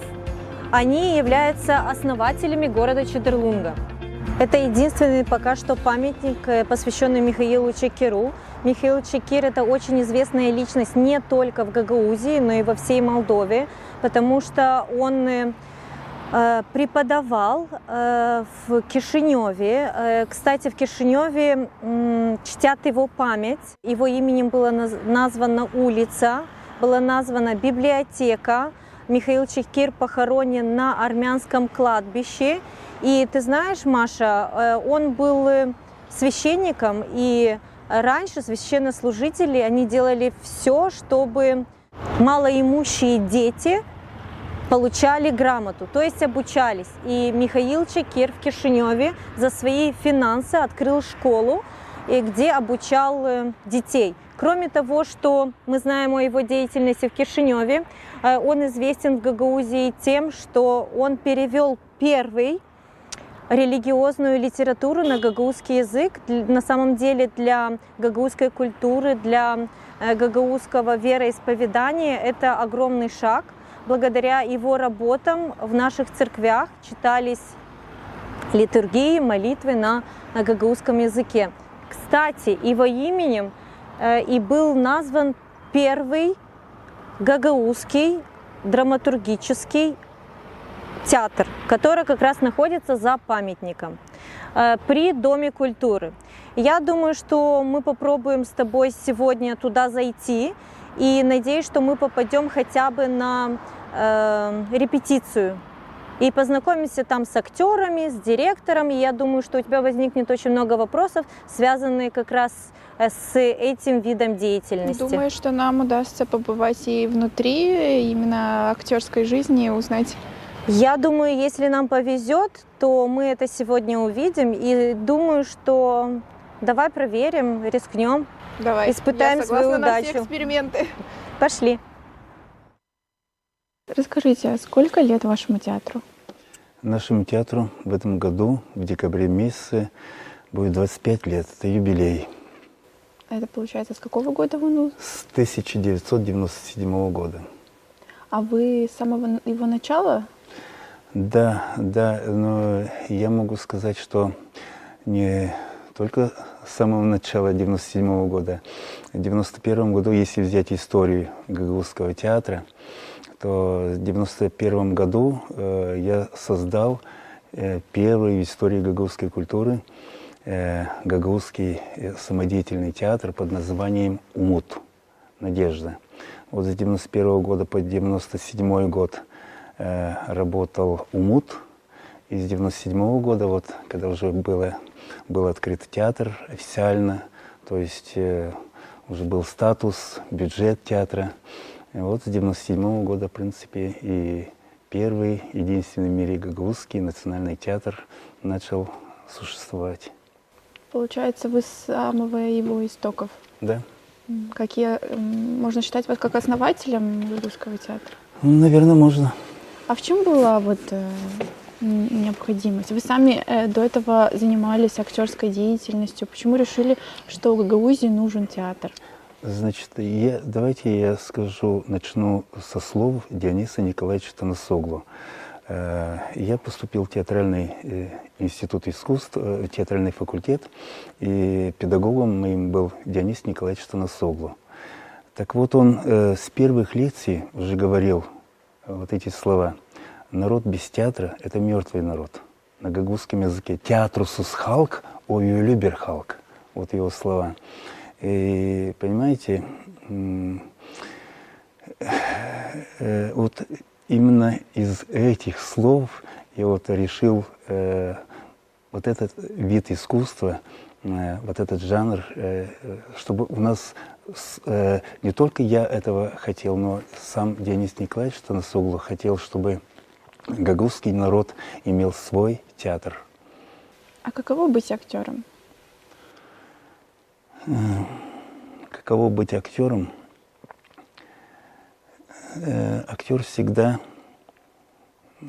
интересно в чем? В том, что ты проживаешь на сцене в разных спектаклях разные жизни.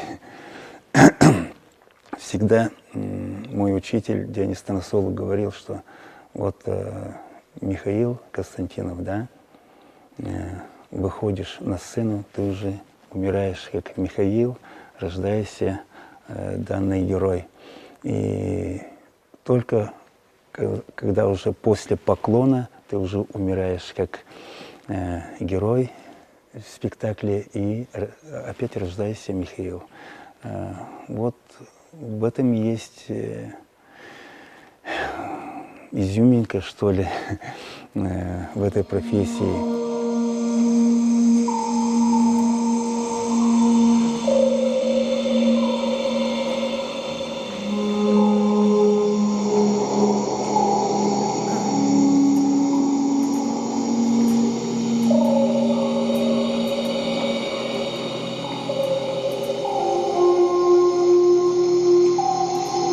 Neredeyse uzakta, yüksek bayırların dibinde, insan dünyasından ayrı kesilmiş bir bayır alçaklığı yatar. Orada körlerin dünyası. Çok yıl geri bu alçaklık açıktı dünyaya. Orayı geçtiler insanlar, anları kaçtılar bir devlet padişahının fena zulmünden. Geçip gitsi bayırların arasından da çıkıp düz çayırlarına. Sonra orada oluyordu çirkin bayır patlaması, oluyordu bayır yıkıntılığı.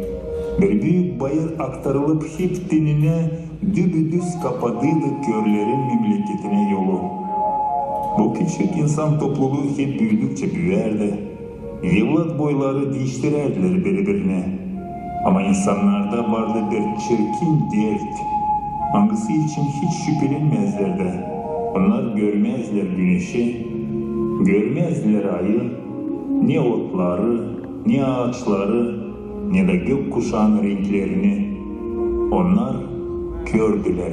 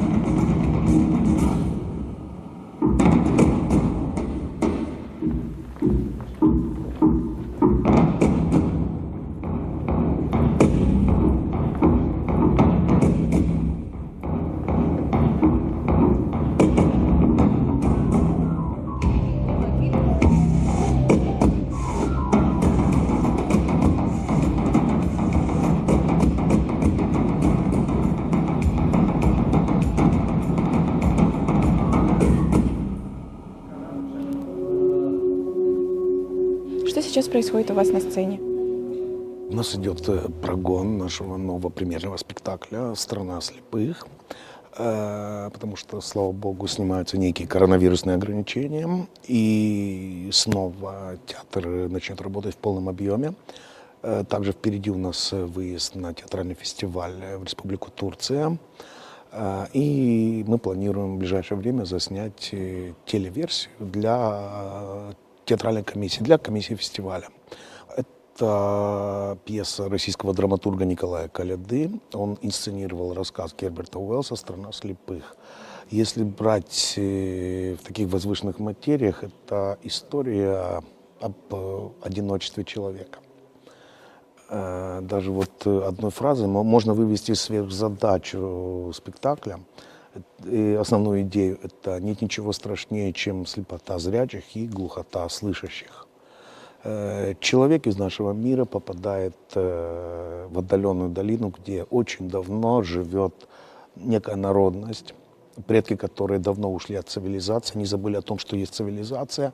В результате катаклизма они ослепли, и они считают, что так и должно быть, таков должен быть и порядок вещей. Ну, само собой, тема любви присутствует, и в итоге герой смиряется со своей участью, тоже остается жить в этом племени. Вот. Но это так, это есть так поверхностно. На самом-то деле более глубокий философский смысл присутствует как в пьесе, так и в спектакле. Это выходит у вас закулисье, рабочее место, да? Да, мы сейчас пройдем плавно в нашу костюмерную. Я вам покажу пару костюмов. А примерить можно будет что-то? Да, конечно. Это наша костюмерная. И хочу вам показать наши парики, которые имеются в театре. Они у нас появились с 2001 года. Эти парики появились. Они из одного спектакля переходили в другой спектакль. Как бы вот сейчас этот парик, 18-19 век, получается, он из «Смешных жеманниц», из спектакля, который поставил великолепный режиссер Дмитрий Ахмадиев с Приднестровского театра. Вот, мы сотрудничаем, и хотел бы продемонстрировать, что это такое и как его носить.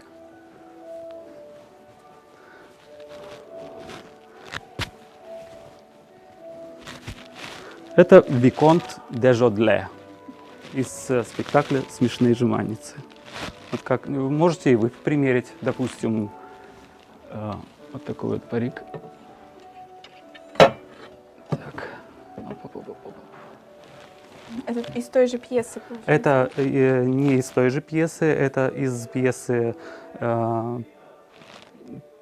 «Жорж Данден» или «Одураченный муж» по Мольеру. Давайте мы примерим.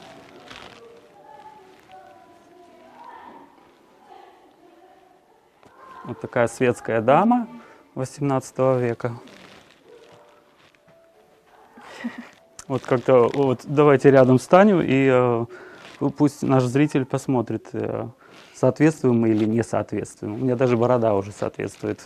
Только подкрасить надо. Да, да. У нас здесь очень много костюмов и очень мало места. Мы уже не помещаемся здесь в нашей костюмерке. На протяжении 25 лет все-таки спектакли ставятся. В год как минимум 2 спектакля ставятся, как взрослые, для взрослого зрителя, так и детские спектакли. Поэтому у нас порядок где-то 30 или 40 с чем-то спектаклей за 25 лет. Многие, которые играются до сих пор, а многие уже просто списаны. Вот это вот из «Смешных жеманниц». Вот эти 2 платья. Шьются они у нас здесь в Чедерлунге. То есть у нас есть художник-модельер по костюмам. Он делает эскизы, и, соответственно, портниха нам шьет их. Вот. Это у нас тоже получается с жеманец. Интересные такие. А какой образ из этих примеряли вы сами не раз? И запоминающийся? Да, сейчас, секунду. Вот здесь вот так вот сделаем. Можете пройти и посмотреть. У нас очень много костюмов. Так, мой костюм. Вот, Жодле. Интересный костюм. Это мой костюм, но я иногда меняемся мы, и поэтому играю иногда и Жодле, иногда просто там есть слуги. Вот. Поэтому костюмы разные, но довольно-таки практичные. Но у нас вот здесь уже мало места. Есть костюмы, которые списаны, и они уже как бы просто занимают место у нас здесь. Вот. Здесь у нас обувная. Вот. Вот такие вот. Я их называю черевички. Это турецкая обувь, чистая кожа. Мы как-то играли с спектакль по пьесе Тунчера Джудженоглу, турецкого писателя. Назывался спектакль «Маляр». Ставил наш режиссер, ныне покойный он, Валерий Селович Магутенко. Вот. И вот как-то я обувал вот такие вот черевички. Естественно, у меня была еще турецкая типа рясы с закрытыми этими. Ну, танца, естественно, не было восточного, но что было, то было.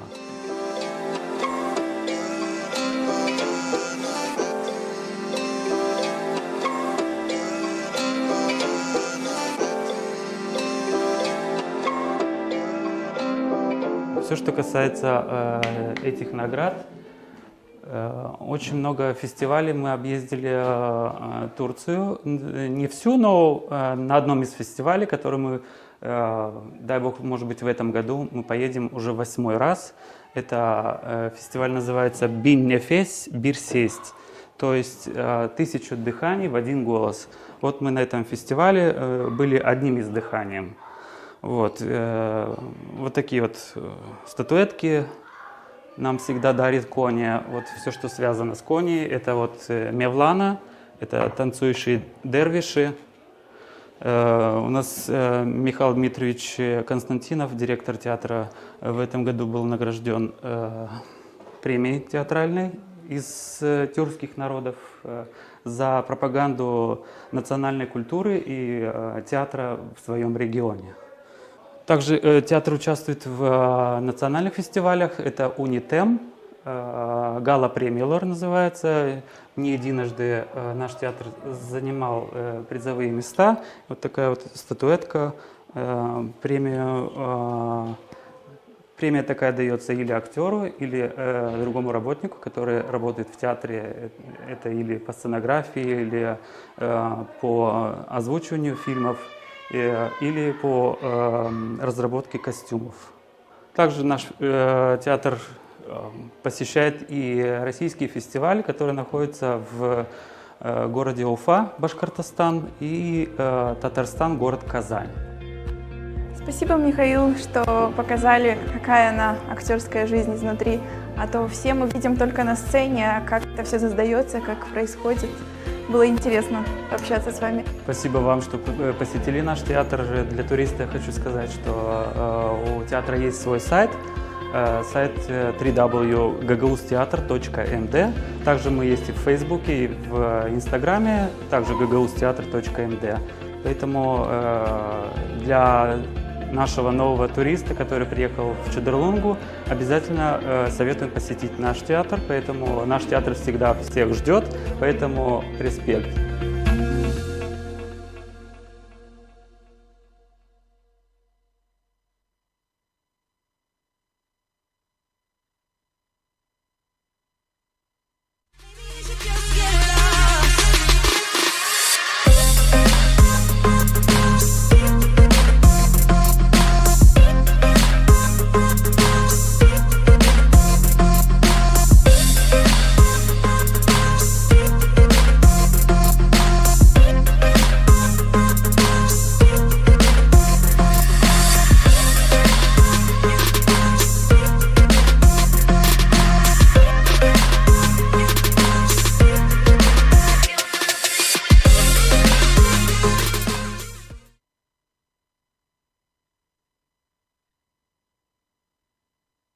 Todur zannet, güneş hem gün için bir düş. Gün fırladı dan yerinden, doğru bulut denizine. Daraz geldi o ansızdan, o denizin derinliğine. Düğüler hem çırpınır orada, tuzağa düşmüş bir kuş gibi. Aman yok yer bulutlarda, ne güneşe ne de güne değine. O bulutlar asker gibi dururlar, emire kurban. Güneş daha yukarı bindi. Oldu o bulutlar da darmadan. Bulutların güdesinden oklar geçti sadiydi. Da görünür yeryüzünden güneş şafkı verir gibi. Oklar şılır, oklar kıyır, bulutları parça parça. Hem birleşip onlar döner halis altın bir kılıca. Kılıç yarar o denize, yolu açar o güneşe, sevindirir yeri, bizi, hem son verir bu büyük düşe.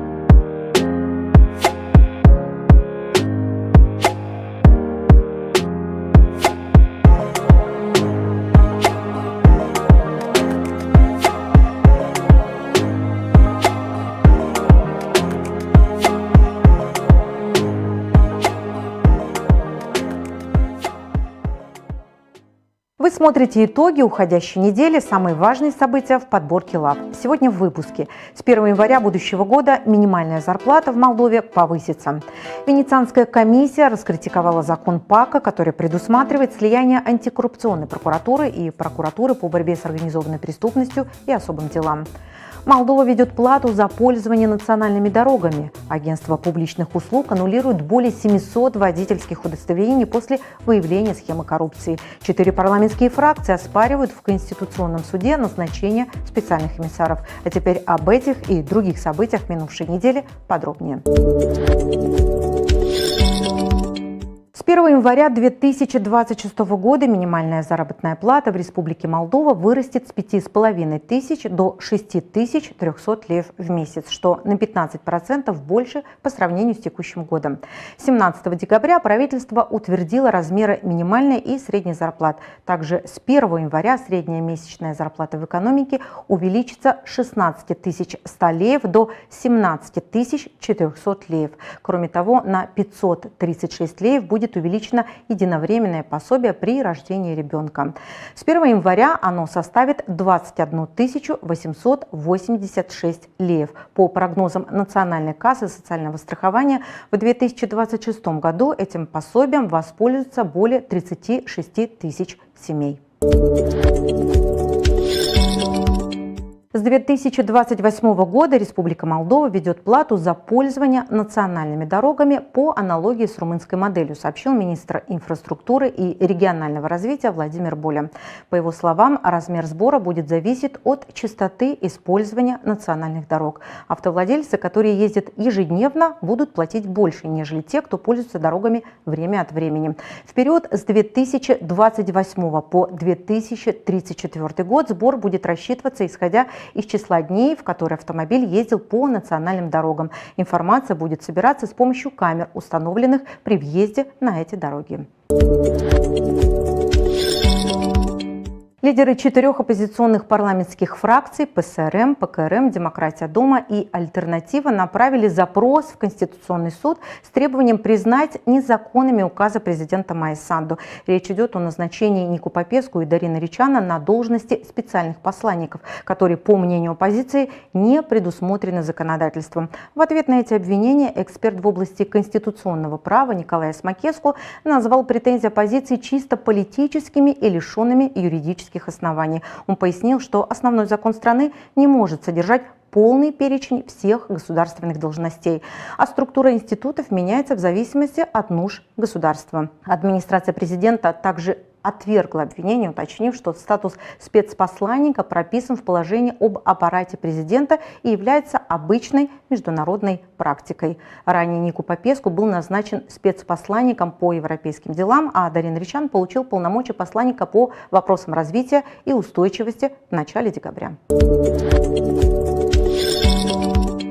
Закон ПАКО, который предусматривает слияние антикоррупционной прокуратуры и прокуратуры по борьбе с организованной преступностью и особым делам, подвергся критике со стороны Венецианской комиссии. Согласно опубликованному заключению, реформа недостаточно обоснована и не доказывает, что предлагаемые решения усилят борьбу с коррупцией, а напротив, есть риск контрпродуктивных последствий. Комиссия отмечает отсутствие анализа воздействия, финансовых оценок и четкого обоснования упразднения существующих институтов, которые получили положительную оценку на международном уровне. Эксперты также предупреждают, что отстранение специализированных прокуроров от деликатных дел может повлиять на эффективность расследований и зависимость прокуроров. В заключении Венецианской комиссии отмечается, что упразднение существующих специализированных прокуратур не кажется напрямую связанным с заявленными целями реформы – борьба с гибридной преступностью и повышение эффективности. Эксперты предупреждают, что ликвидация этих структур может, наоборот, ослабить потенциал борьбы с коррупцией. Проект о создании ПАКа был инициирован депутатами правящей партии и принят парламентом в первом чтении в феврале 2025 года, но вызвал критику со стороны экспертов и Высшего совета прокуроров. Между тем, создание новой прокуратуры ПАКа вместо антикоррупционной прокуратуры и прокуратуры по борьбе с коррупцией и особым делам приостановлено после критики Венецианской комиссии, заявил председатель парламента. Игорь Гросу отметил, что в контексте этих обстоятельств необходимы новые консультации. Мы остановились, чтобы ознакомиться с комментариями комиссии, мнениями министерства, властей и в зависимости от аргументов решим, следует ли нам создавать ПАКо или же другой вариант, заявил спикер парламента. МИД предупреждает граждан Молдовы, находящихся в России, о рисках при оформлении вида на жительство и российского гражданства. Речь идет о возможном принуждении к подписанию контракта на военную службу. Поводом стал указ президента Российской Федерации, который допускает обязательства военной службы для иностранных заявителей. В Кишиневе подчеркивает, несмотря на заявление о специальных условиях для молдаван, на практике существует риск. Агентство публичных услуг аннулирует более 700 водительских удостоверений после выявления схемы коррупции и фальсификации экзаменов в Бельцах и Единцах. Об этом сообщил директор учреждения Мирчей Шану. По его словам, речь идет о теоретическом экзамене. Часть кандидатов использовала скрытые электронные устройства, мини-камеры, микрофоны и другие гаджеты, через которые им подсказывали правильные ответы. По предварительным данным, схема действовала с февраля по сентябрь 2025 года. В Приднестровском регионе вводится режим чрезвычайного положения в экономике на 30 суток. Такое решение принял так называемый Верховный Совет из-за сложности с поставками и риском дефицита природного газа. Самопровозглашенные власти региона сообщают, что проблемы вызваны задержками в финансовых расчетах, необходимых для закупки газа. В условиях ограниченных объемов поставки газа сокращены для промышленных предприятий, чтобы обеспечить потребности населения. В связи с этим на технический простой отправлены сотрудники Рыбницкого цементного комбината, Текса и Молдавского металлургического завода. Режим ЧП в Приднестровье вводят третий раз. Первый раз действовал с октября 22 по апрель 23 года, затем с декабря 24 до 31 августа текущего года. Национальный банк Молдовы запустил новую цифровую услугу, которая позволит физическим и юридическим лицам в режиме реального времени получать информацию об официальном обменном курсе молдавского лея. Новый сервис, получивший название «Информация об официальном курсе в цифровом формате», полностью автоматизирует процесс предоставления данных, который ранее требовал письменного запроса в Нацбанк. С помощью этого инструмента пользователи могут генерировать аутентичные данные об официальных курсах, установленных Нацбанком, выбирая необходимую методологию расчета. Подобные документы запрашиваются для финансовой отчетности, валютных операций и других процедур, требующих официального подтверждения обменных курсов. 17 декабря Центральная избирательная комиссия утвердила свой бюджет на 2026 год в размере более 151 миллиона леев. Документ предусматривает ресурсы для текущей деятельности ЦИК, организации новых местных выборов, финансирования партий и частичного внедрения голосования по почте. Наибольшая сумма, более 66 миллионов, предназначена для финансирования политических партий. Более 48 миллионов леев выделено на функционирование Центра избиркома, а на деятельность избирательных советов второго уровня чуть более более 15 миллионов. Центр непрерывного образования в избирательной сфере имеет бюджет в 5 миллионов леев. На организацию проведения новых местных выборов в следующем году запланированы расходы в размере более 13 миллионов леев. Бюджет также включает 400 тысяч леев на частичное внедрение голосования по почте. Эти средства предназначены для тестирования и обслуживания системы. Бюджет будет представлен на рассмотрение парламенту.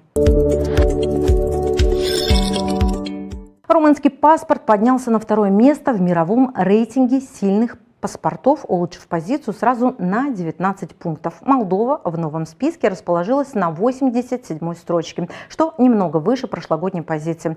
Эксперты оценивали 199 стран по 5 критериям: возможность безвизовых поездок, налоговую систему, международную репутацию, условия для двойного гражданства и уровень личных свобод. Первое место заняла Мальта, второе разделили Румыния, Греция и Ирландия. За ними следует Кипр. Для сравнения, Великобритания на 35-й позиции, США на 43-й. Молдова в 25 и 24 годах была на 92-м месте, в 23 году на 88-м. Такой была минувшая неделя.